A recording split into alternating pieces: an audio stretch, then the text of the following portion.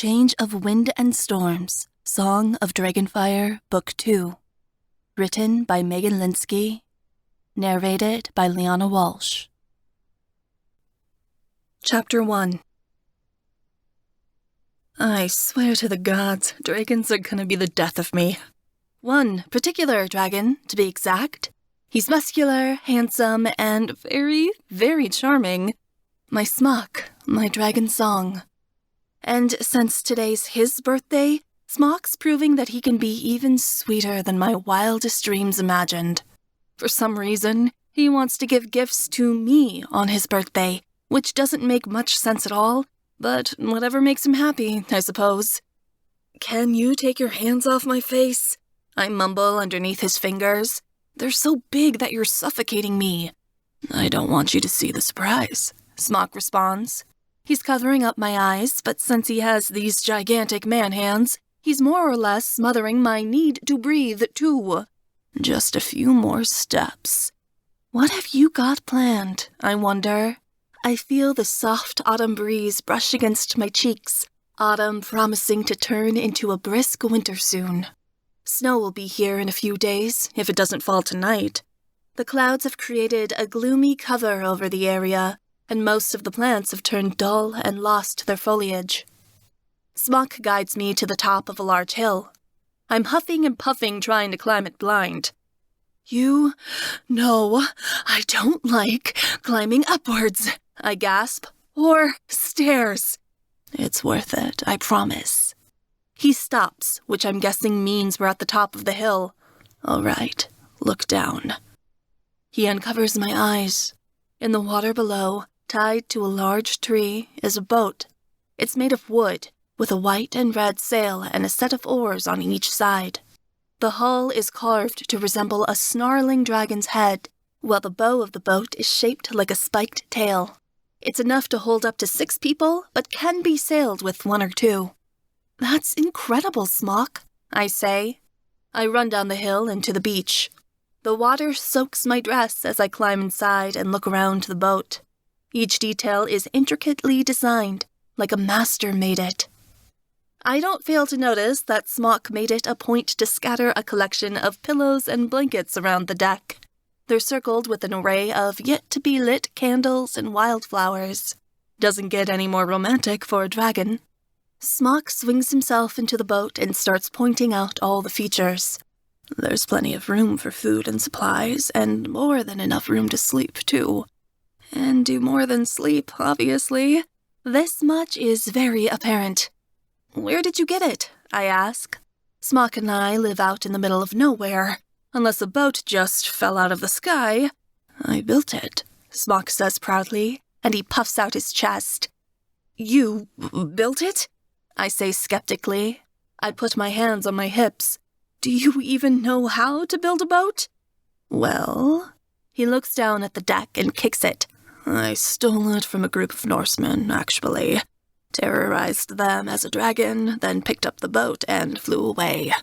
I laugh loudly, imagining a bunch of bewildered Norsemen floating in the water, watching as a giant red lizard snatched their boat and flew away. "I love it, but why do we need a boat?" I ask. "We can fly anywhere we want to go." "I don't always want to be a dragon." Smok makes a disgruntled face. "I want to be as human as possible. Plus, I think it'd be more fun to take our time. Really get to explore things instead of being afraid someone will spot me and we'll have to fly off." Smok thinks his being a dragon is a curse, but I think it's a blessing. He's been changing into one as infrequently as possible, something that makes me very, very sad.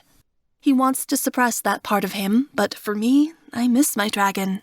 I want Smok to accept himself as he is. And to take me on a flight every once in a while. I haven't gone for a ride in weeks. Plus, the boat will be a home away from home of sorts, Smok offers. We can take everything we need and store it in the boat and collect treasures along the way, instead of storing it all away in a pack. "I thought you were going to show me something else and we're just leading up to the big reveal," I snicker. Smok stares blankly at me. "Is that what you wanted?" I start laughing. It was a joke, I say. Stop being so serious. Oh. Smok's mouth spreads into a wide smile. A joke. I get it now. Goes right over your head, doesn't it? I snicker. Smok blinks. But I'm much taller than you. Never mind. I step up to him and give him a kiss on the cheek.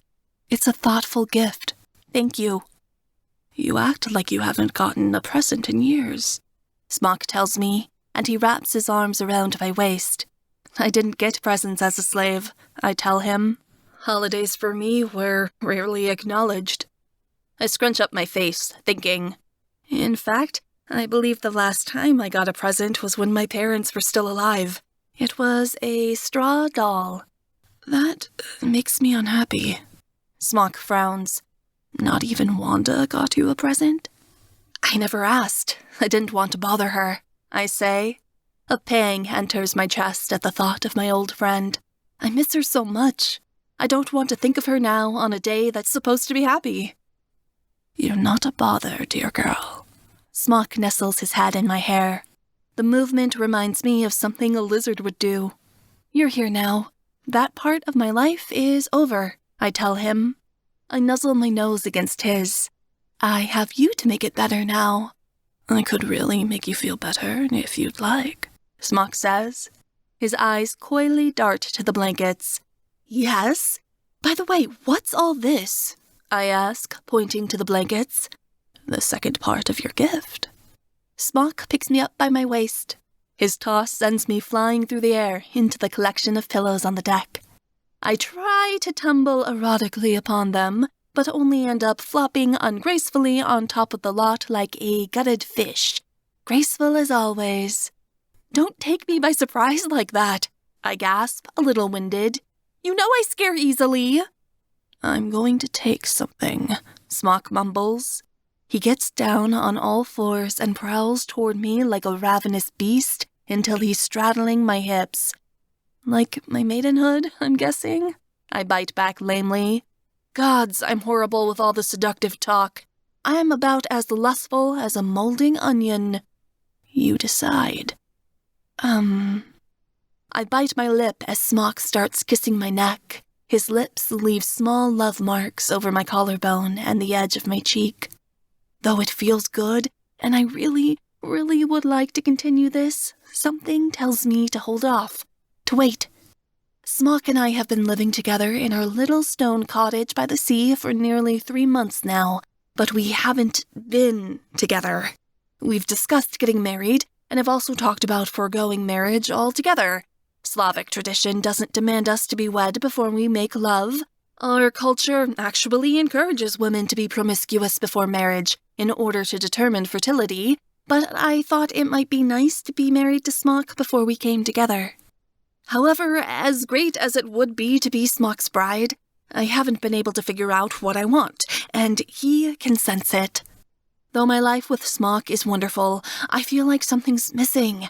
I can't place a finger on what. Smok fills up all the holes in my heart, but since he's arrived in my life, it's like 2 more empty spaces have suddenly appeared. I can't name or understand them. I keep hoping that something will pop up to give me an explanation on why I feel this way, but so far, nothing. I've told Smok about the missing pieces. He doesn't understand what it means, but he worries that I'll leave him. As if I would ever. My destiny is bound to his, always. Smok senses my hesitation and holds off. He takes one arm and flips me so I'm on top of him instead, and moves his mouth from my shoulders to my lips. Gods, this feels so good. His tense muscles rippling underneath my fingers feel like something out of paradise. My body's practically quivering with want and desire. Smok takes his hands and brushes back my hair, curling upward and deepening the kiss. How could I ever want more than this, more than him? I feel guilty. The beautiful moment is ended when my stomach gives a loud and inglorious growl. Smok pulls away from the kiss and looks at me. You're hungry. I'll go get something. Forget breakfast. I want you, I whine. I run my hands over his abdomen, but Smok catches my wrists. You haven't eaten yet, and it's nearly lunch. Let me hunt. Smok brushes his thumb against my chin before he grabs it and turns my head to the side. Surveying your work? I ask. My neck is probably covered in bruises. Thank the gods we live far away from people. Wanda wouldn't stop teasing me if she saw. I like marking you like this. Smok trails his fingers over the tiny dark blotches. It makes me think of you as mine. There goes your dragon, marking his territory, I reply. Smok stiffens. That's not me.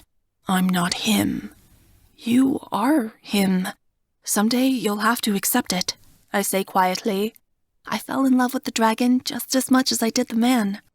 Smok gently lifts me off of him and stands. He doesn't acknowledge what I said.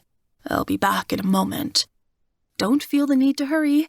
I want to enjoy the boat, I say, gesturing to it. He nods. I can tell what I said about his dragon self has bothered him. He climbs off the boat, and once he is on the beach, he transforms into a dragon and spreads his wings to climb into the air.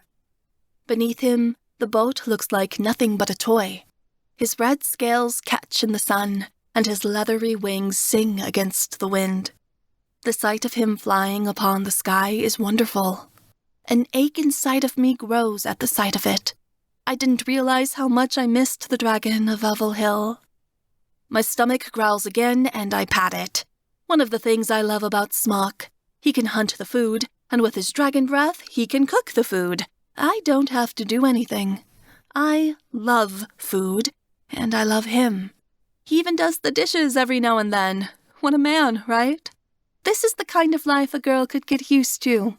Everything is just about perfect. Except for the stupid, gaping absence in my spirit loudly declaring that someone else is missing. I wish it would go away.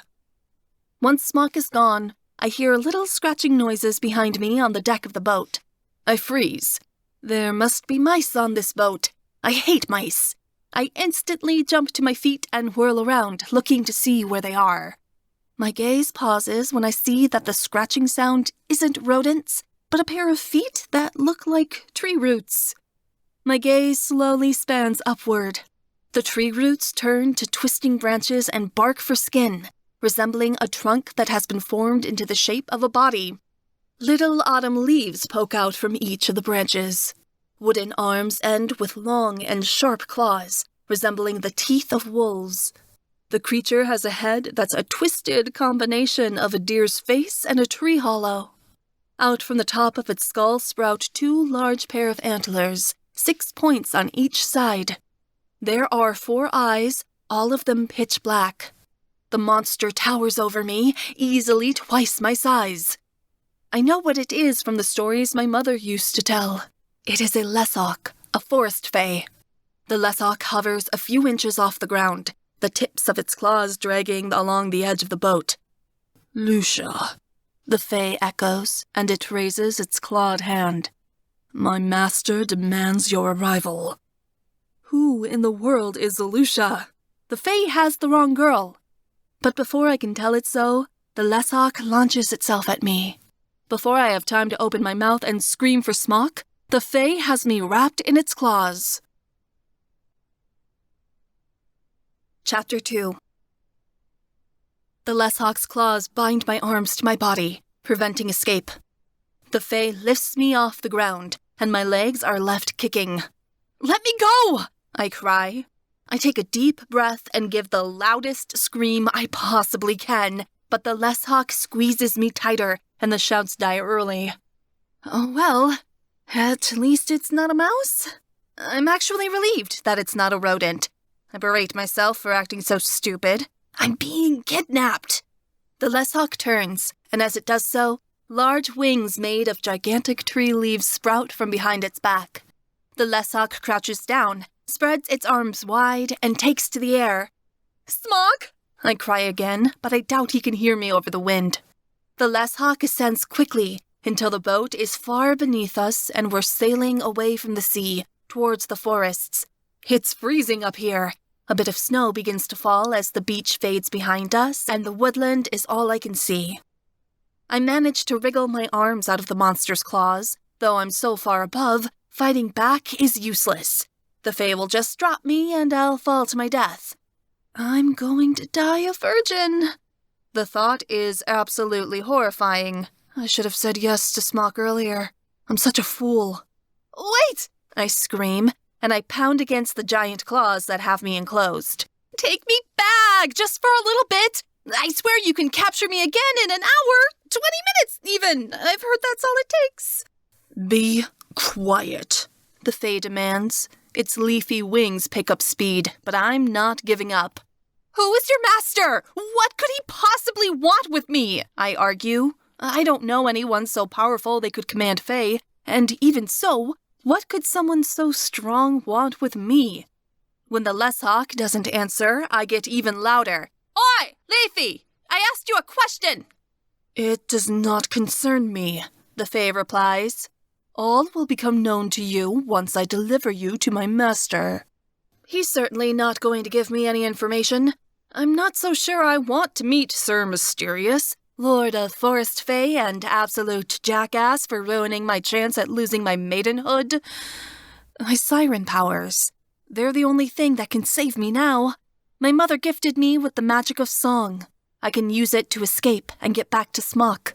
I tap my fingers against the claws holding me, thinking, what could I sing to get the Lesshawk to take me back?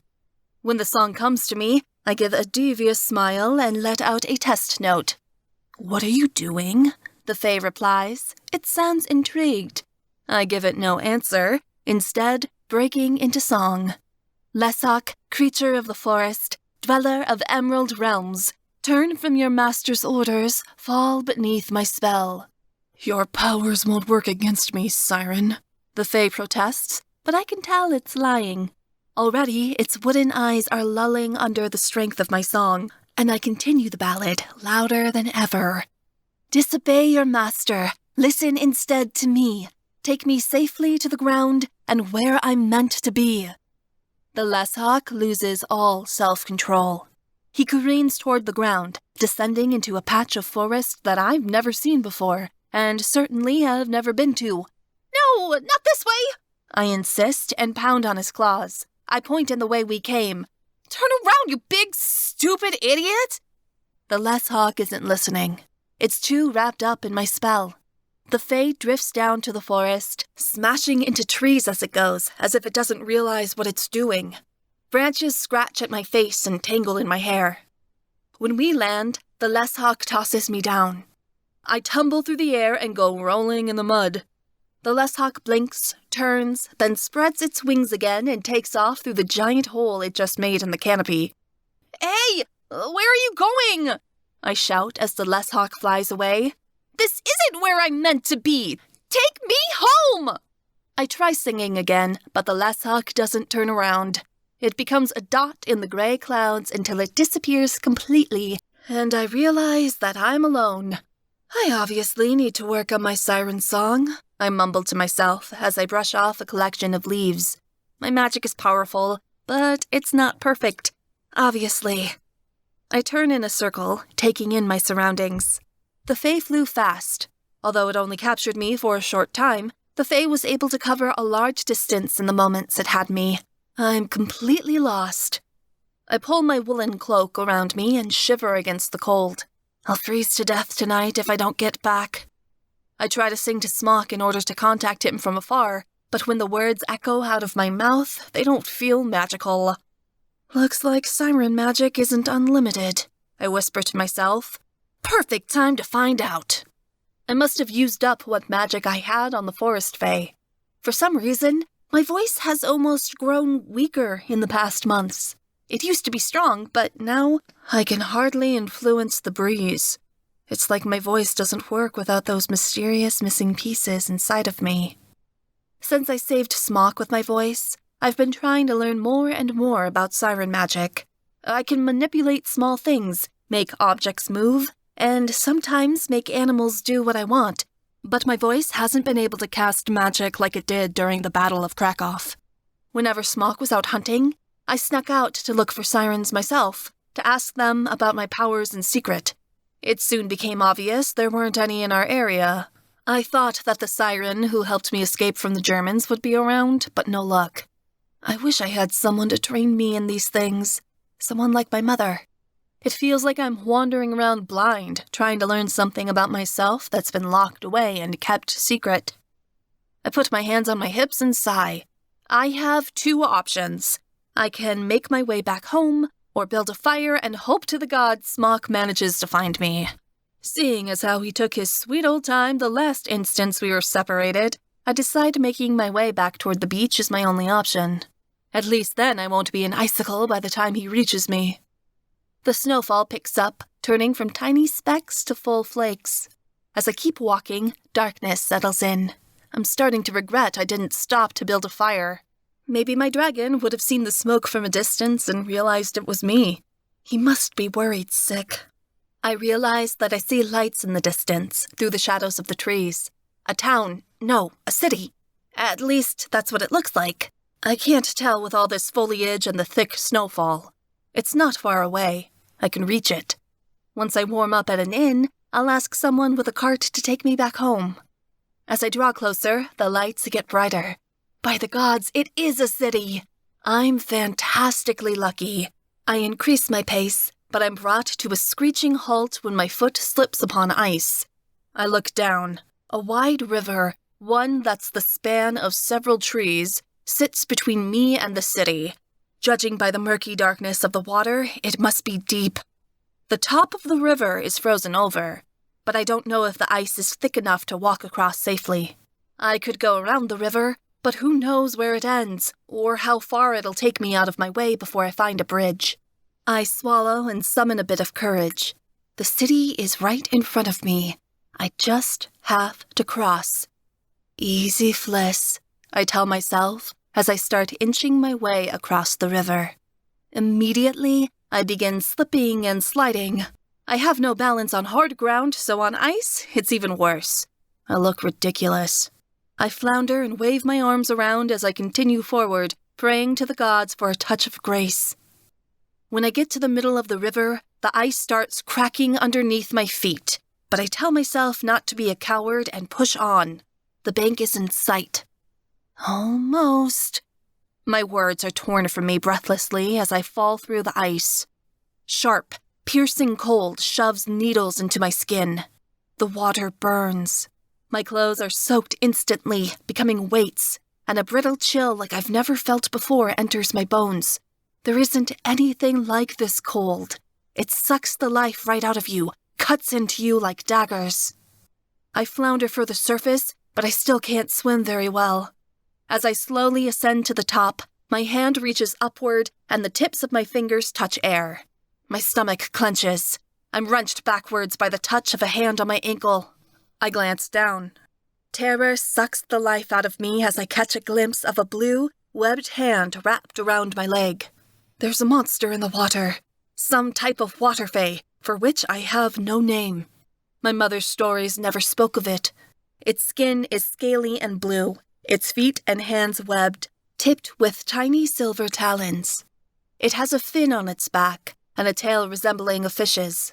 The head is human-like, with 2 small fins that sprout on either side for ears.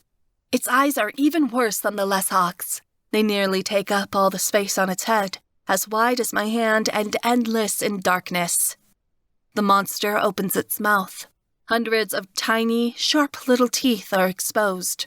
It lunges in for a bite. I kick. My foot connects with the monster's nose and sends it spiraling.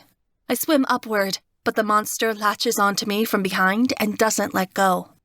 We twist and turn in the water as my lungs burn for air. I'm drowning. The water fae is drowning me. The fight is leaving my body. I'm fading, dying. You know, for all the times I've nearly died, this has to be the worst one. Not because it's terrible, which no doubt it is, but because it's not as good of a story. There won't be any songs written about this struggle. Nearly being cooked and eaten by a dragon is a far better tale. Gods, why am I rambling when I'm about to pass out? A shadow flies overhead. Or maybe it's my imagination. From above, a great light spans. Fire, a raging inferno. The water goes from freezing cold to boiling hot in seconds. The water face squeals and lets go, swimming away into the blackness of the river.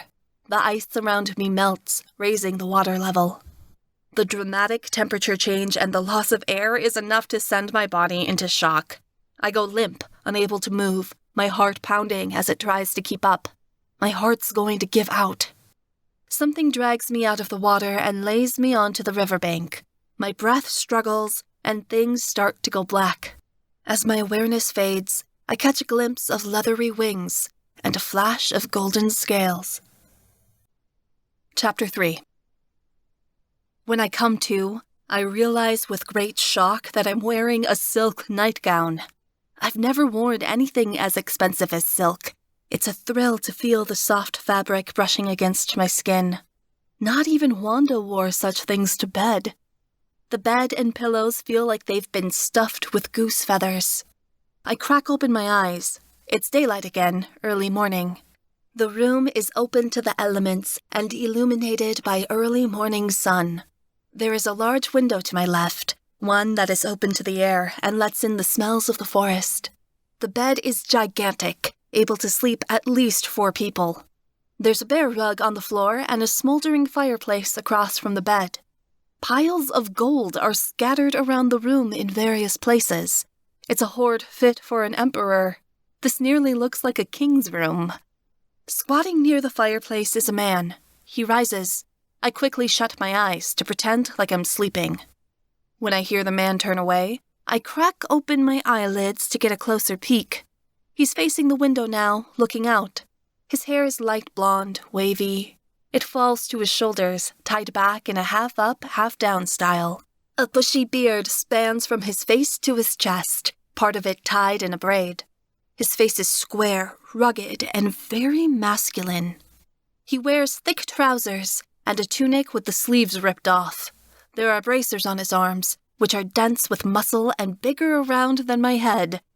I have a thought that he wears the bracers to show his arms off, and that he must be a big head. I notice, underneath the bracers, he has tattoos, strange markings in the shapes of dragons that curl up his forearms, which end to breathe fire on his shoulders. A furry cape made of deer's hair drapes over his back. He nearly looks like a Norseman, definitely intimidating. What was such a brutish man doing to me while I was sleeping? I don't even want to think about it. I just have to get out of here. I throw the blanket over my legs quietly and go to creep out undetected. Unfortunately, that never goes as planned, now does it? I trip over a chest of jewels that has been discarded on the floor and go tumbling into a wardrobe, making a lot of noise. The stranger whirls around. His cloak sends coins scattering. Lucia! He spreads his arms wide and stalks toward me. His boots make stomping noises on the floor and shake the room. Gods, he's scary coming at you. I don't know what you're talking about, but keep away, I tell him. I back away slowly against the wall. He doesn't listen. The stranger sprints toward me like a charging bear, picks me up to close the distance between us, and kisses me smack on the mouth. The kiss? Gods, it's good. It's like a kiss that I can't seem to forget, or maybe that I can't seem to remember. His mouth is warm and fierce against mine, commanding and possessive, yet dedicated, as if he's been faithfully waiting forever to give me this kiss. My mind goes blank and my body slackens in his grasp. Then I remember that I love Smok, and my nose crinkles. I wrench our mouths apart, and he drops me to the ground. I give him a quick slap to the cheek. How dare you? Go away!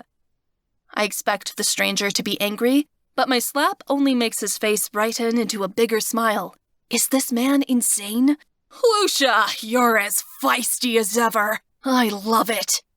The man wraps his arms around my waist and picks me up, whirling me around. I have to cling to his shoulders so I don't go flying off. When the stranger puts me down, my head is spinning. He puts an arm around me and pulls me close. Oh, Lucia, you have no idea how long I've waited to find you again.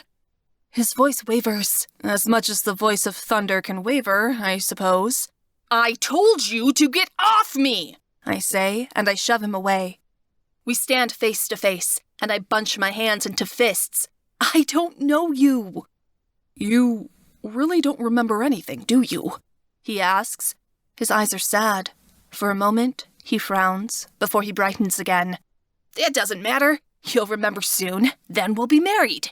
"Listen here, sir," I tell him fiercely. "I'm already engaged and—" When I say this, the man notices the small markings on my neck for the first time. The bruises, Smok's kisses, and bites left upon me. He literally turns bright red. "What man has dared to touch you, Lucia?" he bellows.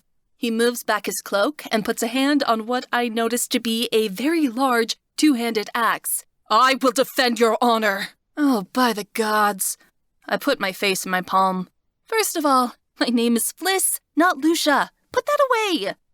The name change seems to take away his rage and makes him contemplate something. "Yes." He nods and takes his hand off the axe.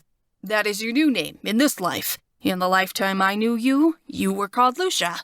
That was many years ago." My blood turns ice cold. Something about this is horribly familiar. "I knew you were my Oleska," Smok whispers in the back of my head. Am I dreaming? "You should know. I fought for you. In your absence, I have conquered the city you wanted." The stranger has been rambling, and I haven't been listening. He puts a hand on my shoulder and guides me to the window. I gasp. Below me is a city beyond imagining. The buildings are set within the trees. Hundreds of houses and shops carved into the gigantic trunks that grow out of the mossy ground. The climate is different. What was once winter has turned to warm spring. Wild flowers bloom out of each crevice, and birds chirp happily next to squirrels and chipmunks. Lanterns are strung from braided vines that hang over the city. The pathways are old branches that have been woven together, suspended from the trees. But that's not the most shocking thing about the city. Besides it being eternal springtime, I notice that the residents aren't exactly human. They're composed of plants, of trees and flowers, some with antlers on their heads or hair made of long stems of grass. They float delicately around the city, some of them twirling like dandelion fluff upon the breeze, others flying with insect wings. I've arrived in a city of fae. Dear gods, this room is inside of a tree, built by forest fae. I'm going to be sick. I sent Bolslaw to recover you after he told me he sighted you near the Baltic Sea, but he left you outside the city limits. It was odd. The stranger scratches his head.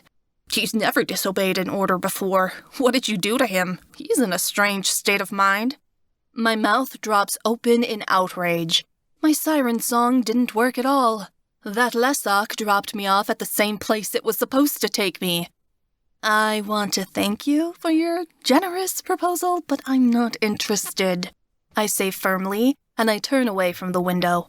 By the gods, couldn't this brute have found a lonely maiden to marry, not one already spoken for? What do you mean? You wanted this city. He scrunches up his brow. I conquered it so I could prove myself worthy of your hand. I'm sorry, maybe I wanted it whenever that was, but I don't want it now, I explain. You might just be a madman who decided to capture an innocent girl. You're anything but innocent. He winks. The nights we shared. That's enough, I cut off loudly. What happened to me? How did I get here and out of the river? I was flying around the city and noticed you were in trouble. You ran into Vodnik, a water fae, he replies. They drown their victims before they consume them. You won't have to worry about him now. I made sure to leave him nice and crispy. You were flying around? Yes, he grins. I was a bit bigger and scalier, if you can recall. A darkened memory of a golden dragon hovering above me strikes into my mind. Oh, no. No, not more dragons. I put my hands up. I have one already. I don't need another. What do you mean? You're talking nonsense. He raises an eyebrow before his eyes dart downward. You might want to fix your nightgown, Hosvinja. You're showing more than a maiden should. I fumble for the blanket, wrench it off the bed, and wrap it around my form. The man chuckles. My face reddens, and I say, I'm sure you saw more than that when you pulled my drenched clothes off of me. Relax, I had the maids dress you, he says. I am in no hurry to see you naked. Then he grins wickedly. Yet, this man is incredibly forward. I hold the blankets to my chest with one hand and poke him in the chest with the other. Listen, sir, I say sharply as I jab my finger into his iron-hard chest. I don't know what you're playing at, but you're going to take me back home this instant, or there will be hell to pay. Let's start at the beginning. He bows lowly to me. I am King Fire. I'll take you on a tour of my city. Maybe then things will become clearer to you. I pause, thinking, this stranger obviously means me no harm. He's falling all over himself to prove his honor to me. If I cooperate, that gives me more time for Smok to find me, if the city isn't protected by some sort of magic, that is. But if Faya gives me a tour, I'll also be able to locate the best avenues for escape. Very well, I say. Show me around. Maybe I'll change my mind. I'll leave you to get changed, he says. He opens the door, and 4 maids walk in. Meet me downstairs when you're ready. The maids are Fae too. They're small sprites, shorter than I am, with dresses made of leaves and skin of bark, like the leshawk that captured me. They have wings at their back, transparent ones of dragonflies that keep them aloft as they flutter back and forth. They seem polite, so I act normal and allow them to help me get ready. The dress they adorn me with is made of green material, with sparkling gold trim and a train that drags a few feet behind me. The maids force me into it. It's slim and very tight, with a waistline that could choke a cat's insides. They spend a great deal of time painting my face and braiding my hair into an elaborate crown at the top of my head. I don't speak their language, but the high-pitched squeals they make as they hover around me sure sound like gossip. I descend the curling stairs. Faya is waiting at the bottom of them, a bouquet of fresh flowers in hand. His eyes widen at my appearance. For you, he says, handing them to me. It looks like there are sparks of tears glimmering in his eyes. Are you all right? I ask, touching his elbow. Nothing, just, it's been so long. Faya puts his head in his hand. But it's fine. You're here now. That's all that matters. He brings us outside. There, hovering upon thin air, is a golden carriage, hooked to what I can only describe as Fae horses. They're pink, with long tendrils of blue that weave off their manes and tails. They have 2 sets of purple butterfly wings, one attached to their shoulders and another fixed to their rears. The harnesses are made of flowers, lilies mostly. Faya steps into the cart and offers me a hand. I take it and find that it's very warm, just like Smok's. I step into the carriage beside him and he takes up the reins. At the snap of the reins, the horses take off. Their butterfly wings beat furiously as they sail us through the air. You look beautiful, by the way, Faya says, glancing me over. He doesn't look where he's going and ends up nearly smashing into another flying cart, but it's the other Fae driver that apologizes profusely until we fly by. Perks of being a king, I guess. Thank you. I'm not much for fancy things, I say.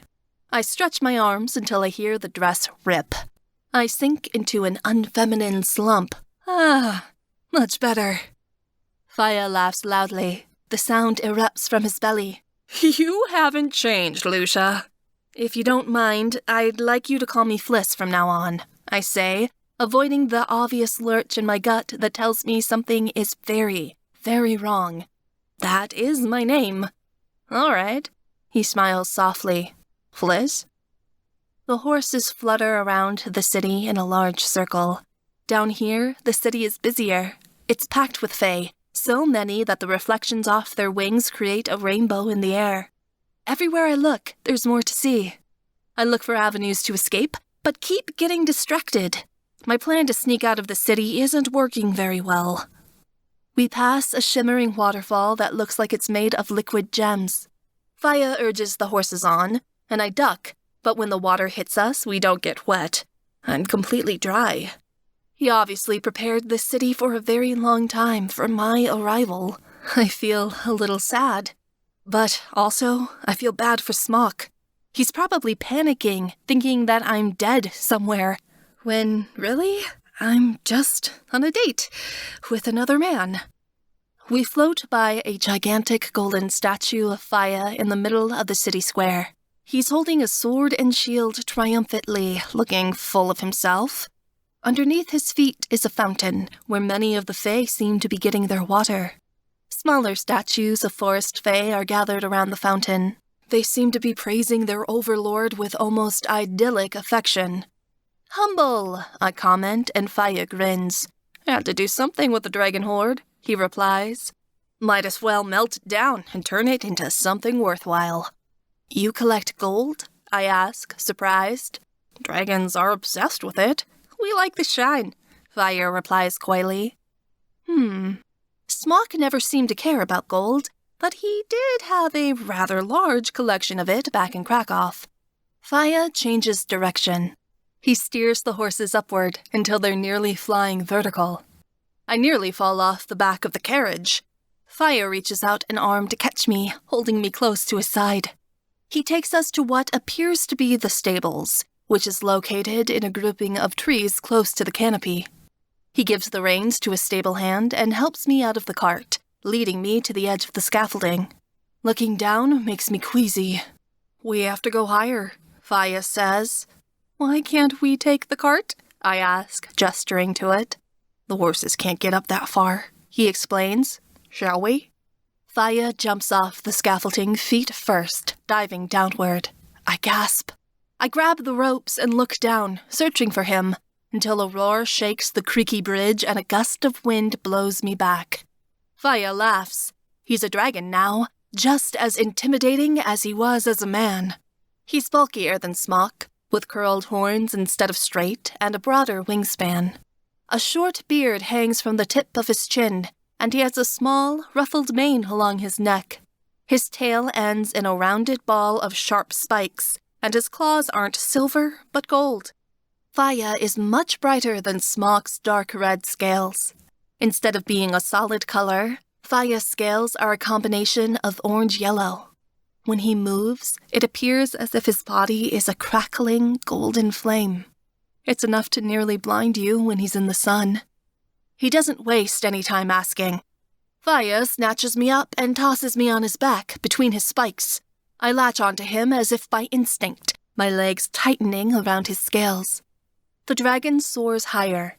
The wind whips against my face in a delicious manner, my stomach rising and falling with each beat of his wings. Faya carries me above the entirety of the city. "Look down!" he cries. "Isn't it incredible?" "It's lovely," I call to him. From here, I note the expansiveness of Faya's kingdom, just how big and splendid it truly is. He must have thousands of subjects. All of this is his. I look around. The city of Fae is clustered against the side of a mountain, a very large one. "Take me to the top," I say, pointing. "I want to see it." "As you wish," Faya rumbles, and he tilts upward. A large blast from his wings propels us forward, and I cling to his spikes to hold on. A whirl of exhilaration shoots through me. This is what I've been missing, what Smok's been keeping from me, despite my pleas for him to give me what I need. But as we're flying, the scene changes. The sunny mountainside dissolves, and spring is gone as my mind falls into a vision. Everything is replaced by the sight of dark clouds, fire reflecting off the sky, and the smell of smoke melding with burning bodies. "Lucia!" Faya cries, but it's in the past, not now, and I'm not myself. I'm in different clothes, wearing a leather breastplate and chainmail. I'm falling through the air, careening toward the earth. I'm waiting to fall upon the rocks and be crushed while some sick, twisted creature laughs and laughs. I reach out for Faya's scales and find that he's still underneath me. I pat my body. The velvet dress is back, the chainmail gone. The sun is back to replace the dark. I haven't fallen off. I'm all right. but I sure don't feel like it. My heart is pounding so fiercely against my chest it nearly hurts. It felt so real. Faya notices the changes in me. His reptilian eye flickers back to me. He was watching me. I remember. I'm not sure what I remember, but it was as true and real as I am. Take me down, I say hollowly. Faya doesn't ask questions. He dips so we're spiraling toward the earth instead. When Faya lands, I don't want to get off. I missed flying on a dragon. I didn't realize how much. I force myself to slide off Faya's back and stand at the edge of the mountain. I don't look at him, but the forest below instead. Smok is down there somewhere, I hope. But this, it changes everything. Are you going to explain yourself now? I ask Faya quietly. Faya changes into a man. He only needs to take one stride to stand by my side. He takes my hand gently in his. I think you already know the truth, Ostvinir, he says softly. I do. In the past, I wasn't in love with one dragon. I was in love with two. Chapter 4. I don't understand. I start. I didn't know I could have one previous life, let alone another. Another? Faya's eyes widen. What do you mean? Just tell me your story first, I say. I need to know. What happened to us? Faya tightens his grip on my hand. He leads me to a nearby boulder, one that's flat on top so we can sit down. Faya climbs on top of the rock easily. Me? I keep sliding back down every time I boost myself up. I'm sorry, I flounder again and smack my nose on the rock. Here. Faya grabs me by the hips and lifts me, so I'm sitting beside him. I scoot next to him and wait. Faya takes a breath. Before you passed away, you promised that if we were ever separated, you'd fight the gods for a chance to come back to me so we could be together. That's how you knew to wait for me, I say. Gods, my words sound choked. Yes, I considered it foolish at the time. How could you come back to me if death had taken you? But when I heard whispers mingling among the Fae of a girl who looked like you, I wondered. So I sent the Fae to look for you, to find you, and one of them did. Here you are. How did we meet? He doesn't look at me, but the ground. You were a Norseman shield maiden. Your village had invaded our tribe's lands, and we were attempting to take control of the area. My tribe and yours met when you attempted to pillage what we had. We fought on the battlefield. I was supposed to kill you, but when I hovered my spear over your heart, I couldn't do it. He looks at me. Briefly, I recall a flash. Him standing over me, spear in hand. Me daring him to end it, taunting him that he didn't have the strength. I somewhat recall, I say distantly. It was cold and muddy. You're right. A storm had just blown through. Faya inches closer, so we're pressing together. My tribe won the battle that day. We took the Norseman prisoner, including you. We were going to kill all of you until you struck a bargain. You offered yourself up as a sacrifice to be my bride if I allowed your warriors to go free. You had such courage. I was intrigued, so I said yes. Faya's eyes spark, like a bright flame glows within. The months afterward were the best of my life. You were fierce. Everyone was afraid of you. Everyone loved you. You didn't resent being my bride. Rather, you wore it like a badge of honor.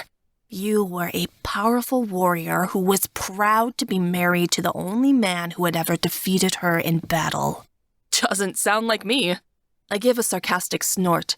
Whatever power I had back then certainly hadn't crossed over.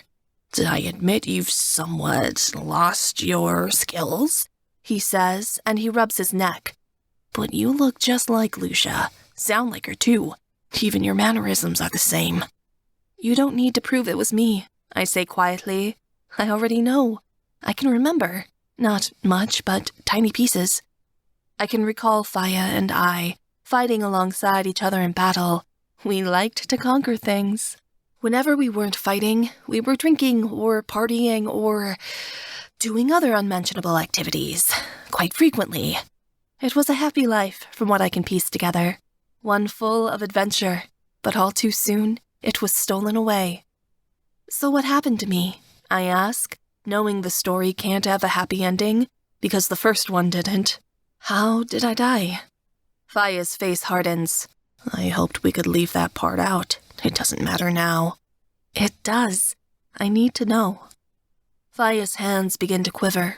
I take them in my own and hold them tightly. My tiny hands are dwarfed by his large ones. I'm right here, I say patiently. I promise I'm not going anywhere. Faya takes a deep, trembling breath. It was bees. A woodland demon called Brian. He was as big as a mountain and had an appetite for humans. We were raiding when we ran into him by accident. He wiped out our entire tribe. He nearly killed us. We barely escaped. I don't remember what the bees looks like, but I remember his laughter. I don't want you to. The sight of him, it's enough to even terrify a dragon. His mouth twists. Never tell anyone I said that out loud. So I guess he did me in. Faya's mouth flattens. I did my best to prevent it. I knew as humans we didn't stand a chance of defeating Brian, but I had heard of an enchantress who had the power to change that. While we were on the run, I sought the help of the Queen of the Baltic. The Queen of the Baltic? I start. I rear backwards in shock. Yes, Faya said. We escaped to the Baltic Sea. I told you to hide in the mountains from Brian while I sailed out on my ship to meet her. It took many weeks of searching, but finally, she came to me. I made a deal with her that she'd change me into something powerful enough to slay Brian once and for all in exchange for my service to her. So, she changed me into a dragon, and I hurried off to fight the bees. But by the time I returned, it was too late. Faya's eyes are dark now. They don't shine with tears. It's as if he's cried too many to shed even one more. He had found you. Brian saw me coming and threw you off the mountainside to your death. I tried to catch you, but I wasn't used to my wings, said I wasn't fast enough. You smashed against the rocks while Brian laughed. Faya's whole body is shaking with both grief and anger, while my memory recalls the feelings of my bones cracking, the splattering sound my body made when it hit the ground. I do the only thing I can and wrap my arms around him. At my touch, Faya settles. I fought him, but he got away. I haven't seen him since. I buried you, then returned to the sea to fulfill my duty to the Queen. But she had already left the area and moved her merpeople somewhere else. It was as if she wanted nothing to do with me. Faya takes a shuddering breath. Then he pulls me against his chest, crushing his muscular arms around me in a desperate embrace. You have to understand. I thought I'd never get to hold you like this. I believed that you were gone forever, but the gods have sent you back to me, as you said. They've given me another chance. I close my eyes and nestle my head in Faya's tunic. His scent is familiar and not strange, though I've only known him for a few hours. The story is so similar to what happened between Smok and I. There are differences, but it's nearly the same tale. Are you all right, Fliss? You're turning white. Faya notices that I'm quiet and raises a warm hand to my cheek. No, I'm not all right, I tell him quietly. I've already lived through this once before, but with someone else. What do you mean? Have you found another man in this lifetime? Faya's gaze narrows jealously. Yes and no, I say. I am in love with another dragon, and was in love with him in a past life as well, one different to the life you and I shared. He loved me and lost me, too, much in the same way you did. The Queen of the Baltic changed him into a dragon, too. What? Faya's eyes become huge. You mean? Yes, I've been reincarnated at least twice now. That's what scares me. I bury my face into Faya's chest again, to try and block it out. Am I dying over and over, and then being reborn again and again, just to fall in love with different men. How many people have I loved and forgotten? And the Queen of the Baltic, she knows more about this than I do. I'm certain of it. She's found the men I loved and cursed them in the same way, turning them both into dragons. Why? Why would she be so malicious and unkind? I don't understand this, Faya murmurs. Why would the Queen do such a thing? He shakes his head as if reprimanding himself. It doesn't matter. We should forget it. We have this second chance to be happy. We should... But I can't. I don't belong here. I look up. I was with another man before you stole me away, and to be honest, I still love him. I swallow past the lump in my throat. I need to go back. Faya's expression of hope falls into one of sorrow and despair. He's hurt. His pain injures me too, very deeply, and perhaps further than I can tell.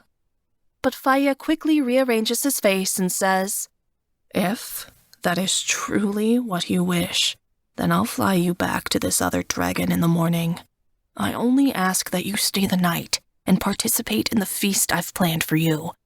Give us one last night together to last me through the rest of time. Thank you, I reply. And yes, I suppose that's fair. Besides, I need a night of fun to get my mind off all this. I wave my hand around, feeling dizzy. It's too much to comprehend. I understand. Faya slips off the rock. He holds out his arms to me, and I fall into them ungracefully. A good thing he caught me. I probably would have smacked my head on something going down. Faya pauses. He grabs my chin and tilts it so I'm looking into his eyes and can't pull away. For tonight, will you only be mine? He asks quietly, just for a moment in time. My mouth goes dry. How can I refuse him after we lost so much? He might be a stranger, but he was once my only love. Yes, I say breathlessly, just for tonight. Good. Faya bends down and places his lips on mine. This time, I'm not fighting or struggling to pull away. I allow Faya to kiss me. I let his obvious passion wash over me as I wrap my arms around his neck. Warmth spreads throughout my body and wraps me within its embrace. I can already feel what it is. Love. And that mysterious hole inside me slowly starts to close, yet remains open just a little. What is wrong with me? When the kiss is over, Faya changes back into a dragon. I climb aboard his back and hold on tight. He dives off the side of the mountain, giving a triumphant roar. Faya is much riskier than Smok while flying. He does loops and sharp twists in the air that make my stomach dip, just like his kisses. A huge grin overtakes my face, and I whoop with joy each time he does a twirl. Faya notices how happy flying makes me and increases his speed, making each move more daring. When we finally land in the city square, it's nightfall, and there's a smile on my face. The Fae applaud when Faya changes back, and he bows to the praise. The square is lit up with lanterns. Fae are dancing to a Slavic tune that a woodland band of Lesok are playing. I smell the feast, pierogies, and a number of fresh meats. All my favorites, I say as Faya guides me to a long table and pulls a chair out so I may sit down. How did you know? One thing I figured would never change about you is how you like to eat, Faya replies, and he hands me a turkey drumstick that's bigger than my forearm. Fortunate guest, Ostvinir. Why do you keep calling me that word? I ask curiously before I take a bite. It's Norse for my beloved. You're a Norseman? The words come out through a mouthful of turkey. I couldn't wait any longer to take a bite. No, but I spent a lot of years with them after I lost you. I raided with the Norsemen for years. Tried to keep my mind off of what happened. He makes a noise. Nothing quite distracts you from grief like raiding and glory, but at night, it was always the same. I couldn't love another, not after you. The statement melts my heart. Faya starts in on his plate, and I realize I don't want to leave here. The city of Fae is nice, and I like Faya. Rather, I want Smok to be here, so both of the men I care about can be in the same place. What a ridiculous thought. I can't love two men at the same time, can I? When a woodland sprite hands me a goblet, I go to take it, but Faya barges between us and towers over the sprite, making him shiver. Give me that. Faya snatches the goblet away that the Fae was going to hand me, then throws it back at the Fae. That's Fae wine. It's too strong for her, you nitwit. The Fae stutters an apology before fluttering off. Faya gives a huff. It's nearly like I can see the smoke coming out of his nose.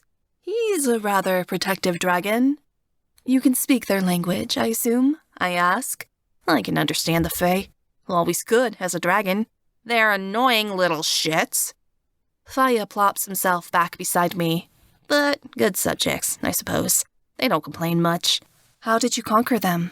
It's a mighty tale, he starts. One of blood and gore and glory. A great and lengthy struggle that took me days all by myself. Many lives were lost. I cross my arms and raise an eyebrow. He lets out a sigh. All right, they're woodland Fae. They don't like fire. I flew overhead and shot flame until they surrendered. Were they mad you took the throne? Not really. They were going to overthrow their current king anyway. By the time I arrived, I was a welcome change. You're not much of a conqueror, I tease. His eyes become surprised. He seems to shrink on the spot at the criticism. I smack his shoulder. I'm only playing. It is impressive you're a king. His face returns to cheerful and bright. The words I say have such an effect on him, the ability to make him believe or doubt himself completely. I don't like having that kind of power over someone, but I do, and I have. I've unwillingly held power over Faya for years upon years, and I didn't even know he existed. Faya smacks his wooden mug on the table barbarically. Another ale! I demand it! Faye come hurrying over to fulfill Faya's request. I refuse the human wine Faya offers me. It'd be pretty disrespectful for me to come back home to Smok hungover after having a 2-day party with fairies. As the night wears on, Faya and I dance together.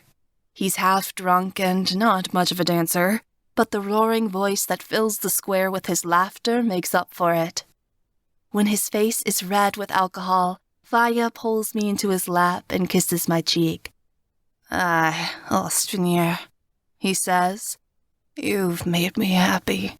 It's a night I'll always remember. You're welcome, Faya, I say. I feel a little guilty that I have to leave in the morning, but I'm bound to another. It can't be helped. Even so, I promised him tonight was his. Might as well make it worth his while. I reach down to give Faya a kiss on the lips, a sweet one. But when my lips touch his, a thundering voice cries out from above. Faye starts screaming. My throat seizes up. A dragon just roared, and it wasn't Faya. I look up. My heart clenches with terror when I glimpse the blood-red scales circling overhead. Smok has arrived to reclaim his mate. Chapter 5. Faya wraps his arm around my waist, holding me off the ground with one arm. He looks up. His face has hardened into an expression of rage. Is this your dragon, Fliss? Yes, I reply. Maybe you two can talk it out? Faya's definitely not interested in talking. His eyes are burning. I reach out to grab his arms as he sets me down. No, Faya, don't. It's too late. Faya's already running through the square while the Fae scamper to hide. He explodes into a dragon, sending tables and chairs scattering. He flies upward and makes a direct beeline for Smok. Stop! Stop! I cry. I run to the middle of the square and throw my hands up, waving them around. Don't hurt each other! Faya collides with Smok. The blow sends Smok careening, and the two dragons latch onto each other. They tussle in the air, wrestling back and forth. Faya finally hooks his claws around Smok and throws him downward. At the sight of a gigantic dragon hurtling toward me, I leap out of the way. Smok's fall causes an earthquake as he crashes to earth, and I duck behind a tree. Fire lands. He raises his wings and lets out an archaic war cry at Smok, braying a challenge. Smok bares his fangs and charges, horns pointed down. Smok rams his horns into Fire's side and knocks him over. Smok climbs up on top of Fire and goes for the throat, but Fire tosses him off. Fire swings his tail at Smok, but Smok ducks out of the way and lashes out with his own. The dragons rear up on their hind legs to claw at each other, each attempting to best the other. This isn't a battle over gold or territory. It's a fight to determine who has the right to mate. These two male dragons will kill each other before they'll give up. I really shouldn't get in the middle of two monstrous dragons who are attempting to slaughter each other for a chance to claim my maidenhood, but I'm dumb, so I pick up my skirts and run between them. "Cut it out, you dull brutes!" I scream. "Can't we talk about this?" They don't listen to me. Both of their eyes glow red with rage. It's like they've been driven into a frenzy. Their giant, stomping feet prance in a circle around me, and I dance to avoid getting crushed. This isn't working. I'm tired of not being listened to. I run around to Smok's tail, crouching so I don't get impaled, and haul myself onto it. I climb the various spikes until I'm sitting on his shoulder. "Stop!" I yell in Smok's ear. "I'm being serious." Smok growls. He opens his mouth and emits a large flame at Fire. The golden dragon takes the flame easily, brushing it off as if he barely feels it. His paw comes up and it smacks Smok in the jaw. I go flying off. The space from Smok's head to the ground isn't a small height. I go spiraling toward it head first, screaming. Once again, these two have managed to kill me. If I'm reincarnated again, I hope I remember this day so I can come back and kick both of their asses. "Fliss," Smok shouts, as if he notices for the first time that I'm falling. He dives downward. Just before I hit the ground, he changes back into a man and slides underneath me in order to catch me, his arms curling around my body as we slide across the square. Well, this is fantastic, I think when we come to a stop. Fire can kill both of us now. Smok keeps his arms around me. "I miss you," he says quietly. He kisses my hair, oblivious to the huge golden dragon mere feet away. There's already a bruise forming across his cheek from where Fire hit him. "I missed you too," I reply. But there's other factors that might make things a bit more complicated. I'm cut off by the sound of a dragon screeching to a stop, long claws dragging against wood and rock. Fire stops charging. He stares at Smok, eyes wide, throat robbed of his voice. "Brother?" Fire asks, as if he can't believe it. "I see stars." "Oh, God, no," I breathe. Smok recognizes something in the dragon's voice. He stands and helps me up, utterly rigid. Fire changes back into a man. The two stand toe to toe, staring at each other in disbelief. Then their smiles become wide grins. Smok and Fire break into loud cries of joy. They launch themselves together, embracing tightly and lifting each other off the ground. Fire grabs Smok's face and kisses him right on the mouth, loudly and sloppily. Smok laughs and wipes his mouth. "You sly bastard." He punches Fire across the shoulder, and the two start wrestling playfully. The fight to the death that was happening moments before is totally forgotten. "What is with this beard?" Smok asks Fire, and he tugs on it. "You couldn't grow a mustache the last time I saw you." "Me? What happened to you?" Fire roars. "You're a mess. Been through enough in the past few centuries, eh?" Although the reunion is cute, and it is very tempting for me to stand here and watch the theatrics, I really need to know what in the world is going on. Excuse me, boys? I ask, creeping around them. Can I get an explanation? Fliss, this is Roos. He's my brother. Smok punches Fire in the arm. "I can't believe the dragon you were talking about was Lick!" Fire cries. He wipes tears of joy and laughter from his eyes. "This is incredible!" Oh no. The story of the Firebird. Why didn't I remember it? Smok is Lek. The man who discovered a firebird and founded Poland. He had 2 brothers, Rus and Shek, but we didn't believe either one of them was still alive.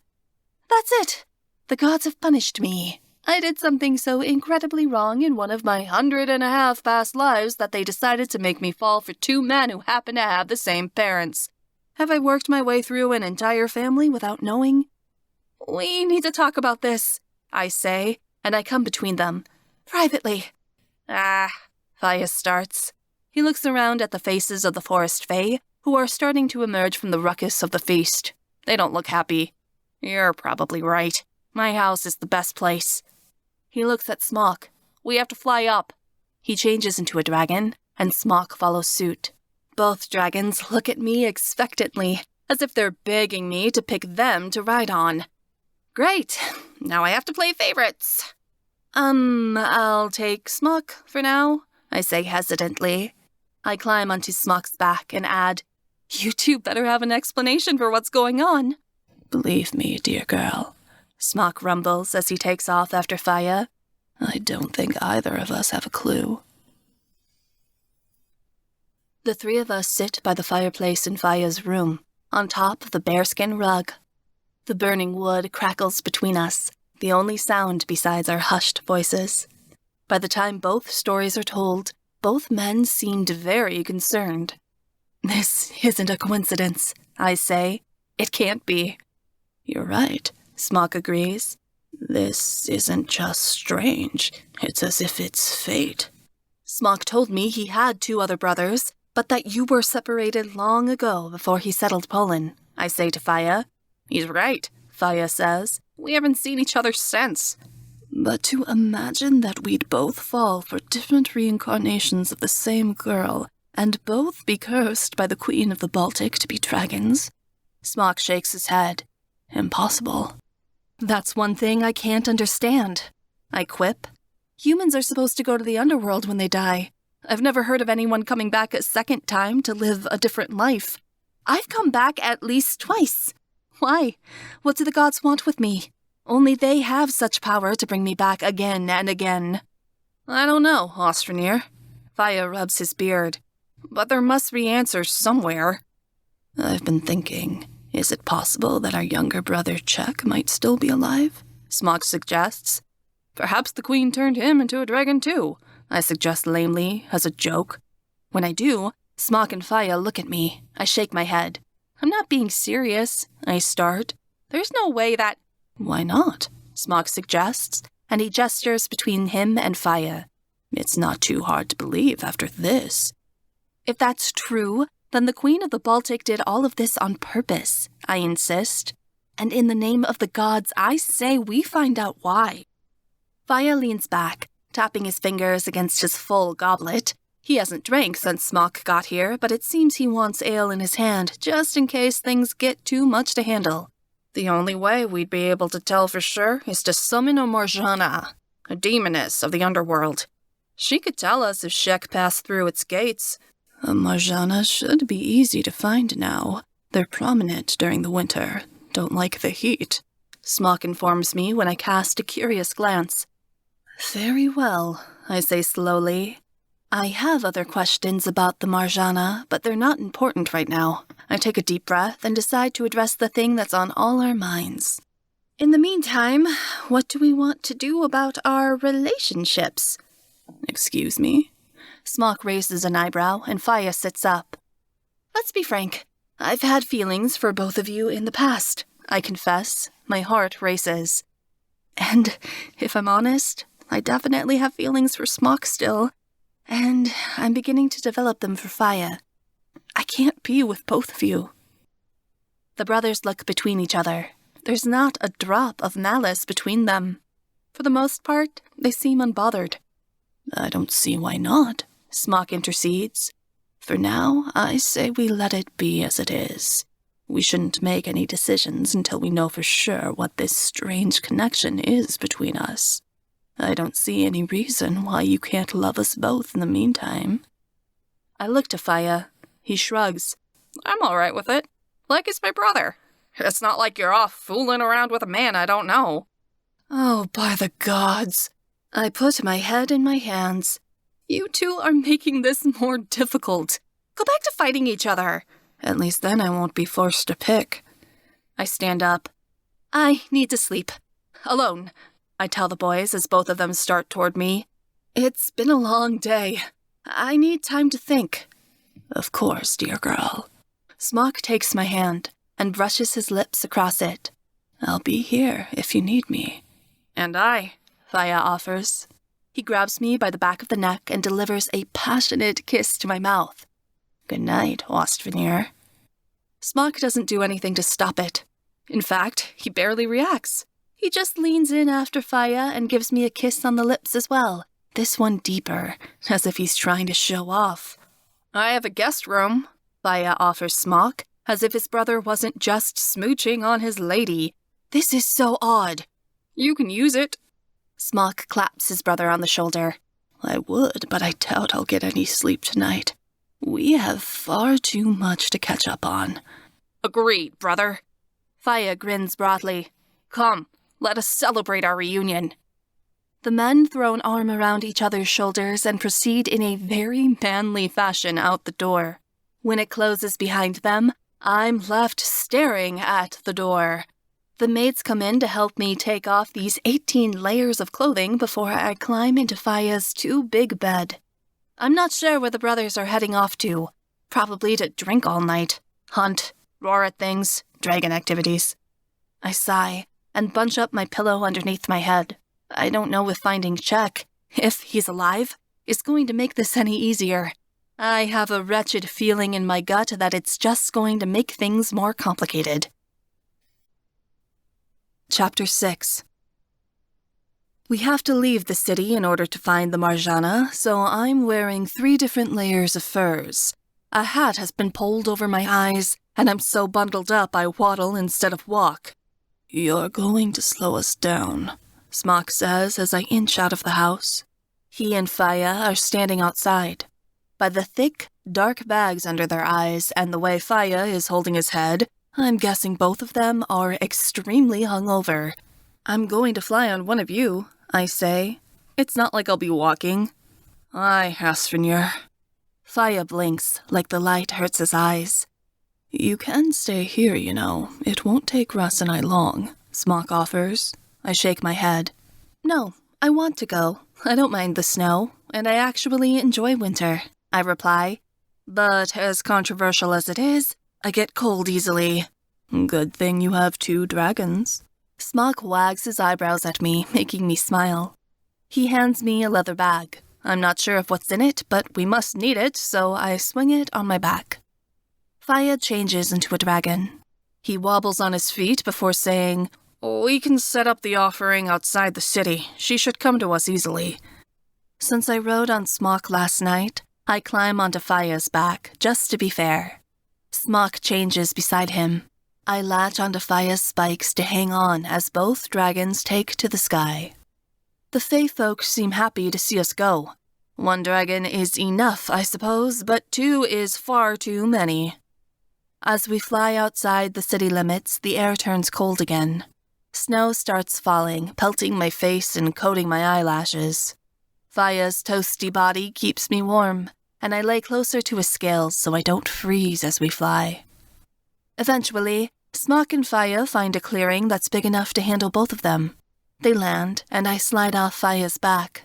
Smok reaches out a hand for the pack, and I give it to him. He pulls out a collection of berries still on the stem and fashions them into a circle before he lays them onto the freshly fallen snow. Faya takes a tiny straw doll and puts it in the middle. I watch closely.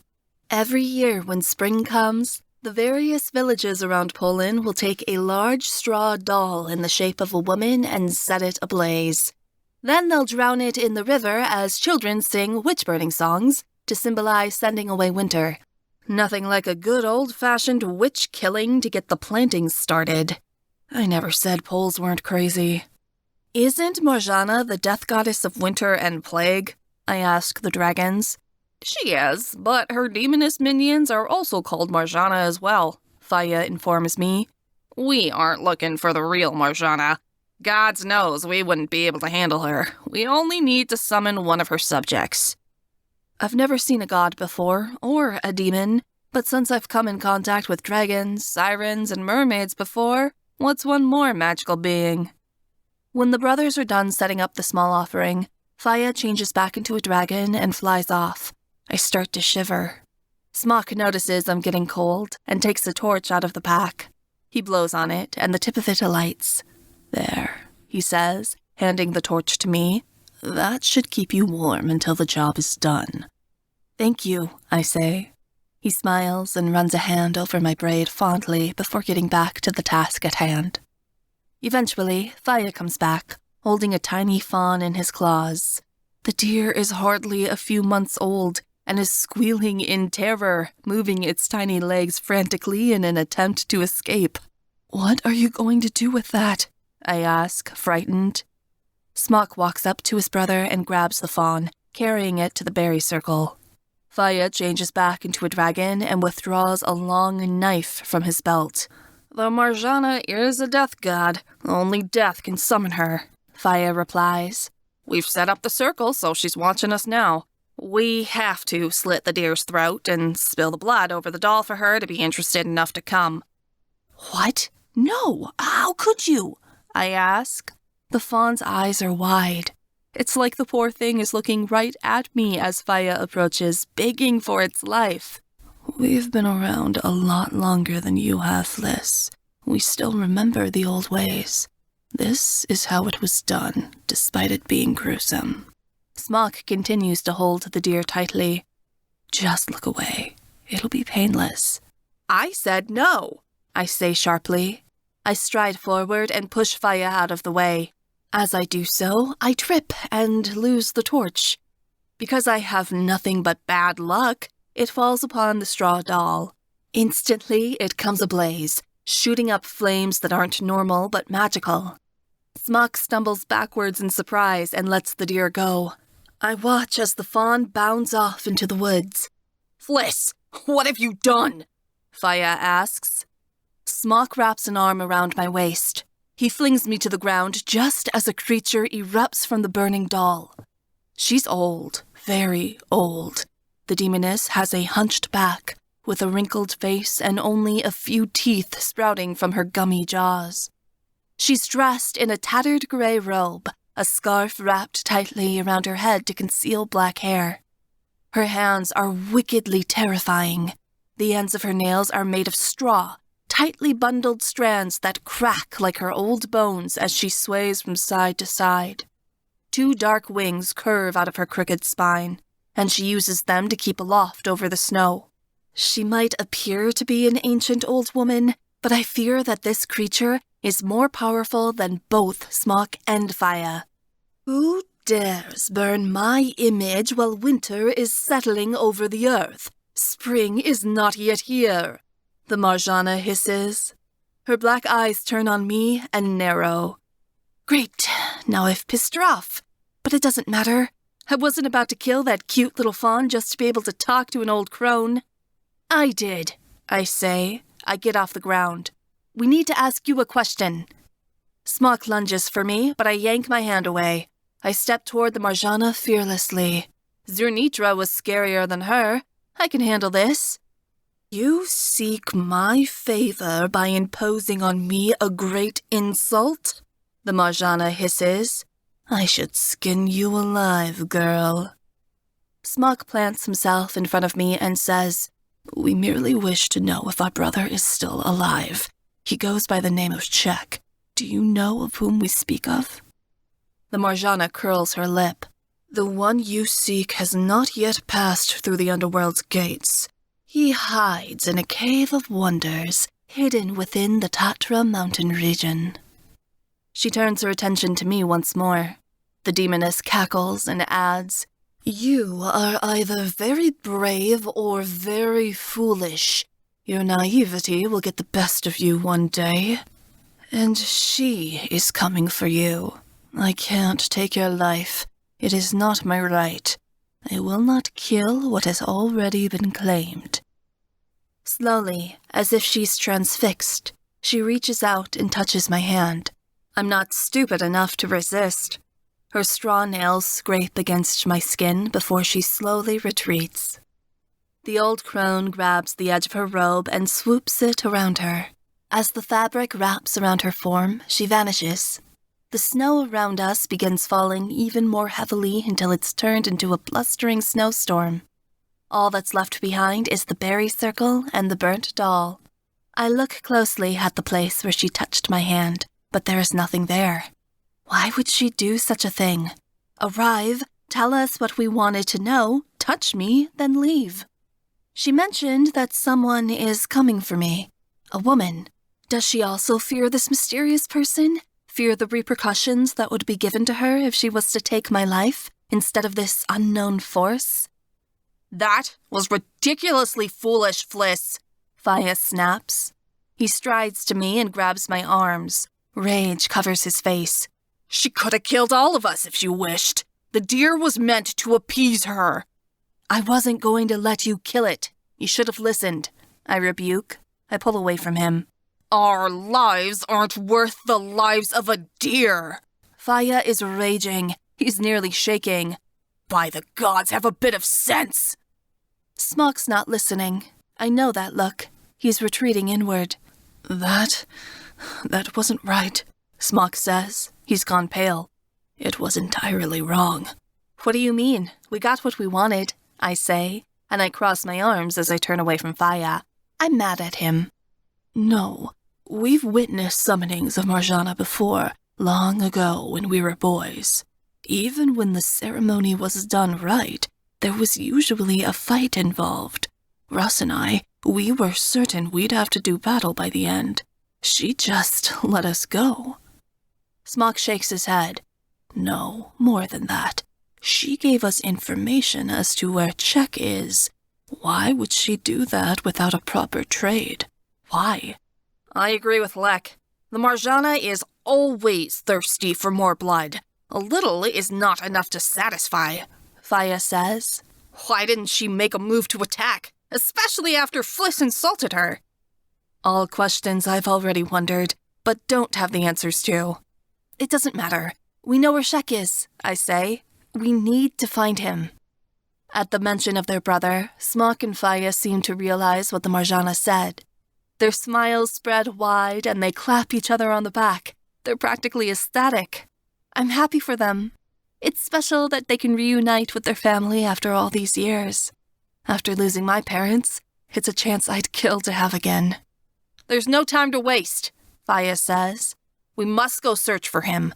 But the Tatra mountain region spans a long distance. How are we to locate him?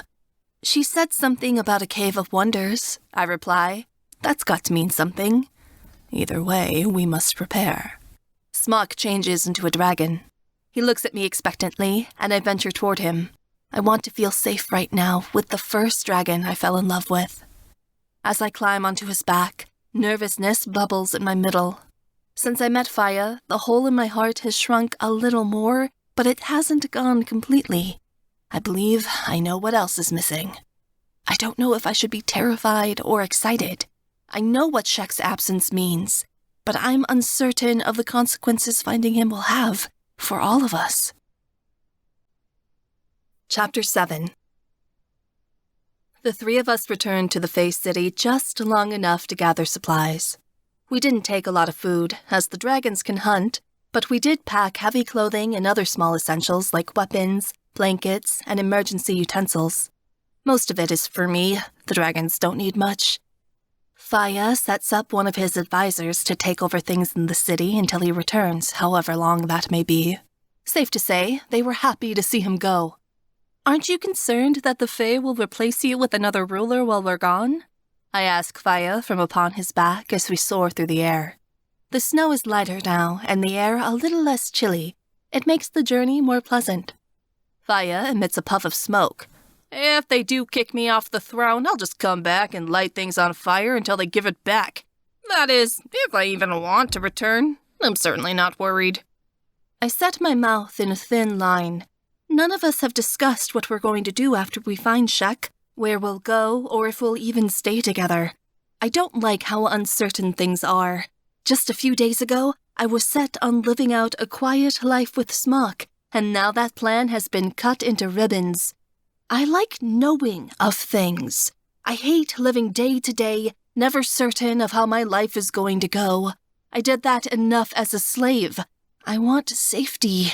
Adventure is one thing, uncertainty is another. The Tatra mountain range is on the edge of Poland, far away from the Baltic Sea. Smok calls. It will be quite a time before we draw near. Let us know if you get tired, Fliss. I yawn. I am a bit tired. I barely got any sleep last night, what with dreams of dragons and brothers and God knows what else. Take rest. We have a long way to travel, Faya says. Are you sure I won't freeze to death? I ask. The fire inside me will keep you warm. Sleep. The gentle rocking of Faya's body as he flies is soothing. I lie down on his neck and let my eyes close. The crackling of a fire and the smell of food is what wakes me up. I open my eyes to find that it's dark instead of light. I'm in Smok's lap, his arms gently cradling me. I fell asleep with one dragon and have woken up in the arms of another. A wild boar is roasting on a spit that Faya slowly turns. I look up at Smok. He seems happy. How close are we? I ask sleepily. Smok is drawing his fingers along my back. It makes me go boneless. We're nearly there, Faya replies. He leans over to give me a kiss on the mouth while I'm still in Smok's lap. I return it gently, and he goes back to cooking. By tomorrow morning, we should arrive at the mountain range. Really? We've made it that far? I sit up, and Smok uncrosses his legs so I can sit between them. Faya hands me a plate of roast pork, and I eagerly begin on it. A day full of sleeping can really make a girl hungry. It took Smok and I much longer to make it to the Baltic Sea, and we were closer. We had to walk most of the way because Nitra was following us, Smok reminds me. I could have gotten you there much sooner if we were able to fly. Yes, a flying dragon can span the length of Poland in a day or two, Faya says, provided there aren't any distractions. Distractions? Other dragons, Smok clarifies. Aye, Faya says darkly, and he takes a roguish bite. It would have been dangerous for us to fly so far without being precautious in the past. They're particularly protective of their territory. The fact we didn't run into one the entire way shows there truly aren't many that exist anymore, if any, besides us. I chew my food. I don't know why, but I feel a little sad. There aren't many dragons left in the world now, and humans are the reason for it. I shouldn't be upset. A dragon killed my parents. Smok and Faya are different. Most dragons are monsters. I eat in silence. The two brothers talk about stories from their childhood, how they used to throw Czech in the river to teach him how to swim, when Faya set their tent on fire, and the time Smok got them lost in the woods while they were hunting for a stag. I listen, but my mind is mostly on Czech. If I do know him, I can't remember his face. It's like my mind is empty. When it gets late, the two brothers fall quiet. I notice that both of them transform into dragons in order to sleep. While we were living together in our stone cottage, Smok slept as a human beside me in bed, but I could tell he didn't like it, that he was forcing himself to do so. A dragon is his natural state. It's how he's most comfortable. I hope that Faya helps him to accept what he is. Now that his brother is here, I feel that Smok doesn't see himself as such a monster. All is quiet. I lean against Smok's belly and watch the embers in the fire smolder, fully alert. I hum a small tune to myself, quietly, so the other dragons don't wake up. I hope the fire will spark up again at the tune and become a raging flame, but all the embers do is crackle. My magic is useless. Unlike Smok, Faya snores. The loud and rumbling sounds quiver the earth each time he takes a breath. He's sure to have scared all the rabbits away for many lengths. But then there's something else, another rumble. I know it's not Faya. I listen clearly. The sound of trees breaking and falling over in the distance hits my ear. Wake up, I hiss. I pound on Faya's stomach. There's something moving out there. Ugh. Faya slowly rolls onto his belly, and I scamper out of the way. He blinks his eyes blearily, then raises his tail and smacks his brother over the head with it. Oi, Fliss says to get up. Smok awakens. He raises his head and sniffs the air. His eyes contract, and he gets to his feet. Do you smell that? I do. Faya quickly gets up. We have to go. Hey, I don't have dragon powers, I whisper harshly. Mind telling me what's going on? Giants, Faya explains. Gather our things. We need to leave before they find us. Giants are all we need right now. I quickly shove our supplies in our pack and throw it over my back before I climb onto Smok. Both dragons crouch to take off silently. But before they can, 3 enormous figures burst through the trees and into the clearing. They appear as if they're made of rock, with moss for clothing. I can't tell if they're male or female. Both appear the same. They tower over the dragons, mountains in their own right. The giants sneer at us. They pick up trees and rip them out of the earth like they're blades of grass and toss them at us with ease. I scream. Faya whips around and smacks the tree trunk with his tail, shattering it. When a second giant throws another tree, Faya rears up on his hind legs and catches it with his front claws. He spins around and tosses the tree back at the giant who threw it. It knocks him down, giving us a chance to escape. Smok springs into the air, and I hold on tightly. The span of his wings knocks the other 2 giants sideways as he charges through the air. Faya circles from above. He opens his mouth, and flame emits from it, chasing the giants. Though the fire doesn't seem to harm them, it does heat up their rocky skin and turns it red. They're obviously uncomfortable. The giants roar in reply and toss more trees and boulders at us, but Smok sharply twists and spins to avoid them. I cling to his scales to hold on. One boulder makes contact. It slams against Smok's wing. Smok roars with pain and takes a sharp dive. I duck my head under a spike and hold on as we go in for a crash landing. He hits the ground and slides, knocking over a small group of saplings in the process. My wing, Smok gasps, and he looks backward. It's not broken, but it's definitely hurt. Faya comes rumbling to the rescue. He skids to a stop beside us, breathing heavily and looking at Smok's wing. Change and climb onto my back, brother. Smok does as he's told. I help Smok climb onto Faya. He's moving with a great deal of pain. When I sit behind him, I lift Smok's shirt and coat. Along the length of his back on the right side was a very thick bruise. It'll heal, but not quickly enough for him to escape on his own. Faya takes off. He forgets about fighting and makes a dash for survival. The giants run after us, but Faya beats his wings as fast as he can until the giants are left far behind. By the end, he's breathing intensely and certainly exhausted. We were foolish to think nothing would bother us, Smok rasps. Faya bobs his head, agreeing with his brother. I slept all day, but Smok and Faya are both tired from their journey. We have to find shelter and take refuge from the giants. We're over the start of the Tatra Mountains, though I can't see for certain in the dark. Land here, I say, and I point down. We'll find a cave that's too small for the giants to enter. Smok does so, and I dismount, helping Smok to the ground. With another check of his back, I see that the dark purple bruise is already changing to a faded yellow. Faya changes back into a man and walks beside his brother to make sure he doesn't stumble. The snow is lightly falling. I wander forward with my hands out, hoping we'll find something. A cave entrance, an enclave we can rest under. Faya lights a torch and hands it to me. I hold it out ahead, scanning it over the rock until I see what appears to be a thin cave opening. I slip inside. The dragons follow me. As we venture in, the light from the torch bounces off the walls. The deeper we dive, the more brilliant the cave becomes. It turns into a salt mine, with white crystals that poke out from within the interior walls. They sparkle around us, glimmering in the firelight. My breath is stolen away, and I turn in a circle as I walk. The reflection of the fire glowing against the salt crystals, it's enchanting. This cave is beautiful, I whisper. It's almost like I've been here before. Because I have. I have been here before. Memories and colors come rushing back to me like the cold over a bitter winter wind. They curl around my insides, turning them to ice before melting to reveal the truth. I become quiet. It's like I'm being suffocated. Smok notices.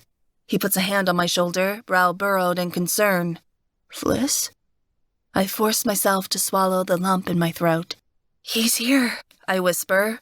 I know he is. Eventually, the cave widens, so we can walk side by side instead of in a line. I kick a fallen crystal and it goes scattering across the floor. The noise alerts whoever is inside. There's a rumble, and salt falls from the ceiling. I can hear heavy footsteps as they proceed towards us. Halt! A voice cries out, and it's like an arrow has pierced my heart. Who dares venture into my home? I hold my breath. At the end of this cave lies a dragon, one I've met before, one I've loved before. I clear my voice. Then I take a few steps forward and say, Jack, it's me. Chapter 8. There's a pause. Then, from the depths of the cave, a voice. Come closer. I give the torch to Smok. I take small, slow steps. The cave widens, and I enter a large room. Upon a sculpted bed of crystal, underneath a patch of moonlight that shines through a hole in the top of the cave, a dragon sits. The dragon is beautiful. He's not bulky, but lithe, with thin limbs and pointed scales instead of round. His scales are white. A long, pale blue mane takes the place of spinal spikes from the crown of his head all the way to his thin tail. His face is narrow and pointed like a horse's.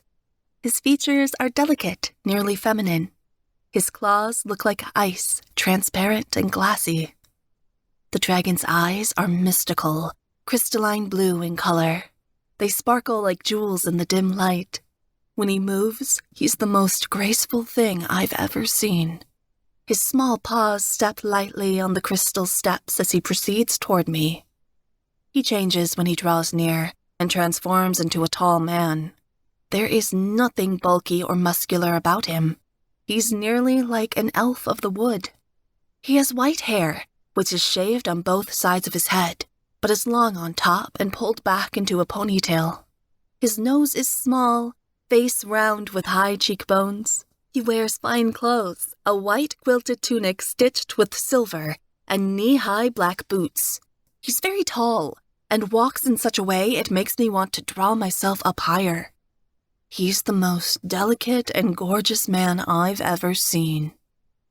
Those blue eyes deepen as he draws near. Small droplets fall from his eyes, but they're not tears. They're ice crystals. He reaches out a thin and elegant hand to me. When I touch him, he's not hot like the other dragons. His skin is cool. Sophia, he says. His voice is musical, light and thick with emotion. Check, I whisper. Looking at him, it's like all the years of the past don't matter. Like there's been no amount of time that's separated us from then to now. I am called Air now, he tells me. It is the name I gave myself after I lost you.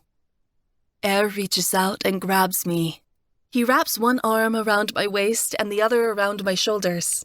He bends me over backwards and places my mouth on his, wasting no time.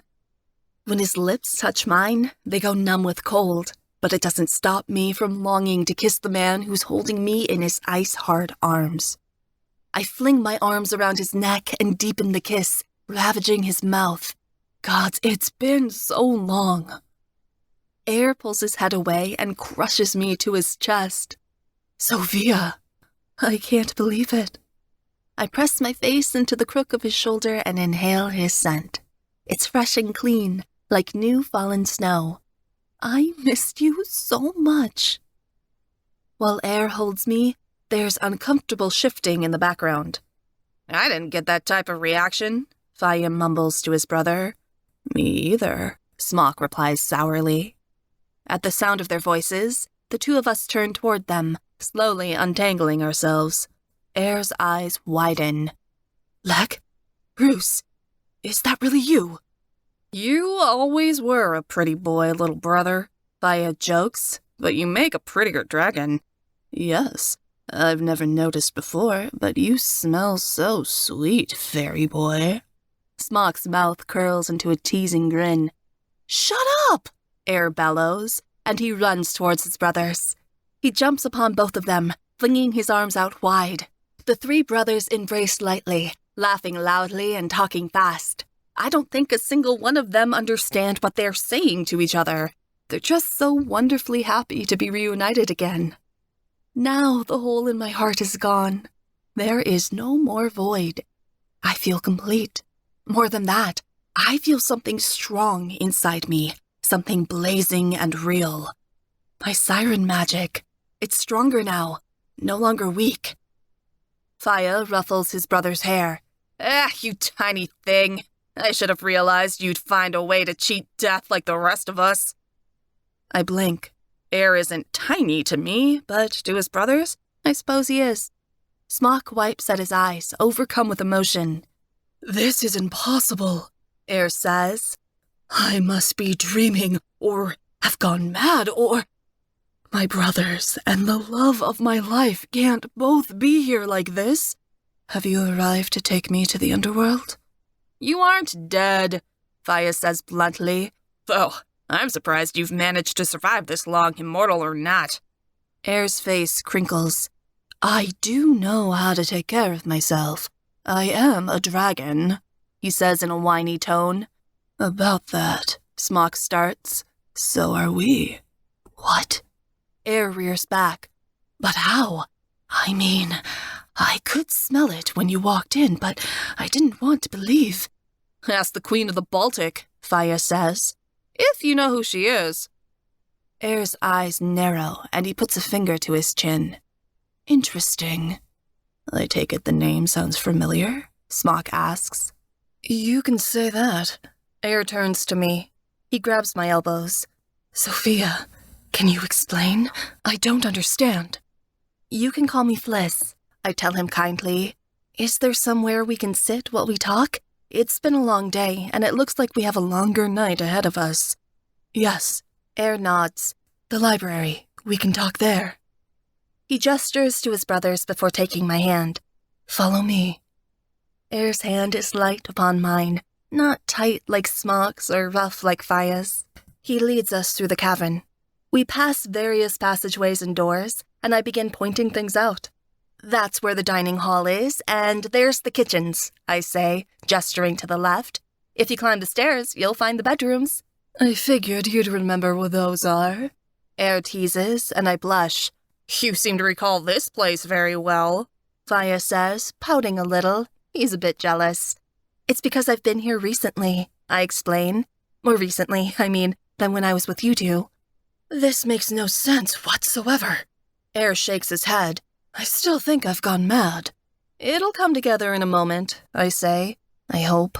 There are parts of the story that are still missing, parts that only the Queen of the Baltic can answer. And since she's not here, we'll have to patch it together. Air opens a door. My eyes widen to take in the sight of the room that used to be my favorite within the caverns. Within are thousands upon thousands of scrolls, some thick and some thin, rolled up and sectioned within the shelves of the library. There are tables and chairs, all made of snow. A fire burns brightly in the middle, circled by large thrones carved from ice. Small torches burn within, but most of the light comes from a hole in the ceiling. Air leads us to the center. I crane my neck as I look around. I used to sit here for hours and read, I say somberly, but I can't read anymore. I'll teach you how once again, Air says. I promise. Faya throws himself onto an ice throne like it's a cushion. He yelps with pain when the block doesn't give underneath him. Don't you have any furniture that isn't made of ice? I'm going to freeze all my bits off, Faya asks, rubbing his ass. Smok sits down rather gingerly instead of plopping himself down like his brother. Sorry, no, Air replies, but you two can handle it. Fliss, you can sit on me. Without waiting for me to say yes, Air sits down and pulls me onto his lap. The other two brothers don't do anything, just watch me for a reaction. You're so cold, I say as I curl up on Air's lap. Doesn't the fire in your belly keep you warm? I'm an ice dragon, Air explains. I breathe snow, not fire. Faster than one of us after a while so she doesn't freeze, Faya says, somewhat jokingly, but also in a seriously protective manner. I roll my eyes. I don't understand. She's with both of you? Air's eyes flicker from Smok to Faya. He doesn't seem offended, thank the gods, merely confused. I take a deep breath and part a stray strand of white hair away from Air's eyes. You'll want to prepare yourself, Air. It's a very long story. Air has to add more wood to the fire by the time we're done. We've been talking all night. Rays of dawn are beginning to bloom through the hole at the top of the ceiling now. I'm melting your seat. I feel like I've wet my pants, Smok complains. He is melting the seat. The ice throne looks more like a sorry chair now, and the spot where Smok is sitting is sunken in. It makes up for all the times you two threw me in the river. Air barks at him. Faya melted through his chair a long time ago and is sitting on the stone floor, his legs crossed. He stopped complaining when Air brought him a flask of wine from one of the library chests.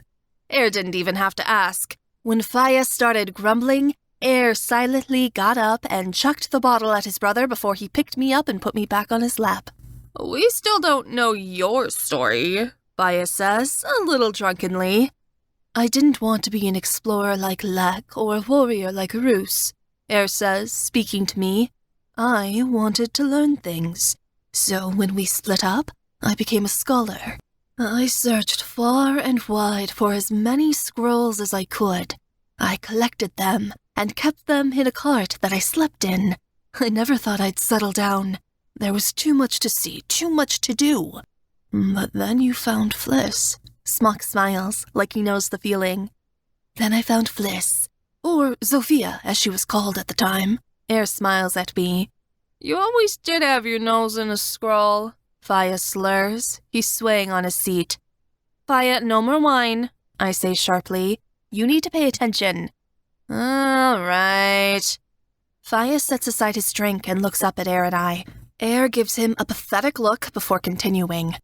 She was a shopkeeper's daughter in a large city within the Roman Empire. Her father was a Roman, her mother a Lekite, a Pole who had emigrated to the city. Her mother had died in childbirth.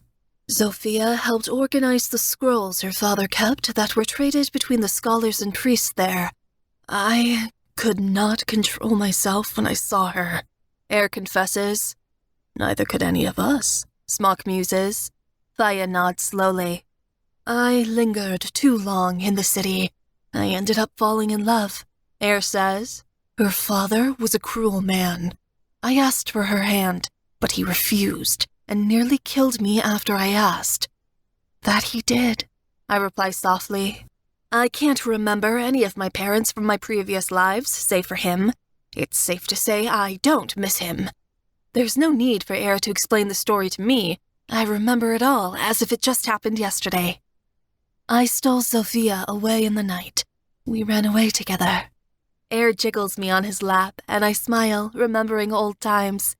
We were happy. We traveled around for a time, but it wasn't enough. We wanted a place of our own, somewhere we could spend our days reading and hiding away from the public. Considered yourself too high and mighty to live amongst the poor folk? Faya laughs. I expect nothing less from you. We merely wanted to be alone. Air's eyes narrow. As educated people, we weren't readily accepted. People weren't willing to listen to our grand ideas. Privacy was the best option. I assume you wanted privacy for other reasons, Faya suggests, and Smok gives a rogue grin. Air sneers. Typical Roos. Your mind is always filthy. He isn't wrong, I intercede. Faya and Smok burst out laughing. Air turns a slight shade of pink. Anyway, Air continues, I carved out this cave from within the salt mines and created a home for Zofia and I, a place where we would not be bothered. Air takes a sip of his own wine from an ice goblet. The motion is seamless and elegant. But it wasn't meant to last, was it? Smok says softly. Here it comes, the sad part of the story. Air shakes his head. No, like you, Fliss was stolen away from me as well. But it is my fault entirely. We got too greedy. Air, I say softly, and I put a hand on his. His face is unflinching. He still blames himself. I was tunneling into the mountain to make more rooms. For children, you see. We wanted some, but needed the space to put them. Air clenches his long fingers into fists. Yet I dug too deep and roused a dark creature. A Sheznik emerged, a forsaken demon by the name of Titus. We ran, but we didn't get very far. It was dark in the tunnels. I don't recall much of the Sheznik except heat, shadows rippling over the walls as he came for us, and the feel of fire curling over my skin, peeling back my muscle as the flesh cooked and melted off my bones. Air's fists are stark white. I did my best, but I couldn't protect her. He burned Sophia alive while I watched. Air looks to me. Ice crystals dot his eyelashes and freeze upon his cheeks. I'm so sorry, Fliss. I didn't mean to let you die. I did everything I could. It's not your fault. I wipe away the ice from his eyes. You couldn't stop him. I hardly think even a dragon could. Not any dragon, Air growls. Only a special one. Smok and Faya are still. They appear sick at the thought of my corpse, charred and black, as if drowning and falling to my death weren't horrible enough to consider. This is a part I don't know. What happened after that? Air stills, like one of his ice sculptures. I found myself on the edge of the Baltic Sea. I had walked all throughout Poland for days and not even known it. I collapsed upon the beach that was covered in ice and snow. I was dying. I knew I would freeze to death before morning came. My last thought was revenge on the Sheznik, that I could turn into a creature that would be able to freeze even his fire. I pleaded with the gods for another chance. Air's face clears. Someone rose up out of the water. A woman. She touched the crown of my head with her finger and told me my wish had been granted. I transformed into a dragon. The snow and ice no longer bothered me. In fact, it gave me strength. I flew all the way back to the mountains, where I found the Sheznik again. He had eaten your ashes. In a fury, I chased him out of the mountains, even to the depths of the earth. I hunted him for years, but he eventually escaped me. I failed to avenge you. You didn't fail, I say softly. I kiss his forehead. You could never fail me. Air gives me a smile, but it doesn't reach his eyes. I did some research. I discovered the woman who enchanted me was the Queen of the Baltic, but I had no courage left to thank her. After I failed to kill Titus, I came back to my cave, to grieve and hide. You mean, this is where you've been all this time? I ask. He nods. I haven't left my cave since. I couldn't bear to face the world alone. I didn't know what to do with myself in your absence, save for lose myself in my scrolls. A horrible pit forms in my stomach. Poor Air. He hasn't spoken to anyone or seen another living soul in generations. I wrap my arms around him and hold him tight. The past is over now. I'm here. We don't have to be separated again. Air puts his forehead against mine. No, never. Smok stands. With the movement, Faya follows him. I don't know what this means for any of us. Certainly the Queen of the Baltic had a plan by turning all of us into dragons. But why? Faya asks. He comes over and puts a hand on my shoulder. It's heavy compared to Air's light arms around me. I didn't notice the difference until now. Why would a mermaid enchantress want anything to do with dragons? Air motions for me to get up. I do so, and Faya opens an arm. I go to it. Air proceeds toward the shelves. He pulls out a scroll and unfurls it on the nearest table. It appears to be a map. The four of us gather around it, intrigued. Air points to a spot on the map and says, I'm unsure about the Queen. Why don't we ask the gods themselves? Chapter 9. Smok gapes. You can't be serious. I'm shocked too. Air wants us to talk to the gods? Is that even possible? Why not? Air makes a circle on the map. The area is a very dense forest near Germanic kingdoms. I've read of this place for nearly an age. It is said that 2 of the gods dwell there, Bjorn, god of thunder, and his wife Zizila, the goddess of rain. They might have the answers we seek. Forget that Air wants us to go on a crazy hunt for the gods. It makes me nervous to be so close to German borders. Air wants us to go there? It's practically asking for death. How can you be so sure? Faya asks as Smok bends closer to the map. I've had nothing to do for years, save for try to figure out some of time's greatest mysteries. This is the closest I've gotten to finding out where humanity may come in contact with the gods, Air says. Why don't we just go to the Queen of the Baltic and ask her why she changed the 3 of you? I ask. The Queen isn't my favorite, seeing how she tried to enslave me and kill Smok with her merpeople army the last time I saw her. And yet visiting her seems like a pleasant option compared to sneaking around a German army and looking for gods that might not even be there. The Queen turned us into dragons for what reason we don't know, Air says. It could be anything. That's not necessarily a bad thing, Faya points out. All of us have our powers to protect Fliss. You're wrong. You 2 asked for her magic. She cursed me, Smok says resentfully. She's our enemy. If we go back there asking for answers, she'll kill us, or at least try to. Every syllable of Smok's sentence drips with hatred. He despises the Queen. I hate her almost as much for cursing Smok and causing him so much misery. But maybe she had some intent? Perhaps she's not as evil as I feared. Or maybe she's eviler for cursing 3 men instead of 1, though Faya and Air consider their dragon selves to be a gift instead of a curse. As a matter of fact, why even go looking for answers at all? Why can't we just stay here? Smok suggests. We're together now. Do the details matter? We can't hide our heads in a hole, Faya says. We must face the truth, whatever it is. Or are you a coward? I'm no coward, Smok growls. Stop, I say, and I get between them. Fighting isn't going to help. I turn towards Smok and put my hands on his chest. Faya's right. We need answers. If any of us are going to be happy, truly happy, we need to know how we got this way. Smok's face hardens, but he doesn't say anything more. Air rolls his eyes.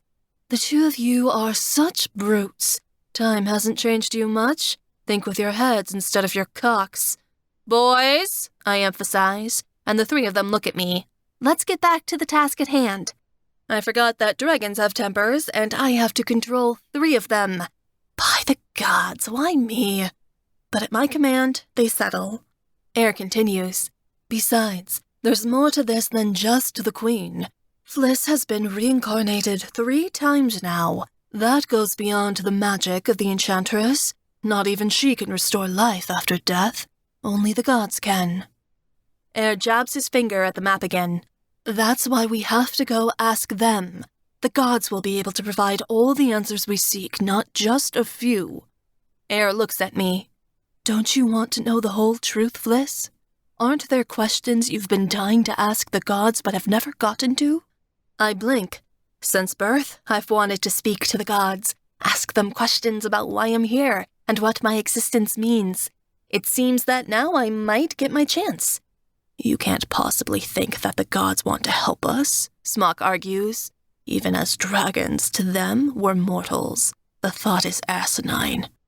Do you have a better option? Air shoots back. When no one answers, Air nods as if it's been decided. Good. Then tomorrow, we leave to speak with the gods. Air rolls up his map. As he sticks it into his back pocket, he says, You're tired, Fliss. The dragons are suddenly attentive to my welfare. I shake my head and say, It doesn't matter. I slept all day yesterday. Smok and Faya are the ones who need to rest. You still need to sleep, Air insists. It's been a long night. Air takes my hand. He guides me out of the library, and the other dragons follow. He leads me upstairs to a room with a very large bed, the only piece of furniture that isn't made of ice. Another fireplace smolders across from it. Faya glances toward it, and the pit blazes into flame. Air helps me clamber into bed before he tucks me in. Smok and Faya stand protectively nearby, even though there's no threat to be seen. Each of them give me a soft kiss before they leave the room. It's woefully quiet in here after they're gone. The sheets smell like air. Something feels wrong, absent, even. I lie awake for a time, tossing and turning and unable to figure out what's bothering me. Then I realize that I don't want to sleep alone.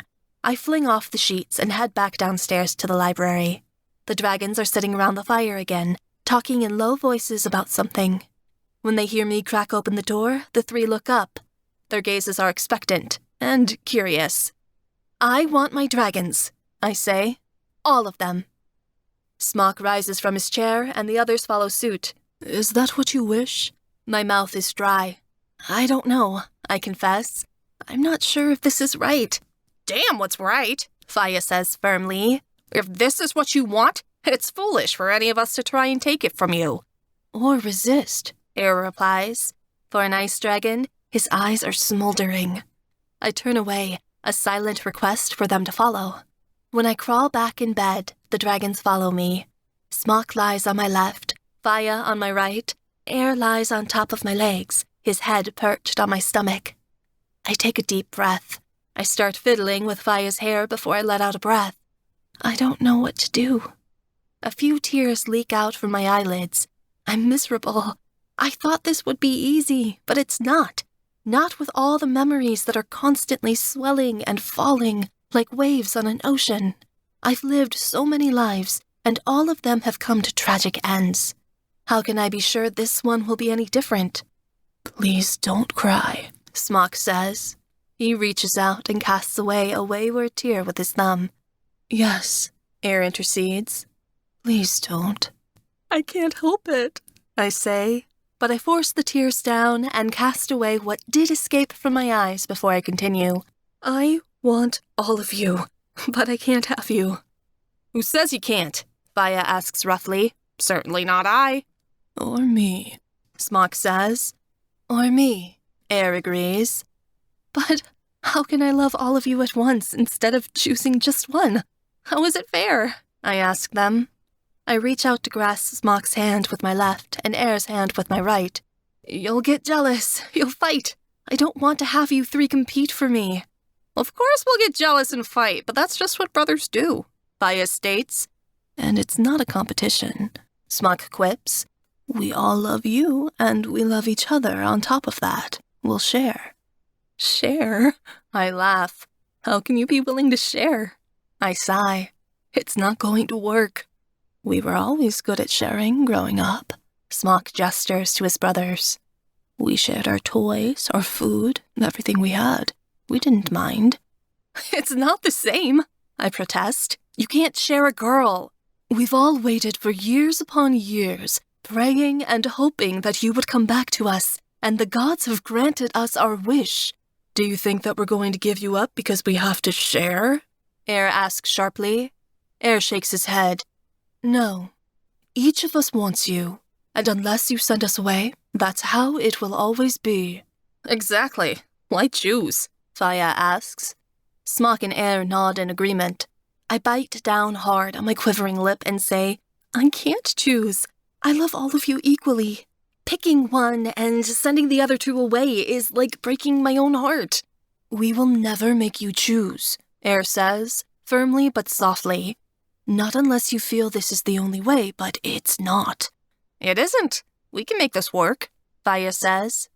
Air inches up my body to move closer, and I feel myself stiffen. It's really, really difficult to keep your mind on a desperately emotional topic when one very attractive dragon is on top of you and his two equally handsome brothers are beside you in bed. I might be a virgin, but if things stay like this, I certainly won't be one for much longer. I look to Smok. I've known him the longest. I fell in love with him first, both in this life and in my past lives. He's slow at making decisions. He won't rush into anything he considers a mistake. What do you say? You're the eldest brother. It doesn't matter what I say, Smok says. The decision is up to you. He squeezes my hand. But In my opinion, I'm fine sharing you with my brothers. You have enough love in your heart for all of us, Fliss, and anyone else who comes along. There isn't less love to divide up. In fact, there's more to go around. I blink. I didn't think of it that way. Let's just try this out, I say. If it works, we can be together. All of us. It will work, Air says, with so much conviction he makes me believe it too. I'm certain. Then it's agreed, Smok says. We'll all stay with you. Until the end of time, Faya says softly. He brushes my hair back, and my entire form shudders. We should go to sleep, I suggest. We need to be on the road in a few hours. Smok's eyes are already drooping. Air moves, so he's curled around my legs. I cuddle my head into Smok's chest while Faya presses into my back. If anyone wants to attack me, good luck. It would be unbearably hot to sleep with both Smok and Faya at the same time, but Air helps to cool the bed and make it comfortable. The 3 dragons are asleep in moments. Faya snores, while Air makes soft cooing sounds in his sleep. Smok sleeps like a rock, still and silent. It's terribly adorable watching the 3 of them. They have no reserves about sharing a bed or being close. I want this to work, but I'm scared that it won't. Not because of the dragons, but because I'm afraid I won't be strong enough, that I won't have the courage for it. I'm in love, and in a relationship, with 3 different dragons. And tomorrow, we're going to search for the gods. Chapter 10. Air soars differently from the other 2 dragons. He floats, not flies. His wings are membrane-thin, and he angles them in order to climb higher or lower in the sky. His mane is soft to grab onto, and his body moves like a snake's as it writhes up and down in the sky, instead of rocking gently like Smok's or Faya's. The Tatra Mountains are beautiful, I tell Air as I look down. Capped with snow, the range goes on for as far as the eye can see, and even beyond that. I wonder how far they go. What it would be like to have my dragons carry me to the edge of the land and the start of the sea, or even the end of the world, if there is such a thing. You always enjoyed them, Air says. They were your favorite place in the world long ago. As the mountains dissolve behind us, a forest expands below. But it's different. The sun doesn't shine on the trees below. Rather than be embraced by the warmth of the light, the trees are black and dim, their own little patch of midnight amongst the bright day. Air turns downward, and Smok and Faya follow. He lands lightly upon the ground like a feather. I slide off his back, and he transforms into a man, his brothers following suit. I venture forward and look around, shedding my thick coat. It is warm here, the only sound being that of crickets, and the wind whistling through the long reeds, a summer night. This is a strange land, Faya murmurs. His hand is already on his axe, not that he needs it. I don't like it. It is a land of eternal night. The sun doesn't shine here. Magic makes the plants grow, Air replies. We should stay close to each other, Smok says. He steps near to me, his eyes peeling the area for enemies. We don't know what we're up against. The dragons press inward around me, creating a circle. I certainly know what we're up against. We're going after gods, whom I'm sure have the power to turn us into dust and blow us away if they so wish. This is a foolish plan, but I can't live without knowing why I'm here, so I venture forward. We proceed cautiously, our steps light. I jump at the sound of every cracking branch, but it always turns out to be a toad or something equally boring. I'm certainly brave, aren't I? We wind around trees, bushes, and streams, seemingly never making headway. We're going in circles. Are you certain the gods are here? Smok asks after we've been searching for nearly an hour. We haven't seen anything. Oh, they're here, Air breathes. In fact, they've been watching us since we arrived.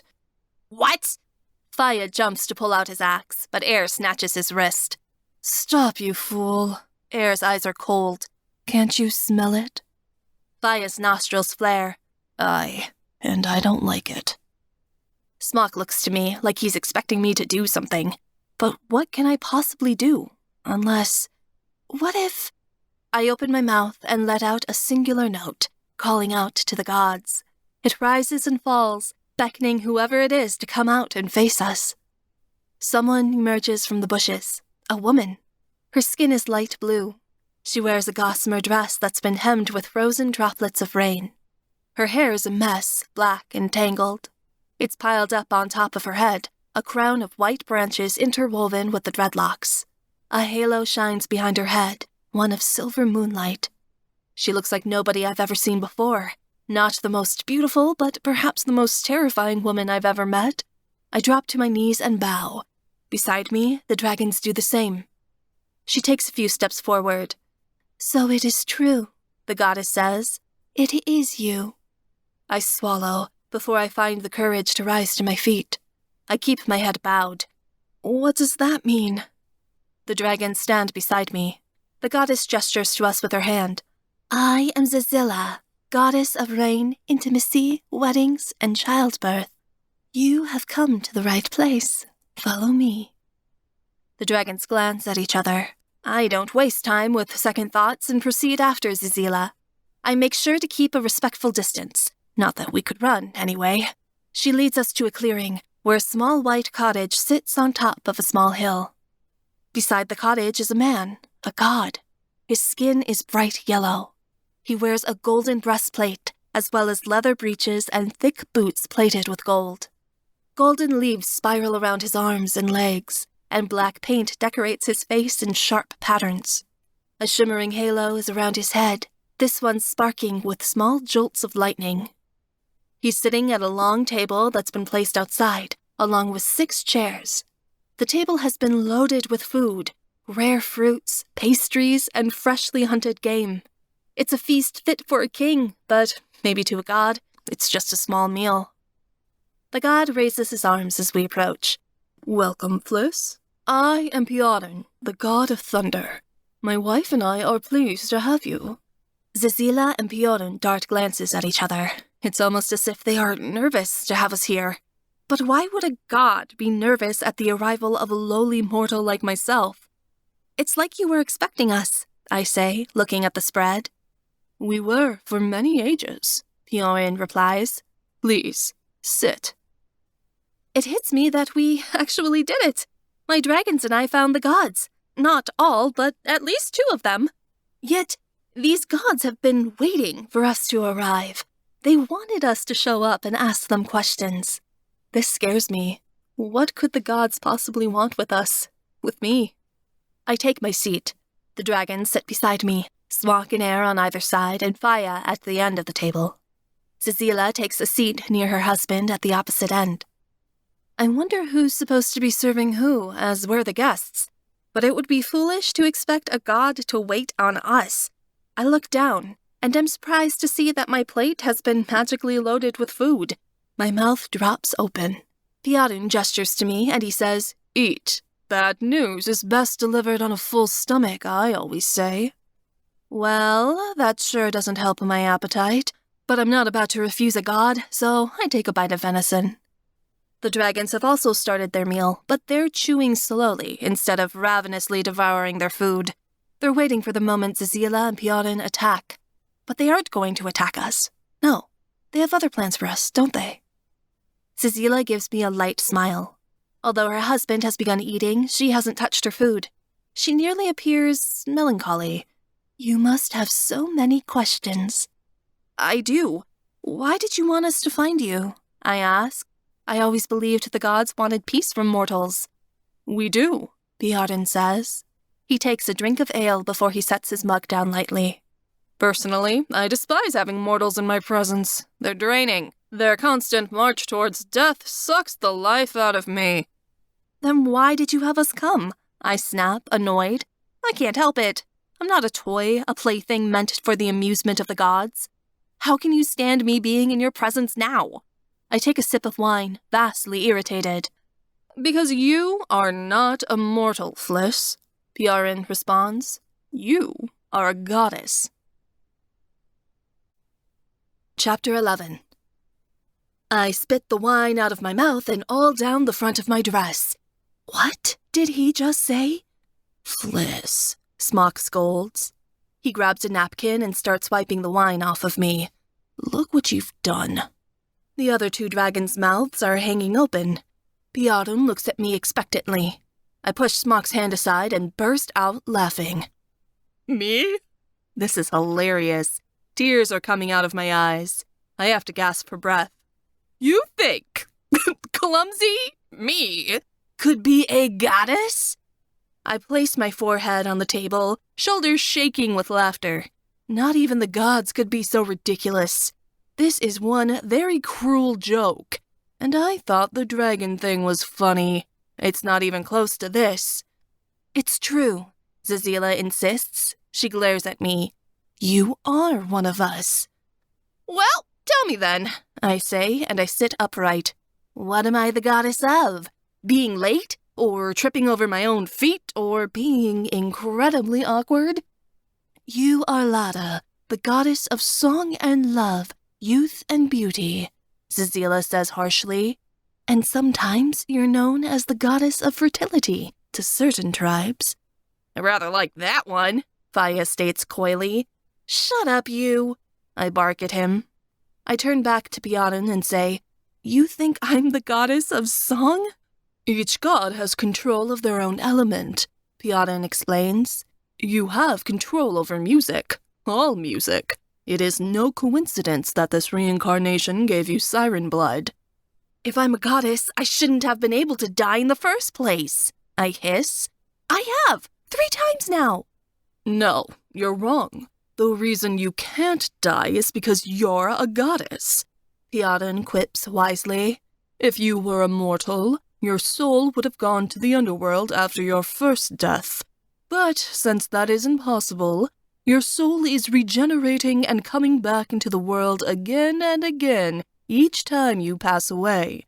It'll continue like this forever until you cease to allow people to murder you. Allow? I gasp. I haven't allowed anything. Piotr crosses his arms. If you had control of your powers. Zazila puts a hand on Piotr's arm. Perhaps we should start from the beginning. Piotr's hunched shoulders melt. He uncrosses his arms and looks to his wife. Very well. I believe you should tell the story. Zazila nods. She brushes her husband's hand before her eyes catch mine. The truth is that all of you are gods, Zazila admits. Or you were. Smok was Svet, the god of war. Faya was Agni, the god of fire. And Air was Kupalo, the god of water. And all of you were in love with Lada. The dragons look between each other. There isn't any outburst from them, though their looks are skeptical. I put another hunk of venison on my plate and start chewing rather viciously. Now I'm hungry. When I'm angry, I get starving. Don't ask me why. The 4 of you dwelled together in Svarog, the paradise of the gods. It was a peaceful time, Piotr says. The world was old already, yet you were young gods, newly made, more optimistic and less jaded by the ways of mortals. There was hope you could reform the earth and make it a better place. Piotr shakes his head. Sadly, Svarog ruled it was not meant to be. I thought you said Svarog was where we lived, I ask. Svarog is the king of the gods, the lord of time and of this world, but he is also the realm in which we reside, Piotr explains. He is both a god and a place.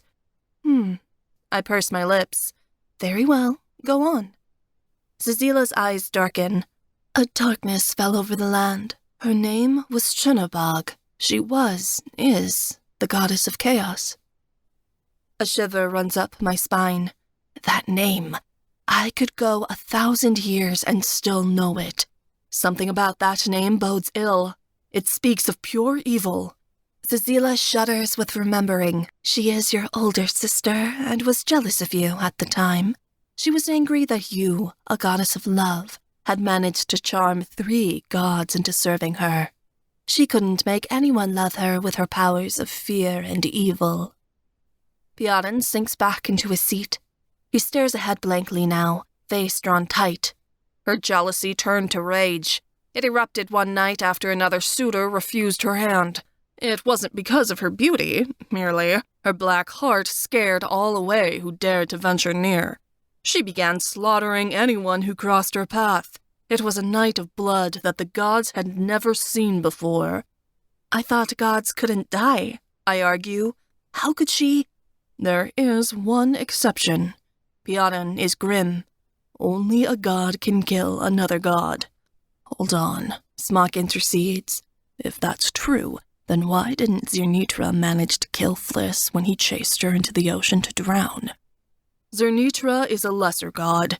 As Lada, a higher god, Fliss had more power over him. Only a god that is equal to another may take his or her life permanently. Piaran explains. But what were Chernobog's reasons for trying to kill me back then? I ask, lightheaded and nearly out of breath. The forest is spinning. Faya reaches across the table and brushes my fingers. I look up, and air reaches out to take my hand. Smok opens his arm up and puts it around my shoulders. I lean into him, frightened. She had no reason, save for spite, Piaran says hatefully. His eyes glimmer with dark reflections of what happened that night. She is the goddess of chaos. The only reason she needs to cause pain is because she enjoys it. And what happened next? Air asks, though I fear by the look on his face, he already knows. Piaran glances at me. It's nearly like he's resentful. Why? Chernobog's actions could not go unpunished. The gods were to go to war, one side against the other, to see who would take possession of Svarog and all its gods. Chernobog was ready to fight us to the death. Lada was to lead the opposing army. But the day we were to fight, you ran away. What? Smok asks. I widen my eyes. Zazila shakes her head. Lada had a chance to kill Chernobog, but she couldn't do it. No matter what she had done, Lada couldn't kill her own sister. Piaran's mouth is a thin line. We were close friends back then. The four of you begged us to help you. Lada had a plan. She would escape to Earth with her 3 lovers, and the 4 of you would pose as mortals so Chernobog could not find you. There was only one problem, Zazila sighs. To become human, you would lose your memories. You had to start over. Lada insisted that it was the only way, that the 4 of you would find your way back to each other again somehow. I look at my dragons, and we did, didn't we? It took several lifetimes and a lot of mishaps, but now we're together again. I don't see why it matters, I say. I was right. We're reunited. There's nothing more to worry about, is there? Who do you think has been hunting you all these years? Piaran asks coldly. Zernitra, Brahan, Titus? All 3 monsters were sent by Chernobog to kill you in the most horrible way they could think of. But she knows I'm not going to... Listen to what I'm saying! Piaran digs his knife into the wood. Chernobog doesn't care if she doesn't get rid of you for good, do you understand? She doesn't want to. She wants to keep you alive, keep regenerating you, so you're forced to live through the cycle again and again of finding your lovers, only for them to lose you to tragedy. She'd be perfectly happy continuing to the end of time this way. Talk about holding a grudge, Faya mumbles, and Air nods. That's why we chose to relocate here, Zazila says, and she gestures to the cottage. Chernobog was persistent on hunting down all the gods and goddesses who didn't join her side during the war. In the end, it was the right decision to hide. She ended up slaughtering most of those in her service while looking for you. So what do you want me to do about it? I ask harshly. What was the point in me coming here today? Do you want this to keep going on? Piaran asks. The answer is simple. You have to do what you wouldn't centuries ago and kill Chernobog. Ending her is the only way to make this right. You want me to go to war against a goddess of chaos? I'm just a girl, I burst. What can I do? You have to learn how to use your powers. As gods of nature, we cannot help you, Zazila insists. You need to seek out masters of music, who can teach you how to use your voice so you can defend yourself. What if I don't want to? I cross my arms and sit against the chair. You can do whatever you like, but Chernobog will never stop hunting you. Never, Piorin says firmly. You don't remember her as I do. She enjoys tormenting you, loves making each death more painful than the last. How much grief are you willing to put your dragons through? Centuries of it, an age? I look at my dragons. They aren't healed from the scars of the past, nor will they ever be. After my death, Smok tried to take his life. Faya had gone on a rampage and taken the lives of others. Air had ceased to participate in life entirely. They've only lost me once. I can't imagine what it'll do to them to lose me a second time, or a third, a fourth, or however many times it takes for me to realize that I can't run anymore. Piorin is right. This has to stop. Where is Chernobog now? Air asks, interrupting my thoughts. Do you know? She goes by the name of Queen Natskja. She is masquerading as the leader of the Dark Fae. Piorin takes another sip of ale. Faya's fingers crack as he bunches them into fists. I know of her. What she and her court have done to the Fae community here in Poland. He trails off. Obviously, whatever she's done is unspeakable. Doesn't bode well for me. Well, I know more now than I did in the past, I say. If she finds us and I get hurt, I can use my siren magic to stop my own death. A siren only gets one siren song their entire life, to use in drastic emergencies and to stop death. Zazila interrupts. You used your one siren song to save Smok from King Krakus and bring him back to life. The color drains from my face and my stomach plummets. Smok looks gravely wounded. He slumps forward on the table, defeated. No, he objects. No, that can't be true. I fling myself over Smok's back and cling to him. Smok's right. Isn't there another way? No, Fliss. Zazila shakes her head. You might be a goddess of song, but you haven't come into your full powers, and until you do, you won't be able to restore life from death. If you or another one of your dragons gets seriously injured, you will not be able to use your voice to save them. Or yourself. Smok's body shudders under mine. He looks up. Tears are running down his cheeks, and his lip is quivering. I'm so sorry, Fliss. I'm so sorry. I wish I could. He gasps. It's all right, I whisper. I dash the tears away with my palm. I would have made the same choice regardless. I hug Smok's head to my chest. His brothers gaze woefully at us, unsure of what to do or how to handle this information. The choice is yours to make, Piorin states. Will you fight Chernobog, or will you continue to hide and hope she doesn't find you, despite the fact she has in every lifetime? Smok is still crying into my front. I look to Faya and Air for answers, but their petrified faces don't have any. The decision is up to me. I open my mouth to answer, but my tongue makes no words. Whatever I was about to say is covered up by the sound of clinking metal, black wings beating against the thick night. Zazila jumps up from the table, her face drawn with fear. Piorin stands with her. As he stares out into the forest, his eyes narrow, then contract with absolute terror. You have to go, Piorin says quickly. She's here. Chapter 12. Faya is alert. Dark Fae. The three brothers rise from the table as if to change. I follow suit, unsure of what to do. Should we fight? Run? No, Piorin hisses at the dragons as they crouch down. If you change now, she'll know where you are. You must flee on foot until you leave the forest's borders. My heart has jumped into my throat. Zazila stands and walks in front of the table, raising her hands. We'll buy you as much time as we can. Go. Zazila makes a swooping gesture with her hands. Immediately, a heavy rain begins to fall from the sky.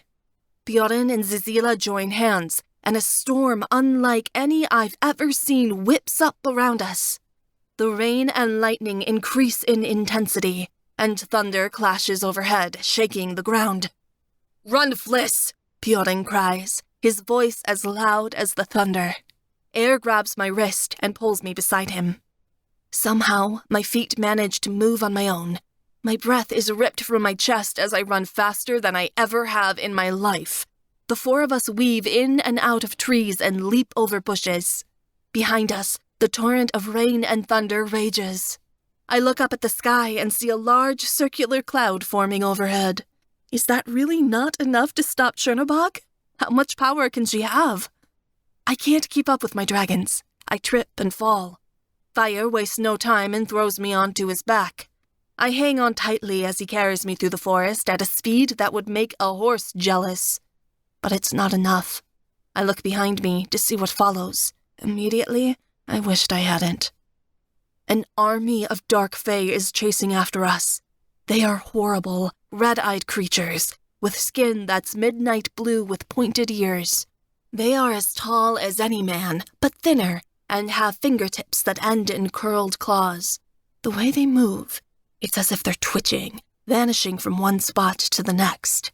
They use curved wings to fly themselves closer and closer.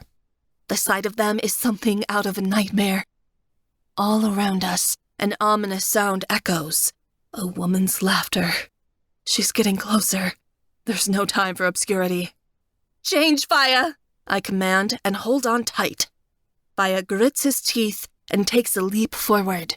I feel his muscles and sinew grow beneath me, and clothes change to scales as wings sprout behind me. Smok and Air follow suit. Trees are crushed and go flying everywhere as the three dragons explode into the forest. The area isn't big enough for them. The entire forest is flattened as the dragons trample forward, searching for a place to take off. Faya begins pumping his wings. He carries me to the sky, struggling to stay aloft as his wings bat against the canopy. Finally, we clear the forest and are in the air. I look down.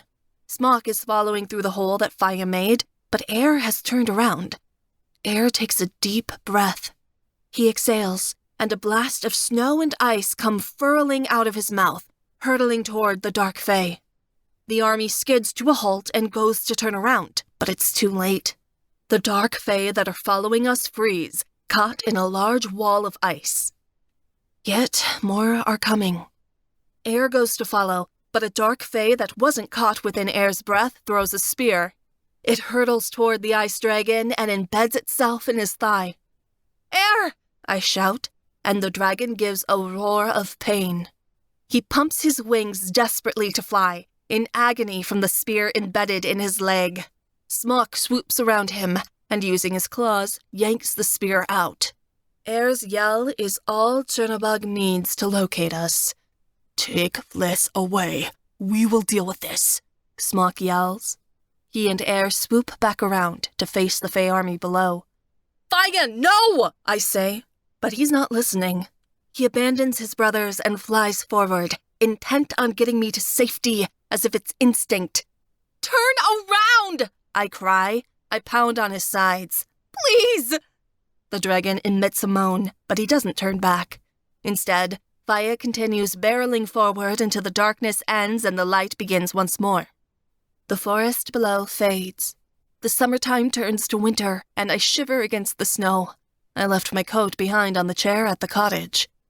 When we see a small building below, Faya descends. It appears to be an old abandoned farmhouse, dilapidated and falling apart. Faya lands. I jump off his back before he's even touched the ground and go rolling into the snow. Faya changes into a man and bursts through the door with a harsh kick before he grabs me and hauls me inside. He hardly has time to start a roaring fire in the fireplace before I jump on him. "Why did you do that?" I ask. I'm crying again. Tears are coursing down my face as I pound on his chest. "Why did you leave them behind? We could have helped them!" Faya catches my wrists and says, "What was I to do, Astronir? We all love you. Nothing can happen to you. Not again." "I don't care!" I push him away. "Don't any of you realize that I need all of you?" I put my face in my hands. "Smok and Air, are they all right?" I demand you take us back, I say, and I whirl around to face Faya. We need to help them. I'm not going to do that. Faya crosses his arms and takes a wide stance in front of the doorway. My brothers would do the same. Each of us are willing to sacrifice our lives to keep you safe. I try to start past Faya, but he takes an arm and tosses me back. When I attempt to duck around him and go the other way, he wraps an arm around me and carries me to the dusty bed that's in the corner of the room. He sits down on it and holds me tight. Let me go! I kick and scream, but this is useless. I have no chance to escape from his grasp. Fliss, calm down, he whispers in my ear. His lips brush across my neck, and I still. They're dragons. They can take care of themselves. I slacken at his touch. I bury myself in his chest and close my eyes as Faya sways me back and forth. I hope so. The heat from Faya's body warms me up. I keep thinking of Smok and Air, if they're still alive, or if Chernobog has found them.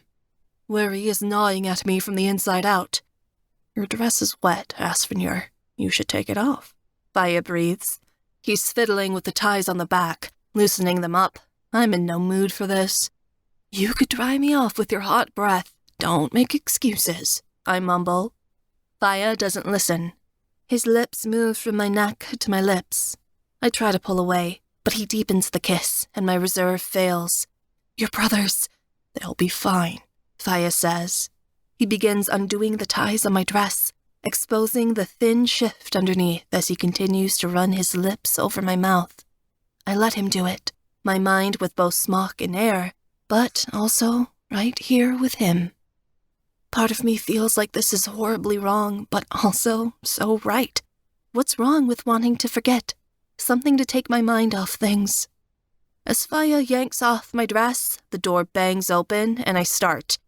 In limp Smok and Air, heavily injured and covered in blood. Chapter 13. Moving in already, Roos? Smok asks. He chuckles, but grimaces and presses a hand to his side.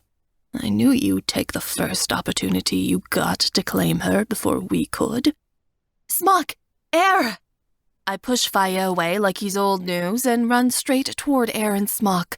I see that they're sporting several fresh injuries. I place a light hand on each of them and say, Are you all right? We'll heal, Air says. His eyes echo with pain, but he doesn't make a move to stop any of the bleeding. Smok and I split up. We led the Fey army in 2 different directions. They'll be confused as to where we're headed. Did they hurt you badly? I look closely. Air has got a large cut on his stomach to match the one on his thigh, and Smok looks like he took a few arrows in the torso, but hurt badly is a relative term for dragons. We had some close calls. Smok glances at Air, but it was nothing we couldn't handle. Air seems to notice I'm only wearing my shift. He looks down. His face brightens as he takes in the outline of my breasts through the thin fabric. Well, this is something I'm happy to come back to. Smok wiggles his eyebrows at me, and I blush. I should smack all of you for being so vulgar at a time like this, I say, but inwardly, I'm relieved. All of my dragons are here. They're joking around. They're safe. It's nothing we haven't seen before, Faya says. But since none of us have seen it in a very long time, you might want to put something on so we can, focus. I roll my eyes and pull my dress back on. You were the one who insisted it come off. I eye the wounds Air and Smok were dealt. They're closing, but they make me angry. What I felt just now was fear. Undeniable, all-encompassing fear. The thought of losing just one of my dragons is enough to kill me. I can't go through that. I won't. No one hurts my dragons. We need to make a plan, Smok offers. I don't see what there is to talk about, I say airily. There's only one answer. We're going to find Chernobog, and we're going to convince her to leave us alone. The cheery and playful demeanor in the room changes. Smiles fall from faces. Faya's gaping at me, and Air blinks several times as if he can't comprehend what I just said. What? Smok asks. His tone is parched. You want to meet her? Yes, we can change her mind, I insist stubbornly. I cross my arms and look into the fire. I've had this idea since Faya brought me to this farmhouse, but I haven't voiced it aloud. We nearly died while trying to get away from her. Now you want to turn around and face her? Air asks as if I'm crazy. Maybe I am. She's killed you multiple times. She's caused the gods to go to war over you. You think having a conversation with her is going to solve everything? Smok asks angrily. We probably tried that when we were gods in Svarog and it didn't matter. Things are different now. Perhaps time has changed her, I argue. We have to know what we're up against. The only way to do that is to come to her. We need to make a show of power instead of running all the time. What good has running done us in the past? It's different now. We have a chance to be together for good this time, Smok says. He steps forward and takes my hands. Why risk everything we have on a hope she'll listen? You always want to hide, Faya complains. What Fliss says makes sense. Not talking to her? That's absurd. Sorry, Asfinir. Faya says when I shoot him a look. But invading her land before she can come after us. Show her we're stronger together instead of apart. And you always want to fight, Smok shoots back. Life isn't war. Life is war, Faya growls. You have to show that you won't be pushed around. Are you a dragon or a coward? Faya stands from the bed. Smok lunges at him, but I put a hand on both of their chests and pry them apart. Air, what do you think? I ask, pleading for some help. Air taps on his chin. Both strategies make sense. I agree with both of them on separate accounts, he adds when his brothers open their mouths. Hiding would be the smarter option, but as you pointed out, Fliss, that's never worked before. She's not going to stop hunting us. We can't run forever. Sooner or later, we must face her. Air puts his hands behind his back and begins circling the room. On the other hand, I doubt she'll listen to you. Faya wants to fight, but if she's as powerful as she's made out to be, we don't stand a chance against her. Not even as dragons. Air comes to my side. If you really want to meet her, we should work on developing your powers first. That way, if it turns into a battle, you'll be able to use your song to defeat her. Pionin hinted you had the capability to be just as powerful as she is. There's no time for that, I insist. Chernobog could kill us long before we find me a teacher, and the whole thing will start all over again. This needs to be the last time. Do you think you and your sister are going to be a happy, reunited family? Smok hisses. Some people don't change. Faya grabs his arm, but Smok jerks it away and walks to the other side of the farmhouse. His stance is so cold. Smok, I say quietly, I have to try. I don't want to kill my sister. I've never even met her, but even though she's murdered me several times, I want to see if she deserves a second chance. Centuries have passed since we last faced each other. She might feel differently now. Perhaps she's let the past go. Smok huffs. I look to Faya. You're a Fae King. Do you know where the kingdom of Dark Fae can be found? Aye, Faya rumbles. I could lead you to it if you wished. This is a bad decision, Fliss, Air warns. We should take our time and think this through more clearly. Enough. I cut him off, swooping my hand downward. I look at each of the dragons in turn. Smok won't meet my eyes. I am your mate, and Chernobog is my sister. This is my decision to make. We will go. Smok is still rigid. By the gods, Fliss, this is a mistake, he whispers. One you're going to regret. Air and Faya look at me. I want to say something, but for once, my big Polish mouth has nothing to add. I turn away from Smok and look into the fire again. I don't know if this is a bad decision, nor do I really care. I will do anything to protect my dragons, even if it means going to my doom. I know Smok is right. Chernobog is after me, not them. And I don't plan on going there to win, merely to strike a bargain. I know what she'll do. Chernobog will take me as her prisoner and leave my dragons alone. It is the only way. If I have to sacrifice myself to the goddess of chaos to keep my boys alive, then by the gods, I will.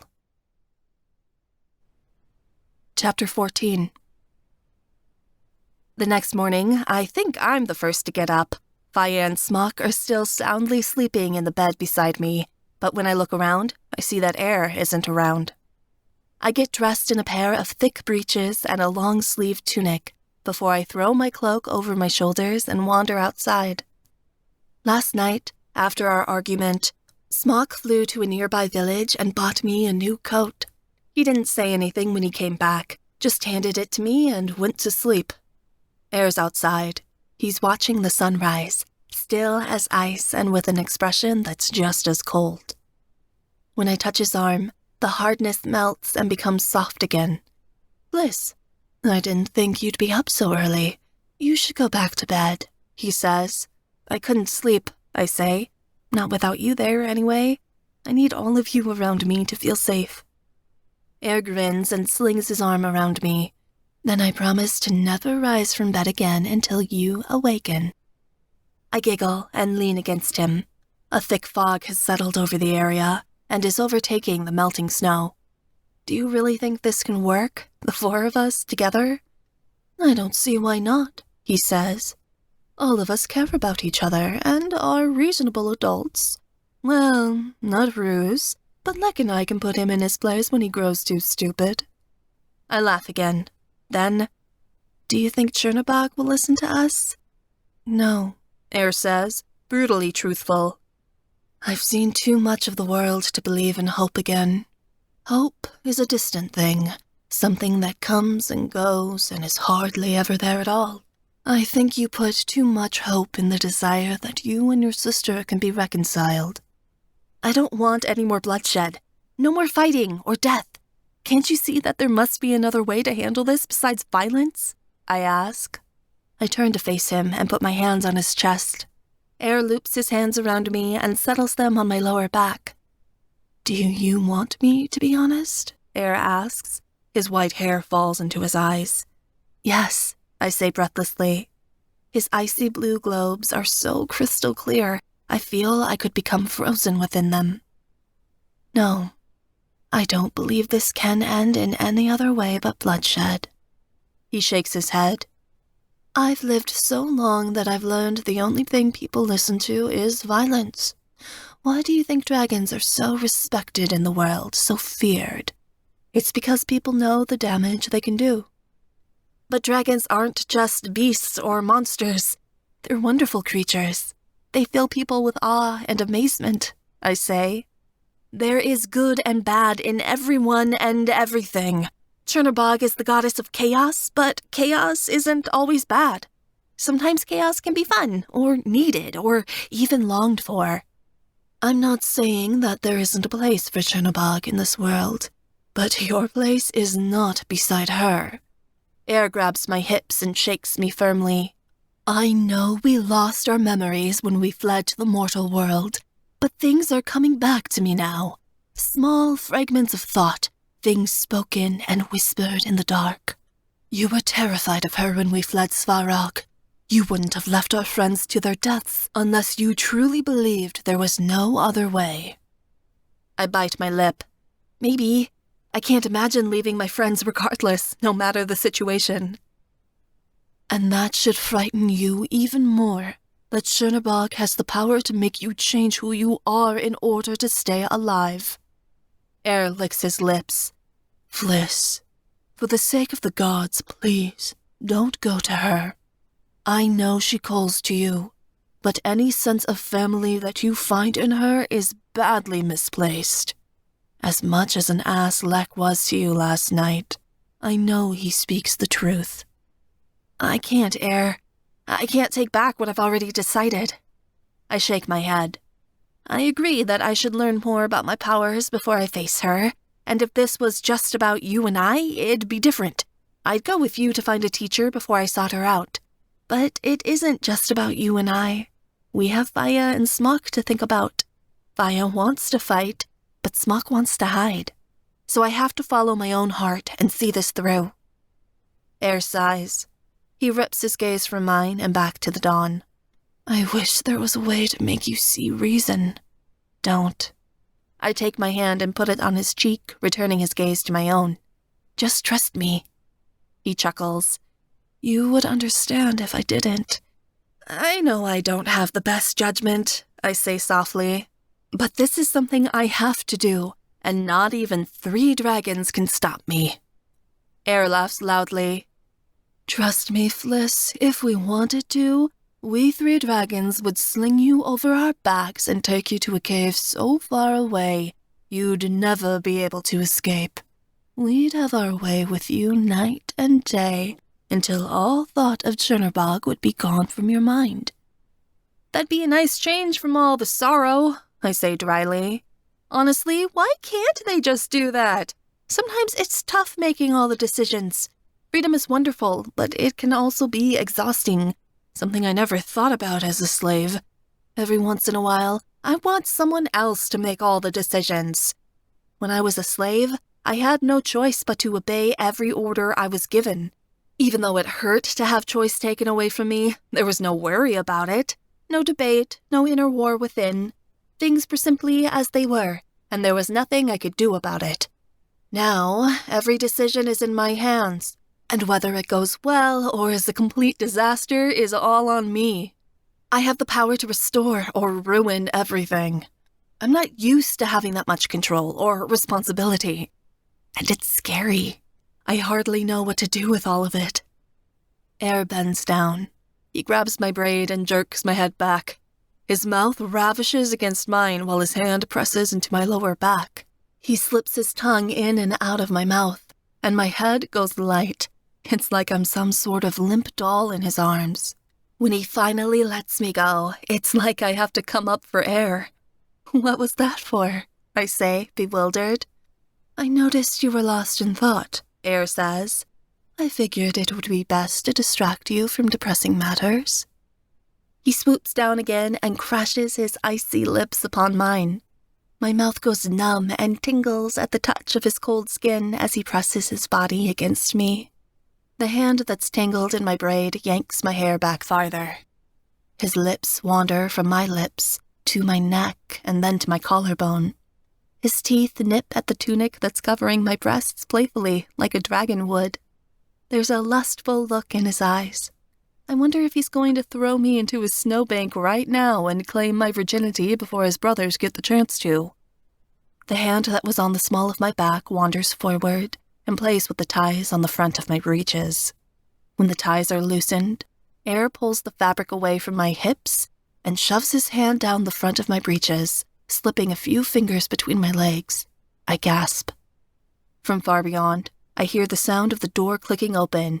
Oi! You and Lek interrupted me last night, now you're off trying to get your share behind my back? Faya calls out the open door. Get in here! We have other business to attend to. Air lets go of my braid and blushes, hard. Without his brothers around, he was the dominant figure. But now that they've called him out, he's back to being meek. His pale white skin turns beet red. He brushes off his cloak with a grimace, and I laugh, rolling my eyes at his ridiculous sense of entitled formality as we enter the house. Smok doesn't acknowledge that Faya just caught me and Air going at it. In fact, he doesn't even look at me. He makes breakfast in the fireplace and keeps his brooding gaze forward. Faya serves me 2 eggs before he devours a dozen by himself in a disgusting way that would put a Norseman to shame. Air, who is still embarrassed, eats quietly and hides under his hood. Since none of them seem very keen on talking to me, I spend breakfast debating on who's the best kisser. They all have very different styles. Smok is tender and sweet, each caress light and loving, begging for affection and acceptance. Faya is fiery, impatient, and wild. Air is cooler, rougher than I imagined, and gives off a vibe of being in control. I like it. I figure that each of them kiss in their own way, which is good, Because if I get bored with one of them, I'll just switch off to the other. It's nice having options, even though I figure 1,000 years could pass and I'd never get bored with any of them. When it's time to leave, I choose to ride on Air's back. Smok still hasn't spoken a word to me all morning. He avoided me all last night and is stubbornly keeping his silence. He can be that way. It doesn't change anything. The three of us fly together in silence. Not even Faya is talking. I don't like the quiet between all of us. It's strange. I'm glad for my new coat, as I hardly feel the chill in the air as we fly. But something else is causing me to freeze. There's a coldness creeping over my body from the inside out the closer and closer we come to Chernobog. As we're flying, I look down. What was an endless array of strange fields, mountains, and forests has turned into something familiar. A town is below us, bustling with activity. We're so high that the villagers would consider us to be birds, but the sight of it causes me to feel a small bout of homesickness. There isn't even a remnant of the burnt houses that were there nearly a decade ago, scorched by Dragonfire. "What are you looking at, Fliss?" Air asks, noticing my curiosity. "It is a village like any other village," Faya says, bored. He keeps his eyes ahead and doesn't glance back, too focused on the task ahead. "Poznan," I say. "It's the village where I grew up." This attracts the attention of the brothers. Smok turns an eye on me. Air shifts direction and says, "Would you like to stop and visit?" "No." I shake my head. There's nothing for me there. I tap my fingers on his scales. But there is somewhere I'd like to go. I tug on Air's mane and he changes direction. The other two dragons follow. Once we're far enough away from town, we come to a collection of small hills in the earth. Burial mounds. I point. "Land here." Air turns to descend. He lands outside the collection of mounds, and I jump off of his back. I lift my feet to walk through the knee-high snow. The dragons behind me change and follow. I keep walking until I find two smaller mounds at the edge of the burial ground. In spring, they'd be covered in flowers, but in the dead of winter, they appear as little more than drifts. I stop before each of them and clench my hands together. I wonder why I came here. The dragons stand beside me.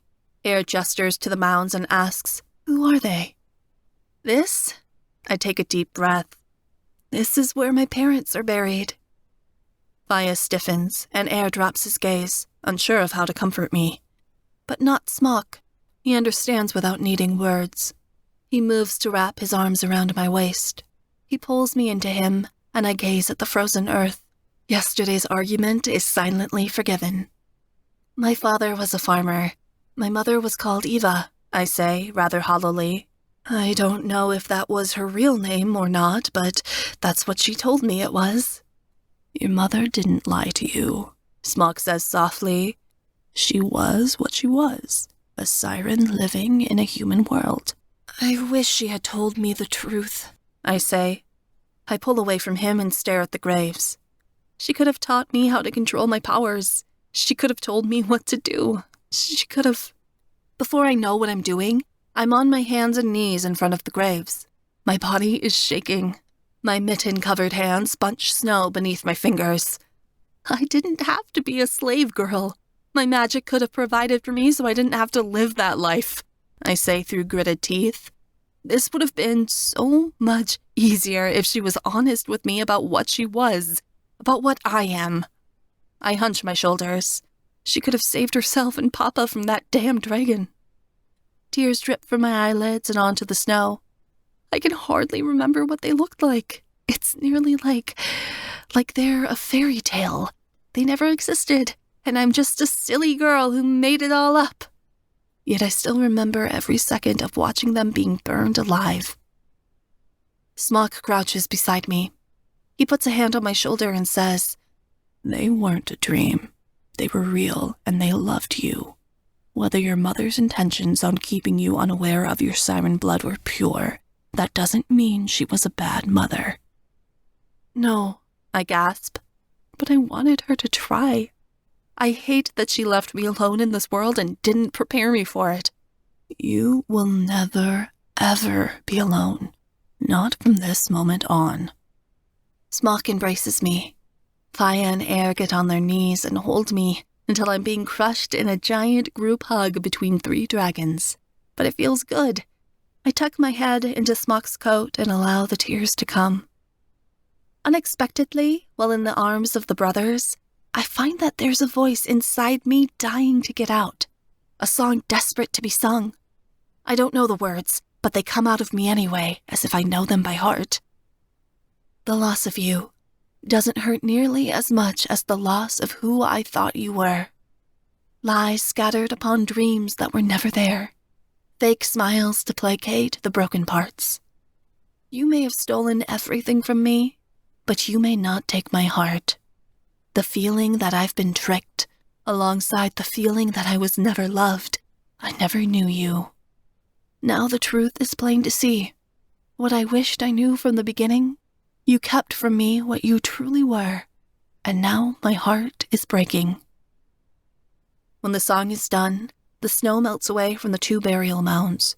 New spring grass blooms out of the graves, and dozens of red poppies grow from within them, coating the burial mounds in a vivid blanket.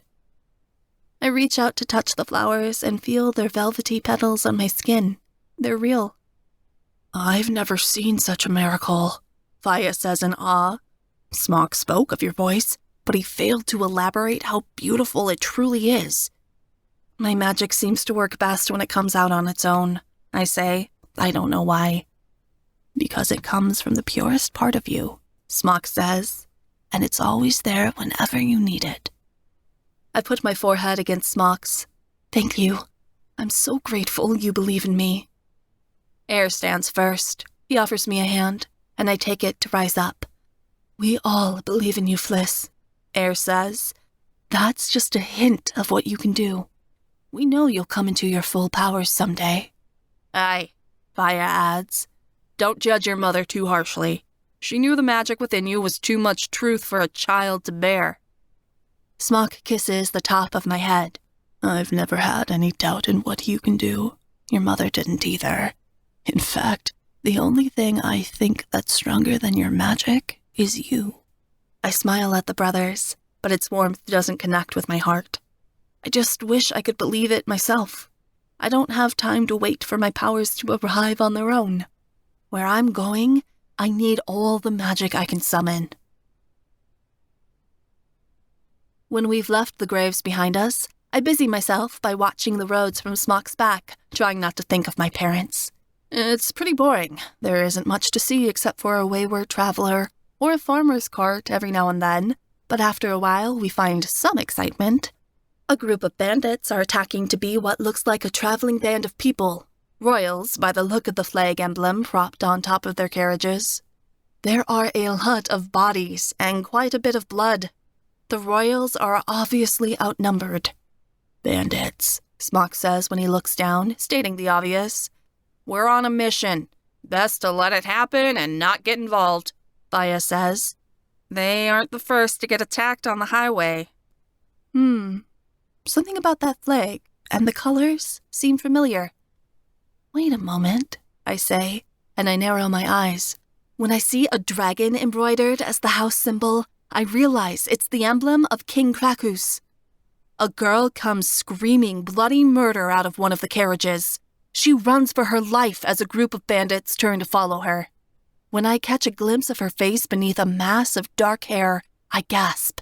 It's Wanda. Chapter 15. Turn around! I scream. I pound on Smok's sides and point. It's Wanda! Smok peers closer, then gasps in surprise. By the gods, it is Wanda. Who? Faya asks, seemingly irritable. My best friend. We have to help, I insist. Brothers, save Wanda. I will circle up here and keep Fliss safe, Smok says. No, I need to be down there, I insist. I have to protect her. And what are you going to do, Make them laugh? Smok asks sourly. I swear by the gods, if you don't take me down, I'm going to jump and— Don't play with her, she will do it, Air warns. Fine. Smok downturns, and I grip onto his spikes to hold on. Smok spirals down and lands on the cart the bandits are pulling, crushing it. Air stampedes after the bandits, roaring. With the arrival of 3 dragons, the bandits give up. They run for their lives, screaming as Air charges after them. Faya acts like the whole thing is a game and grabs a few men riding horses in his mouth.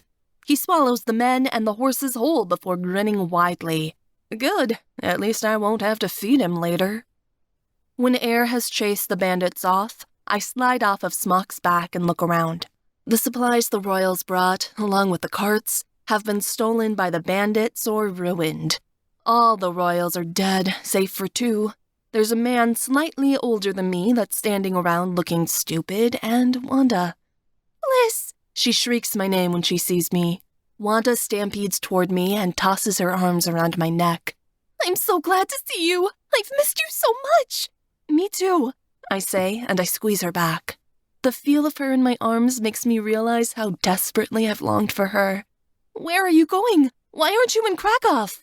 We were on our way to get married, Wanda says, and she reaches out to squeeze the hand of the man beside her.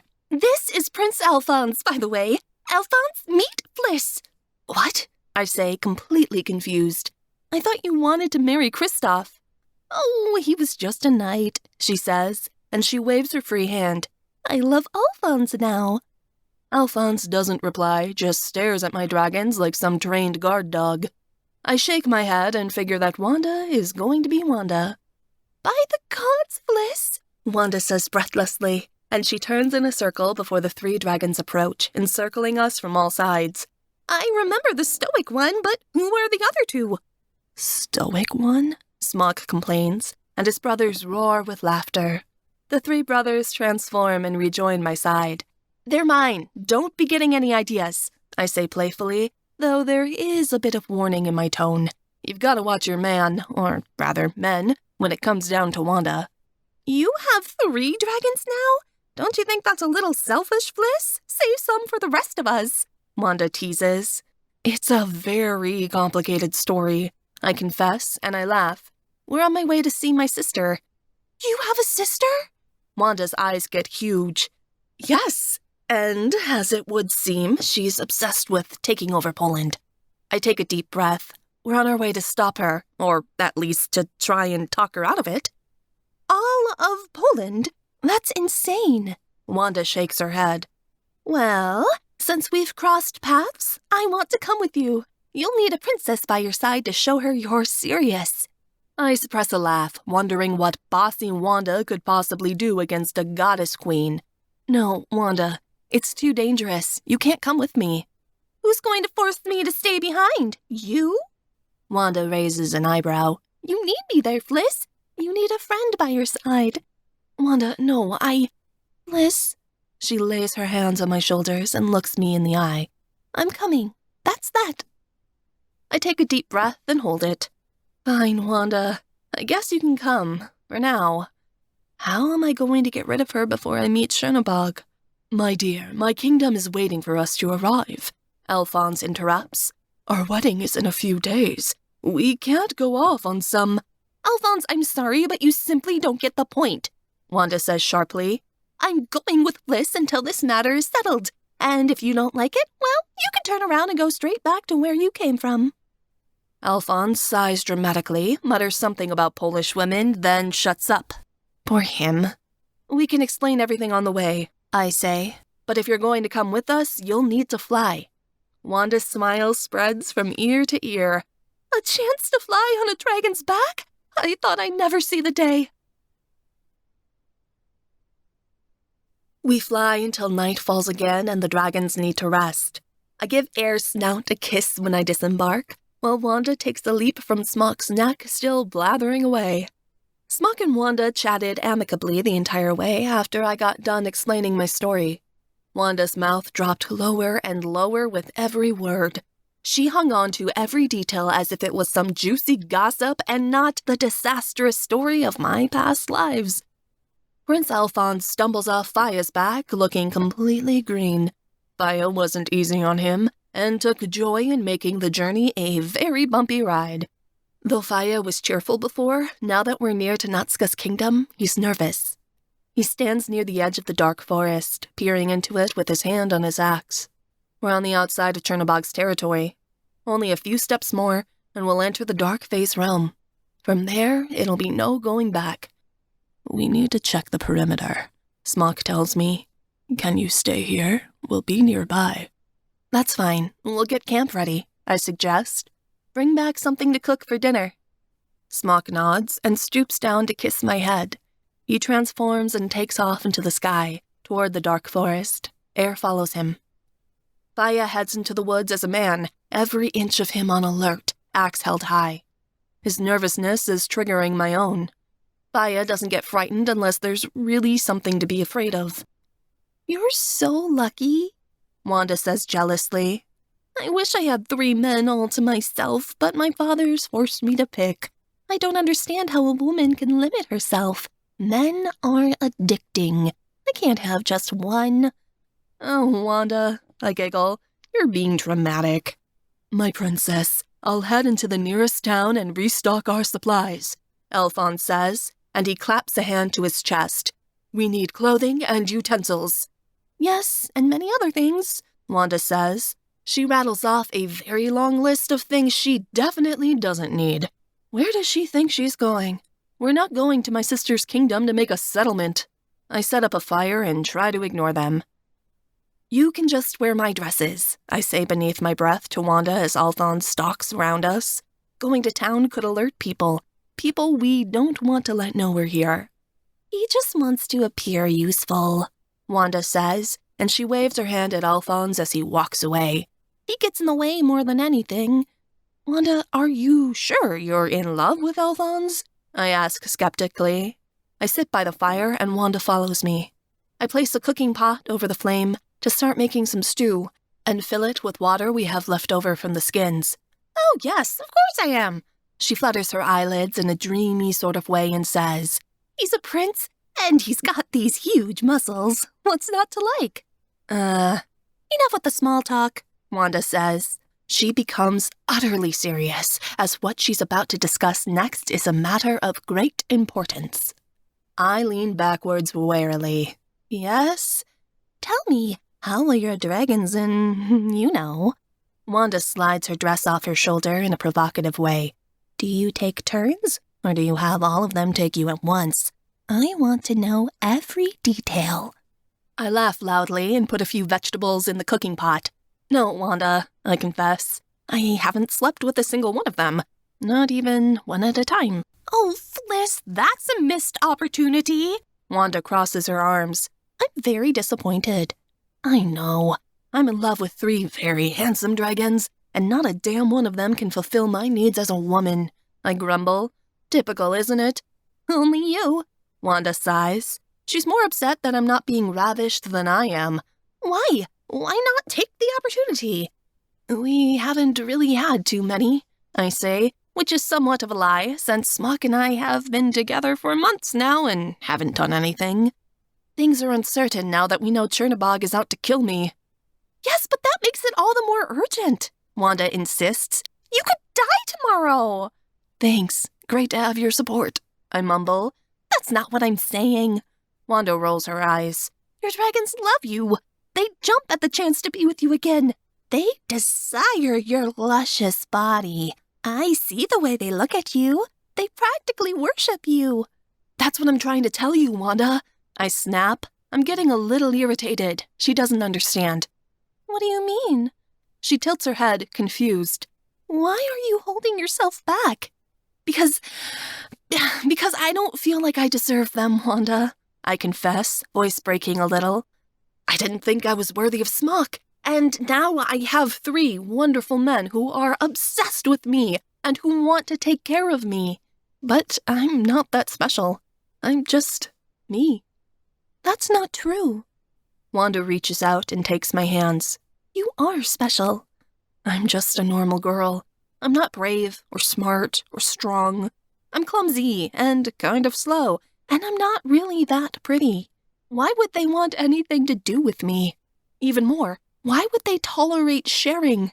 It's not like I'm some prize to fight over. Fliss! Wanda pulls her hands away from me and slaps them on her thighs. pull yourself together. I can't believe you're thinking this way. I nibble my lip. I don't know. Is it really that hard to believe? I'm ignoring you until you figure out what a brilliant woman you are, Wanda says, and she turns away. Your dragon should feel lucky to have you, not the other way around. I'm glad you see it that way, I say quietly. It's easy for Wanda. She's always been bursting with confidence. With me, it's not that way. There are a few crackles in the bushes behind me, and Wanda looks up. Fliss! What, already willing to break your vow of silence? I tease. She grabs my shoulder and whirls me around.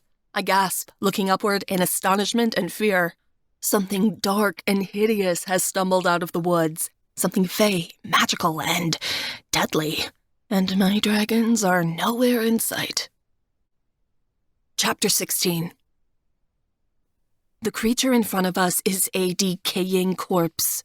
A visible skeleton, coated with rotting flesh and scraps of clothes, hobbles toward us with its arms outstretched. A moan escapes from the corpse's mouth.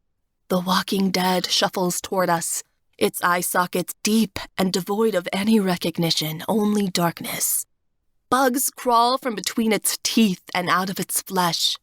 Both Wanda and I spring to our feet as the corpse approaches. I dodge out of the way, but Wanda doesn't have the sense to move, and the corpse latches onto her shoulders. Wanda emits a shriek that could shatter glass. The corpse moans again. I reach for the cooking pot. Wedging myself between Wanda and the corpse, I push into the monster with my shoulder and kick its legs out from beneath it. It tumbles backward, and I toss the cooking pot onto it. An awful smell rises when the boiling water hits the rotting flesh, and we nearly retch. Though the boiling water melts away most of the flesh that was still dangling from the monster's ribs, exposing more of the skeleton, it doesn't stop him. He simply gets back up and ambles towards us, unable to be killed. We have to run, I say. I grab Wanda's hand and try to pull her along, but she's frozen. She's useless in this type of situation. I'll save you, Wanda! Prince Alphonse, who presumably wasn't far off and heard screaming, had come back to do what? I'm not sure. He puffs out his chest and stands tall on the hill above us, looking like he wants us to fawn over his arrival. Alphonse, don't! I try to warn him, but the stupid idiot doesn't listen. He barrels toward the corpse like some sort of hero and latches onto it. The corpse groans and tries to throw him off, but it doesn't work. Prince Alphonse wrestles with the corpse, ignoring the sword at his side, like he's desperate to prove his strength. Wanda watches Alphonse mating call with interest, while I search the sky. Where are they to stop this ridiculous show? Out of the corner of my eye, 3 dots gleam against the horizon. My dragons. I wave them down, and they turn against the wind.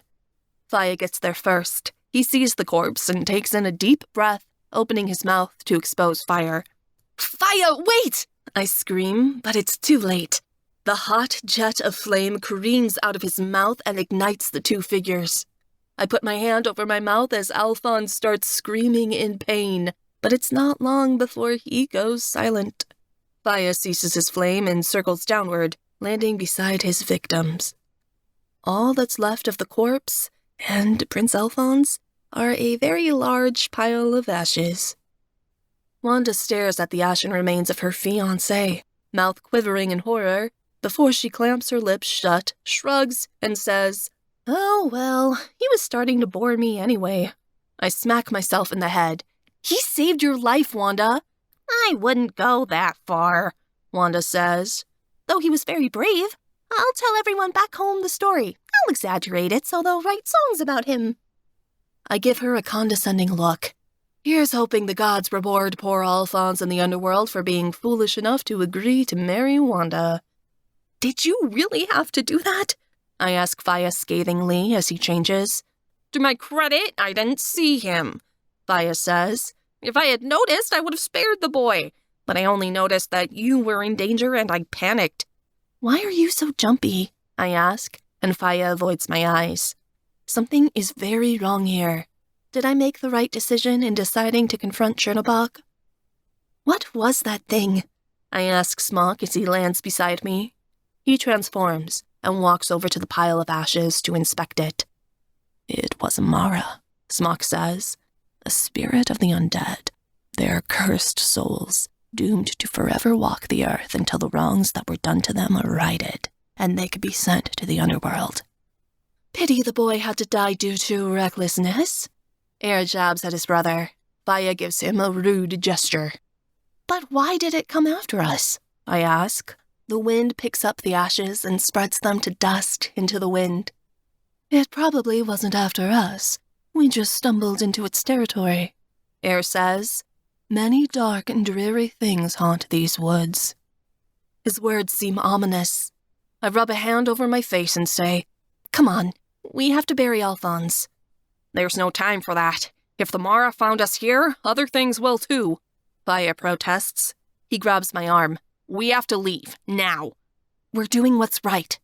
I rip my arm out of his hand. "Then we can leave." Fire withers under my sharp stare. Air's already getting on it, using his large claws to dig into the earth. Smok sweeps what he can of the ashes into the shallow grave, and Faya reluctantly places a large rock over the mound. Wanda, who I think feels bad, returns with an armful of flowers. She scatters them over the grave before she turns to me. "Just in case you're wondering," Wanda says, "this is why your dragons love you, Fliss." I stare at the makeshift grave and hug my arms closely around my body. Yes, I might put others before myself, but it's the right thing to do. It shouldn't be something that's considered unique or special in this world. What I'm doing, going off to face Chernobog, this isn't for me. This is for Poland, for Wanda, for my dragons. Chapter 17. A change of wind and storms is on the horizon. Air doesn't speak lightly. He stands on a rock at the edge of the dark Fey woods, looking in the distance. The skies have turned an ominous gray, black clouds billowing in a menacing way, while thunder shakes the earth. The trees wave lightly in the wind, and the smell in the air promises rain. It's as if the very weather is warning me not to do what I'm about to do. Last night was tense. We flew a short distance, then spent the rest of the night sleeping in a grove that provided protection from wandering eyes. We didn't have dinner, but I made sure that everyone ate breakfast before we ventured off. Now I regret it. Although we need to keep up our strength, I feel sick. "How pretty," Wanda says, completely oblivious. "It'd be nice to watch such a spectacular storm if we weren't in such a hurry." "We aren't in a hurry," Smok says. "We can turn around at any time." "Smok," I plead, and he falls quiet. Air is dying to say something, I can tell, but he stays silent. Faya doesn't bother an attempt at convincing me this is a foolish idea. He's gripping his axe tightly and staring into the woods with eyes that promise death to those that venture near. I take a deep breath. This is it. Do I really want to do this? "Wanda, we need to fly you back to Krakow," I tell her. "You can't come. It's too much of a risk." "I already told you, Fliss. I'm coming with you whether you like it or not," Wanda insists. "Don't argue with me." I look to my dragons for support, but they don't argue.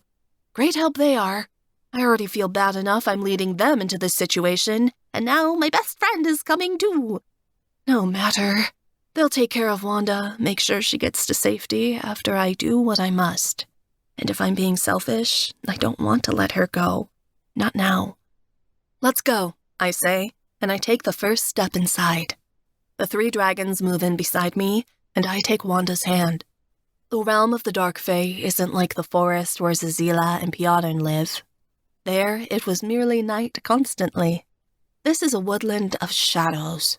Frightening shapes lurch against the crooked trees, which are dying or already dead.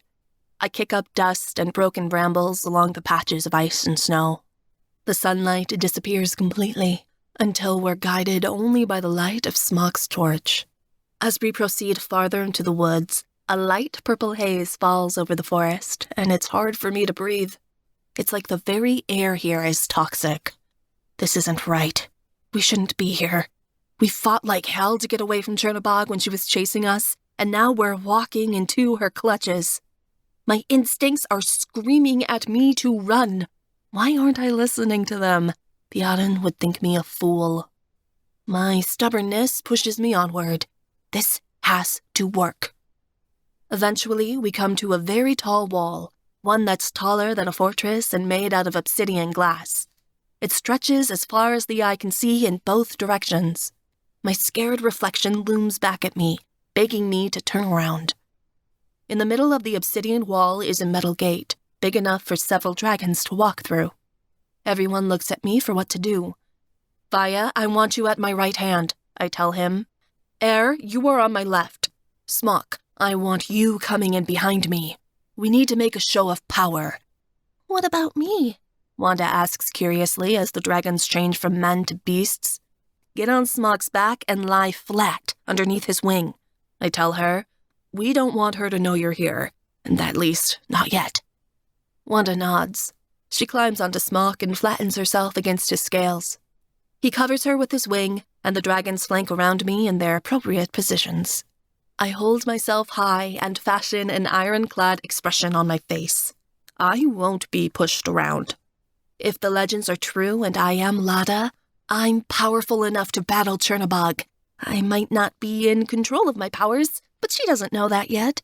I can't let her onto the fact that I'm not as strong as she is. By the gods, I hope I don't trip. We start toward the gate. As we approach it, the doors open of their own accord, and we enter. Beyond the wall is a city. Buildings made of broken glass and discarded pieces of wood pile up in a haphazard fashion along filthy streets, all stained red with what terribly looks like blood. A horrid, deep tune plays as we begin our death march through the city, beckoning creatures from the deep. They emerge from twisted buildings, from behind trees, and some from the toxic air. The dark Fae are wicked things. Their bodies are made of broken branches, of smoke and shadows. Their eyes glow red, purple, and green, and glint against claws made of knives. Their wings are wings of beetles, and they walk on spiders' legs. Their clothes seem fashioned from human skin. Nobody attacks, but the dark Fae watch with glimmering gazes as we proceed toward the center of the city. There, a great fortress punches through the trees, and a spire rises into the purple sky. Chernobog's fortress is made of the same obsidian glass that the walls were composed of. Stone doors, carved with the expressions of tortured humans, block the way from the city into the fortress. A few dark Fae flutter forward and grab the skull knockers hanging on the doors. They open, and my dragons and I enter into Chernobog's lair. We step through the doors and enter into a grand amphitheater, one where the only decoration is a ripped amethyst banner that hangs from the ceiling. This fortress, it's far too large. All three of my dragons can walk around easily. It makes me think that Chernobog has large beasties of her own. Why else would she need so much room? This situation just became much worse. No turning back now. Faya lifts his lip to snarl at the dark Fae as they press in closer, and I shiver as air emits a chilly breeze off his scales, warning them to back off. Smok keeps his head low and his teeth bared. He's ready to fight at any moment. I'm not sure where to go next, but one of the dark Fae motions to me, as if asking to follow. I do what he suggests, hoping it's not a trap. The Fae swarm closer as we leave the amphitheater. We venture into a chamber that's connected to the first one I can only assume is the throne room. Inside, there are several iron columns and multiple banners hanging from the ceiling with the same amethyst design on them as the first. It is here that I get my first look of Chernobog. She sits on a throne made of black crystal and ivory. Her black dress sags in just the right way off her shoulders, and the skirt goes all the way down the stairs and onto the floor. She wears a crown fashioned from iron, one that has 6 jagged points. Her cheekbones are high and raised, and her eyebrows are arched. Her hair and skin are dark, limitless.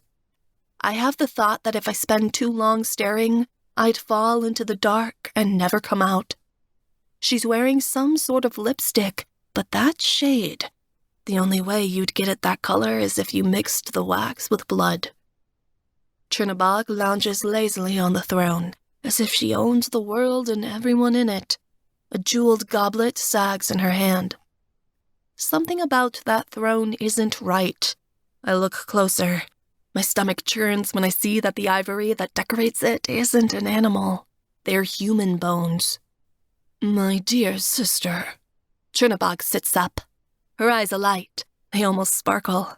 A smile crosses her red lips, and she smiles broadly. You've finally returned. My mouth has gone dry. I didn't know if you'd recognize me. Of course I do. No matter how many lives you live, I'll always know who you are. Fliss? Chernabog takes a sip from the goblet. It's painful to watch, like she's drinking my own blood. Chernabog, I say, and I force my voice to remain steady. Best to be polite, act like she doesn't want my head. How are you? That is a name I abandoned long ago. She waves her hand airily, nearly carelessly. You may call me Natsuka, Queen of the Dark Fae. It is what I am known by now. Okay, she's arrogant. It's obvious she would be. But I can't allow my snarky comments to get me and my dragons killed, so I head straight to the point and say, Do you know why I'm here? To be honest, no. Natsuka sets the goblet down on the armrest of the throne. If you had any sense, you'd be running as fast as you could in the other direction, though you never were one for brains. I can't help it. I let out a laugh, and Natsuka's eyebrows raise as if she's surprised I'm so bold. Funny, I say the same thing about myself. I must have gotten it from you, I say. Natsuka stands from her throne. You're different from what you were. Something's changed. Perhaps I'm tired of running, I say. You've killed me time and time again, according to Piotr. Natsuka's lip raises in a snarl. She rolls her eyes. Piotr is an idiotic fool. But it's true, isn't it? I stare at her. It needs to stop. I'm willing to call a truce, whatever it takes. My sister's face is clouded by disbelief. You're willing to forgive me for everything I've done? Poles don't forgive easily. The gods even less. I don't care. I've had enough. Whether this continues or ends is up to you, I say. We can make a truce, or we can battle this out to the death and have it over with. And to be honest, I really don't wish to fight today, but I will if I have to. Natsuka turns a bored eye upon Smok, Faya, and Air. Natsuka isn't scared of my dragons, not one bit. But her gaze lingers on me longer than it should. It tells me something she's trying to hide. She's frightened of me. I don't know what I did to terrify the Queen of Bones, Blood, and Gory Decoration, but I have to leverage that to my advantage. Very well. Natsuka raises her hands and turns to her subjects. My sister is right. It's time we put all this to rest. Tonight, we feast in my sister's honor. After years of separation, my sister and I have finally been reunited. Let's celebrate. The Dark Fae break into applause. It sounds like pinchers clicking against the floor. I'm floored. Really? This was it? I give a quick look to my dragons. They don't seem impressed. Come, sister. Natsuka proceeds to the other side of the throne room and jerks her head at me, telling me to follow. Join me at my table. Fliss, be careful. Air warns as we go to follow her. Something about this isn't right. You don't have to be a scholar to figure that out. I follow Natsuka at a distance, wondering what she's playing at. Natsuka sits down at a long table in the dining hall and points to the seat beside her. Be at my right hand, sister. I want everyone to know how important you are to me. She nearly coos the words. I force myself to sit down. It's like my skin shivers when I scoot my chair beside hers. Being so close to the goddess of chaos is making me nauseous. The dragons don't change. They stay vigilant, eyes scanning the room for some sort of trick. The Dark Fae parade into the room with trays of food and large caskets of wine. It's mostly meat that's been cooked so rare that the blood is still seeping out of it. When I'm served my plate, I stare at it warily, but Natsuka reaches over and takes a bite out of the beef. See? It's safe to eat. She gives me a wink. I'd never poison my own sister. No, you'll just have me drowned, or burned to death, or thrown off a mountain. I think scathingly. My heart is pounding when I take a bite of the meat, but I don't immediately die, so I continue to force down my meal while the Dark Fae play their version of a happy feasting song, which is my version of a funeral tune. The food and wine isn't poisoned. None of the Fae are armed or seem ready to attack. On the contrary, they're getting drunk, enjoying the feast like it's any other party. Natsuka seems cheerful. She makes jokes and laughs like we're truly reunited. As time goes on, I become convinced that this is a trap. Run, my mind whispers to me, but I can't. It's too late. Oh, one last thing, sister, Natsuka says. If you're going to live here with me, we need to have some sort of common agreement, a blood bond, so we can never betray each other again. Who said anything about living here? I ask, and Fliss starts. He goes toward Natsuka, but Air sweeps his tail to hold him back. Not now. Why wouldn't you want to? I'm the most powerful queen in all of Poland, and the strongest goddess in the world. Together, we could rule everything. You can be my second. She leans back in her chair. It's everything we ever wanted, and everything we planned for, until your little pets got in the way. The admission makes me reel back in my seat. Had I once agreed to take over Poland with Chernobog before I met Smok, Vaya, and Air? What kind of monster was I? I figure I might as well play along and see what she wants. Very well. What is a blood bond? A sacrifice. One that involves magic to tie two souls together, and that makes them unable to harm each other. She strums her long fingernails on the table. I see that you've already brought one. Natsuka flicks her eyes towards Smok. Against his will, his wing raises, and Wanda tumbles out from beneath it and onto the stone floor. Terror creeps over my chest and suffocates my lungs as two Dark Fae fly forward and grab Wanda by the arms. They hold her in the air before Natsuka, who grins like she's already won. What are you doing? I ask hoarsely. I have to fix this. The dragons dance on the spot, waiting for me to give the order to attack, but my eyes tell them to hold back. If they attack now, Wanda will be dead in moments, long before they can get to her. Dear sister, I have to know if you're serious, Natsuka says in a sing-song voice. What is the life of one mortal compared to us? Imagine what we could do together. Imagine what this world could become. With you by my side, we could shape it as we want. Don't you remember the bond we used to have? How close we were? We can have that bond again. Wanda's crying. I don't remember how I used to feel about Chernobog. Not at all. But I do know I love Wanda far more than her. More than anyone. Let her go, Natsuka. If you agree to kill this human girl and use her blood to bind us forever, we can truly be one. There will be no more need for your death, Natsuka says, ignoring me. The choice is yours, Fliss. Will you murder her and join me?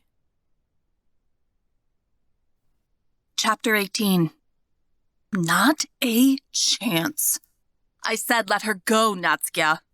I rise from my chair violently, and it falls backward with a snap. My entire form is shaking. I won't ask again. Natsuka laughs. The party comes to an abrupt stop. The music stops playing, and all eyes are on the queen. I thought you wanted a truce. This is the only way. The sacrifice must be someone you love. Otherwise, it won't work. We have to be able to trust one another. You're insane if you think I'll give up Wanda, I hiss. Wanda is shaking. For once, she's silent in the face of adversity. Have your servants unhand her, or there will be consequences. If you won't kill the girl, the deal is off, and there will be no truce, Natsuka warns. You don't want to do this, Natsuka. You don't want me as your enemy, I warn, though the threat is empty. What can I do to her? Nothing. It is you, sister, who should be afraid of having me as an enemy, Natsuka threatens. Her tone is no longer light and airy.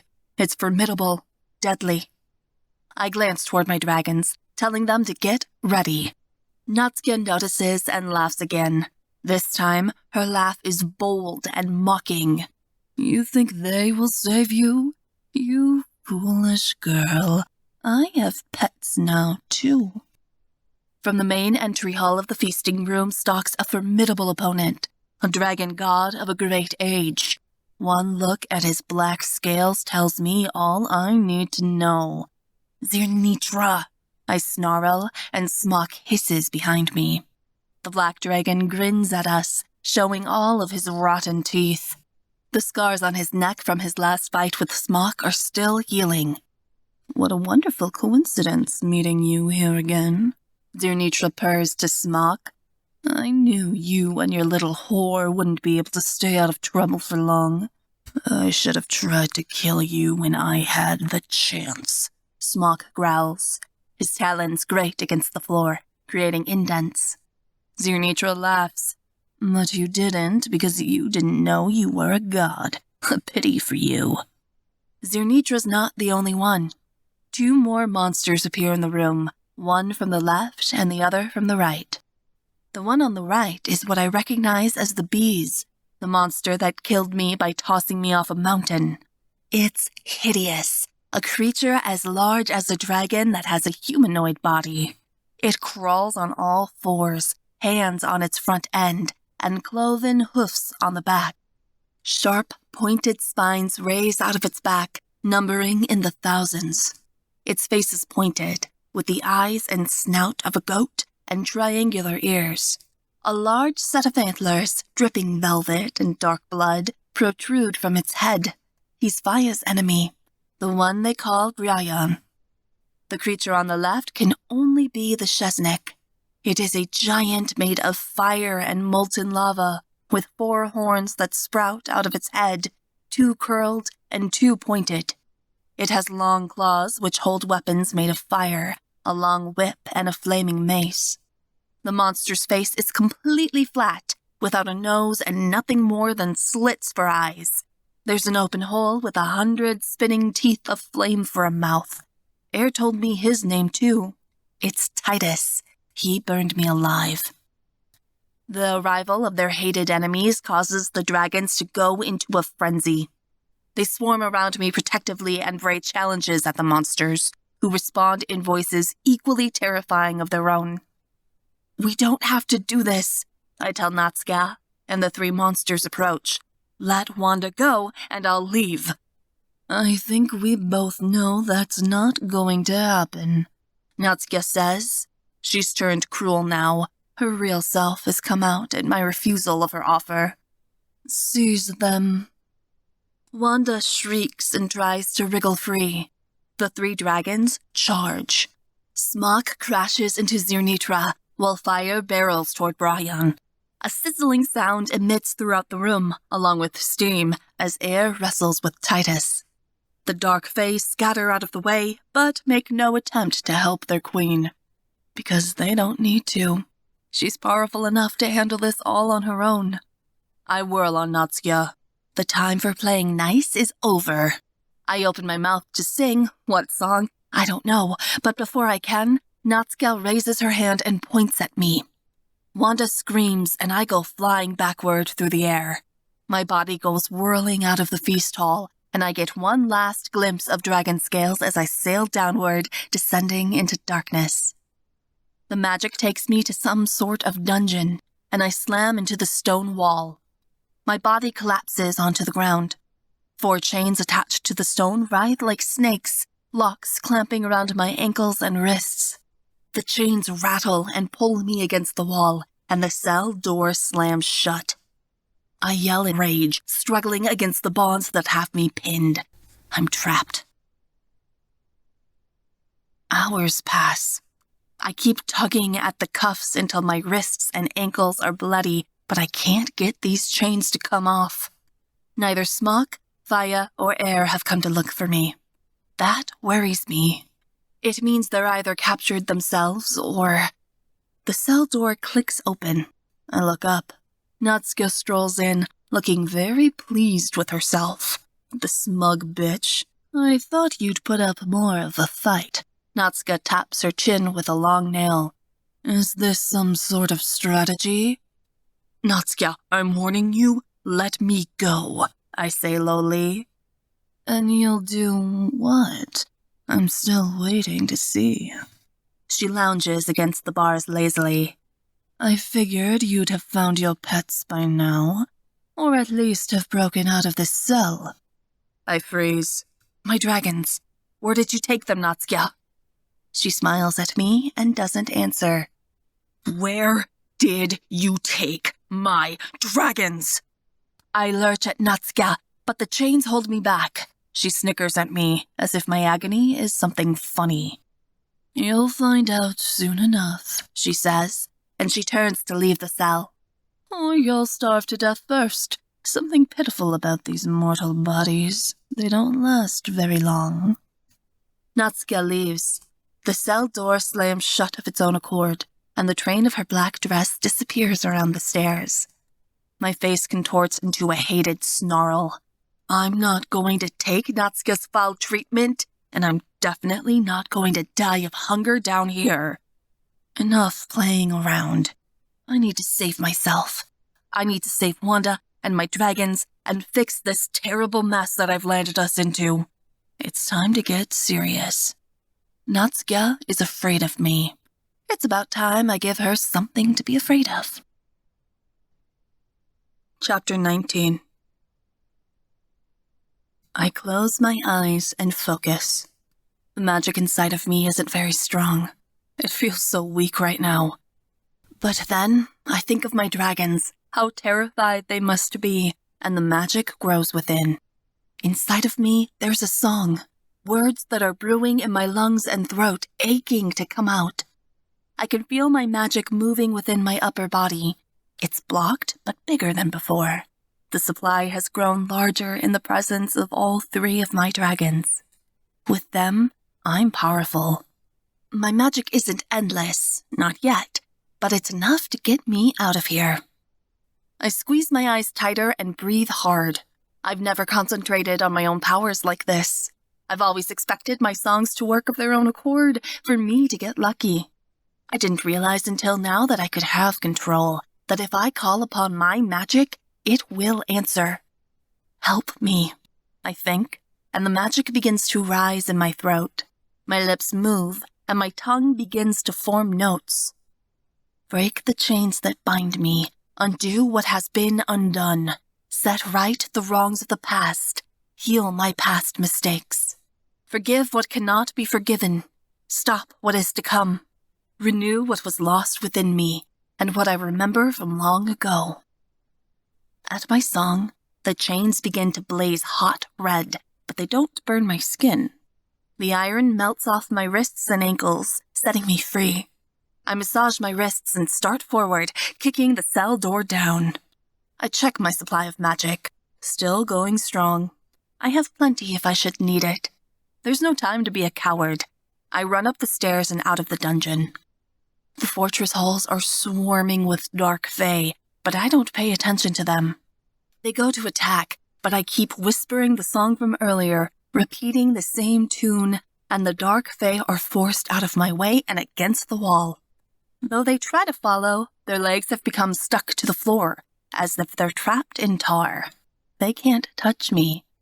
Dragons, I whisper. I need to find my dragons. I pay attention to the small sparks growing inside me. They tell me to turn left, and I do so. I'm faced with a winding corridor, one that seems to go downward and grows longer and longer.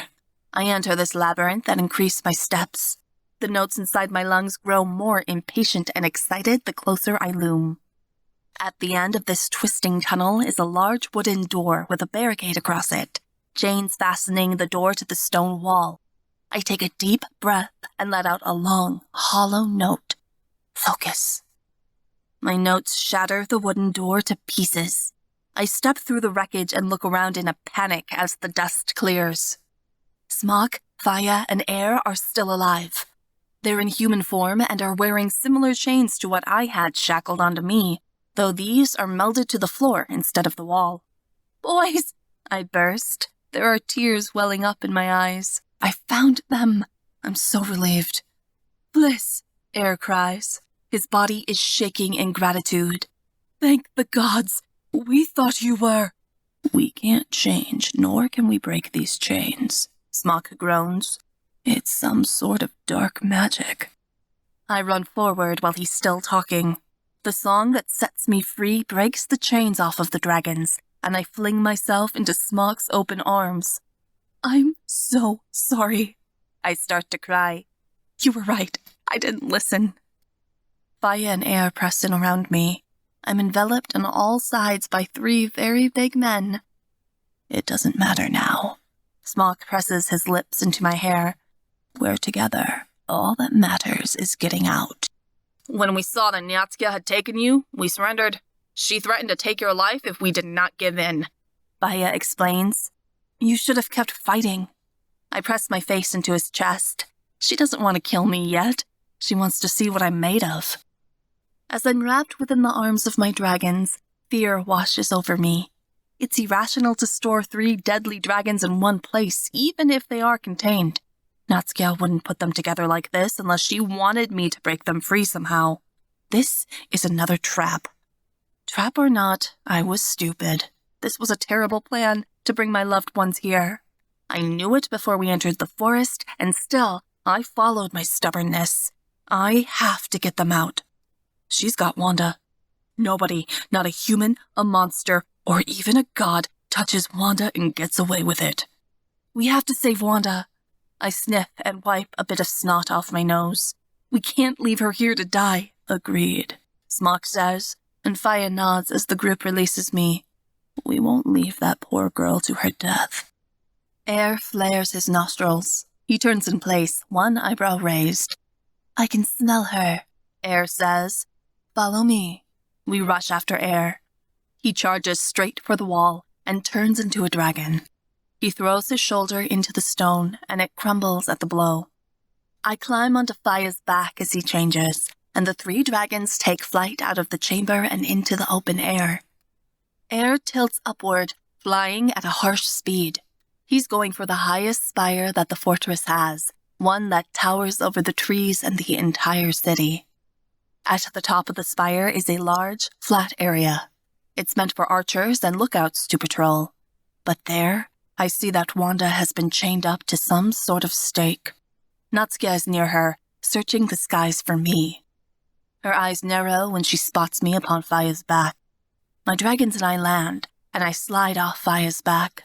The magic inside me grows louder until it wants to scream out of my lungs as I approach Natsukia. I'm only going to ask once, I warn. Release Wanda and let us leave. You shouldn't have been able to escape those chains, Natsukia snaps. I made them myself with my own magic. No god has ever been able to break them, or even had the will to try. So she was lying about me not being powerful enough to escape the cell. She thought I never would. She underestimated me. I shrug and give a cruel laugh of my own. I don't know. Maybe you're getting slow. A door opens from below. Zunitra, Titus, and Brian, all in their human forms, emerge. Brian and Titus are no less intimidating as people. Brian is wiry and dark-haired, with sharp and pointed teeth, and Titus has flaming red hair, with bulging muscles and eyes that are still ablaze. Zunitra, who is still a gross old man, grins at me toothlessly. Things are a little more even now that I've got my own harem, Natsukia hisses. You can no longer cheat. Well, I have to say that mine looks a hell of a lot better, I taunt, glancing at Natsuka's minions. Disgusting. Zunitra notices that Wanda's tied up. He slinks over to her, fingers curled, and leans in close to her face. You're a pretty one, aren't you? I like you, he hisses. Ew! Wanda leans as far away as she can from Zunitra's parched lips. Get away from me, you saggy dirtbag! Point made, I say slyly, and Natsuka's lip curls. She snaps her fingers, and Zunitra slides away from Wanda, back bent in submission. Enough of this silly teasing. Are we children or gods? Natsuka raises her hands. Power sparks around her fingers, resembling lightning. "Let's settle this," Smok roars. He takes to the air, and Zirnitra follows, transforming into a dragon. The two of them collide high above the spire and begin battling. Smok sinks his claws into Zirnitra's scales and attempts to reopen the wounds on Zirnitra's neck with his teeth, but Zirnitra kicks him away and smacks Smok with his tail. Smok goes spiraling backward, then spins around in the air and sails towards Zirnitra again. Faya charges. He runs toward Brian, and the beast transforms. Faya shoves him over the edge of the spire. Brian reaches out with his claws and digs them into the side of the building. Faya follows, his tail disappearing over the edge. Faya clings onto the tower with his claws and lunges out at Brian with his teeth, breathing fire. Brian responds in kind by lashing out with his claws. The two of them battle on the side of the spire, hanging onto its sides and causing the tower to shake. Air and Titus haven't transformed. Rather, they're using magic. The two shoot spells at each other from across the spire, Air blasting Titus with his ice magic, and Titus shooting fireballs toward Air. The blasts often connect, causing sparks to fly. "See what you've caused, sister? See how they war over you?" Natsuko raises her hands higher, and the roars of my dragons can be heard over her screams. "Is death what your love has given them as a reward? Can you save them from their fate?" "I'm more powerful than you think," I say. "More powerful than even I realized." I sing a single note, and the chains holding Wanda fall off of her. She steps away from the stake she was tied to, a bright smile on her face. I close my mouth, triumphant. When I stop singing, the song doesn't end. It goes on. My voice echoes around the spire in a song without end, falling and rising with the strength of my magic. Natsuko turns in place, hearing the song, and bares her teeth. "We shall see about that." Natsuko throws her hands out, and black lightning races from her long fingernails. I tuck and roll, dodging the deadly blow, and it explodes behind me. Without knowing what I'm doing, and yet remembering perfectly, I raise my head and emit a sound. From the sky, hail begins to rain down. The hail is large and thick, as big around as my hand. It avoids hitting me, Wanda, and my dragons, but pelts Natsuko and her harem with a fury. Natsuko emits a scream. The hail that was pelting her shatters to pieces when it draws near, and she spins around to face the skies, beckoning their help. The dark storm clouds from earlier grow larger and more formidable in appearance. They float closer, surrounding the scene. Dark Fae emerge from the fortress and fly around Natsuko in a great swarm, so many of them that their appearance blocks out the skies. Shadows grow dark and loom over the earth. My hail turns to freezing rain, and it soaks through my clothes. Lightning flashes all around, and Wanda throws herself to the ground to take cover. None of my dragons notice.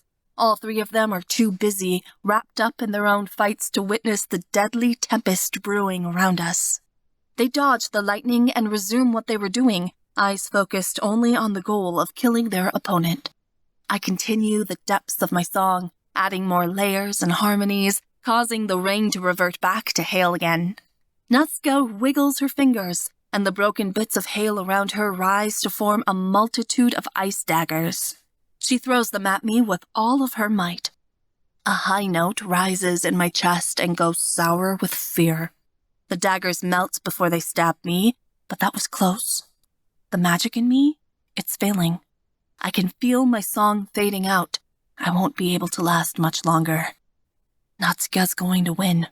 My sister breathes heavily, eyes crazed and wild as she stares at me from across the spire. She gives a low and demented laugh. "That's it?" She chuckles. "I thought for sure you'd have more, that this would go on forever." I look up. Zirnitra's got his teeth in Smok. Smok screams as Zirnitra gouges his neck in the same way Smok hurt him months ago back at Krakow. Air is struggling to keep up as Titus hurls fireball after fireball at the ice wall he's constructed to defend himself. Faya is struggling to get away as Brian's claws sink deeper into his tail. The horrible truth wraps itself around me as Natsuka draws closer. We aren't powerful enough to stop her. We aren't even powerful enough to save ourselves. It's over. Chapter 20. If my magic isn't strong enough to stop this, maybe there's one thing that can. My original plan. But not yet. I can still use my words.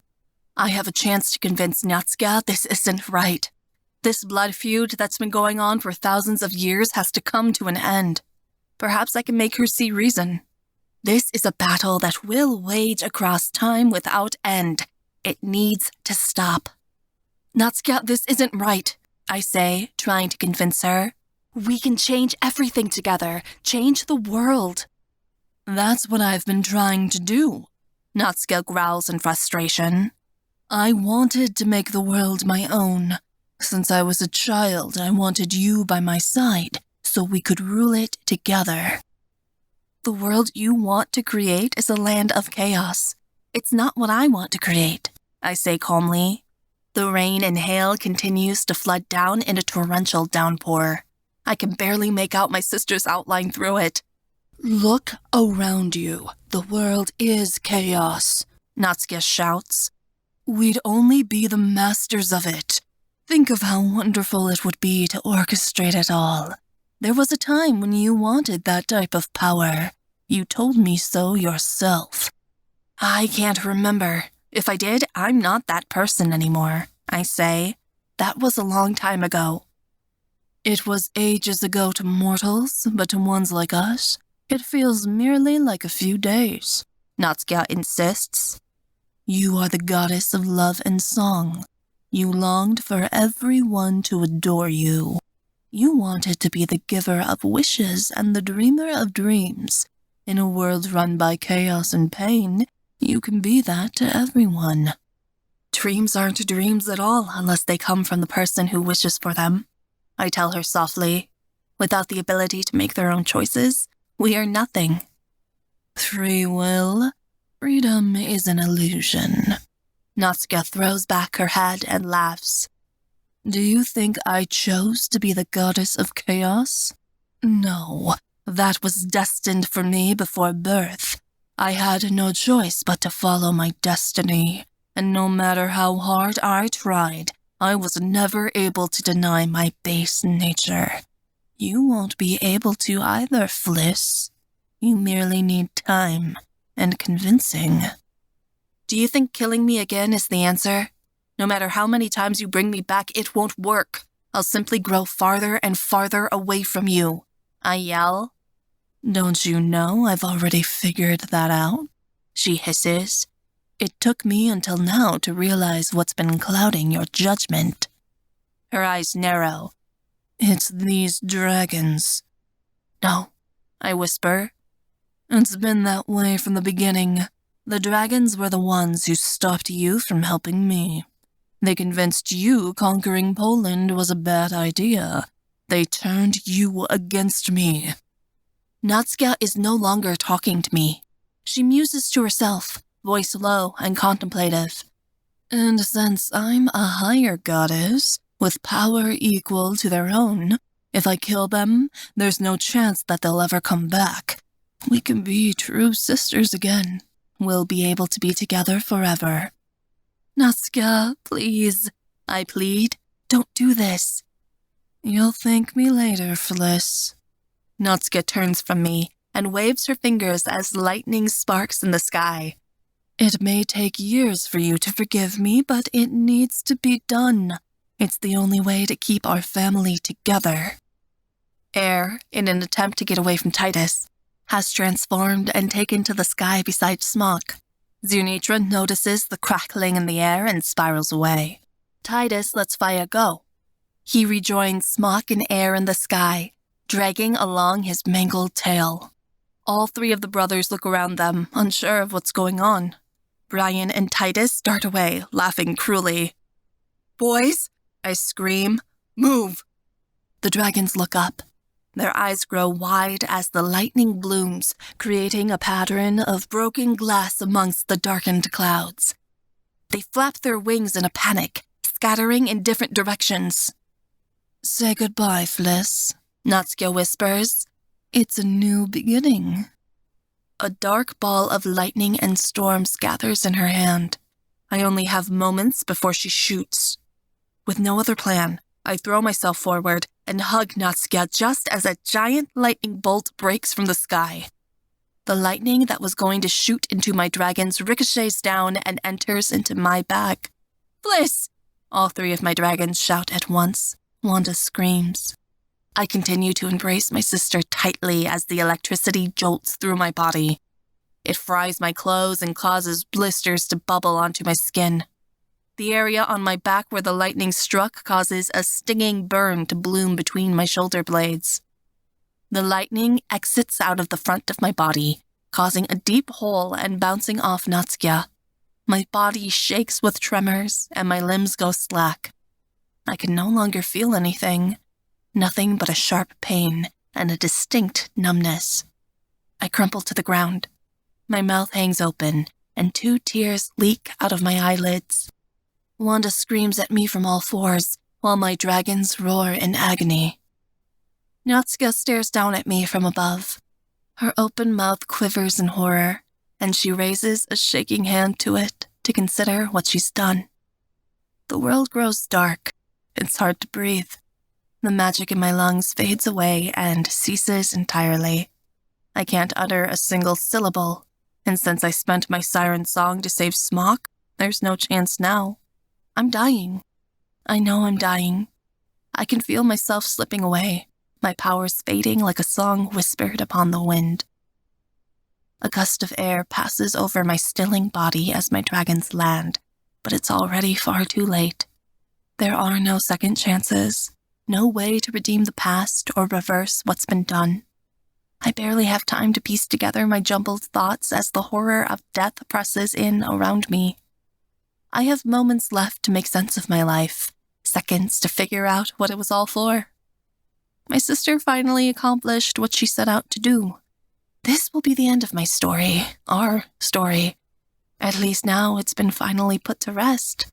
With no one left to stop her, she will conquer Poland, and my dragons will be forced to suffer my loss forever. There will be no tears of joy or happy endings. Though what did I expect? The gods make fools out of us all. The end.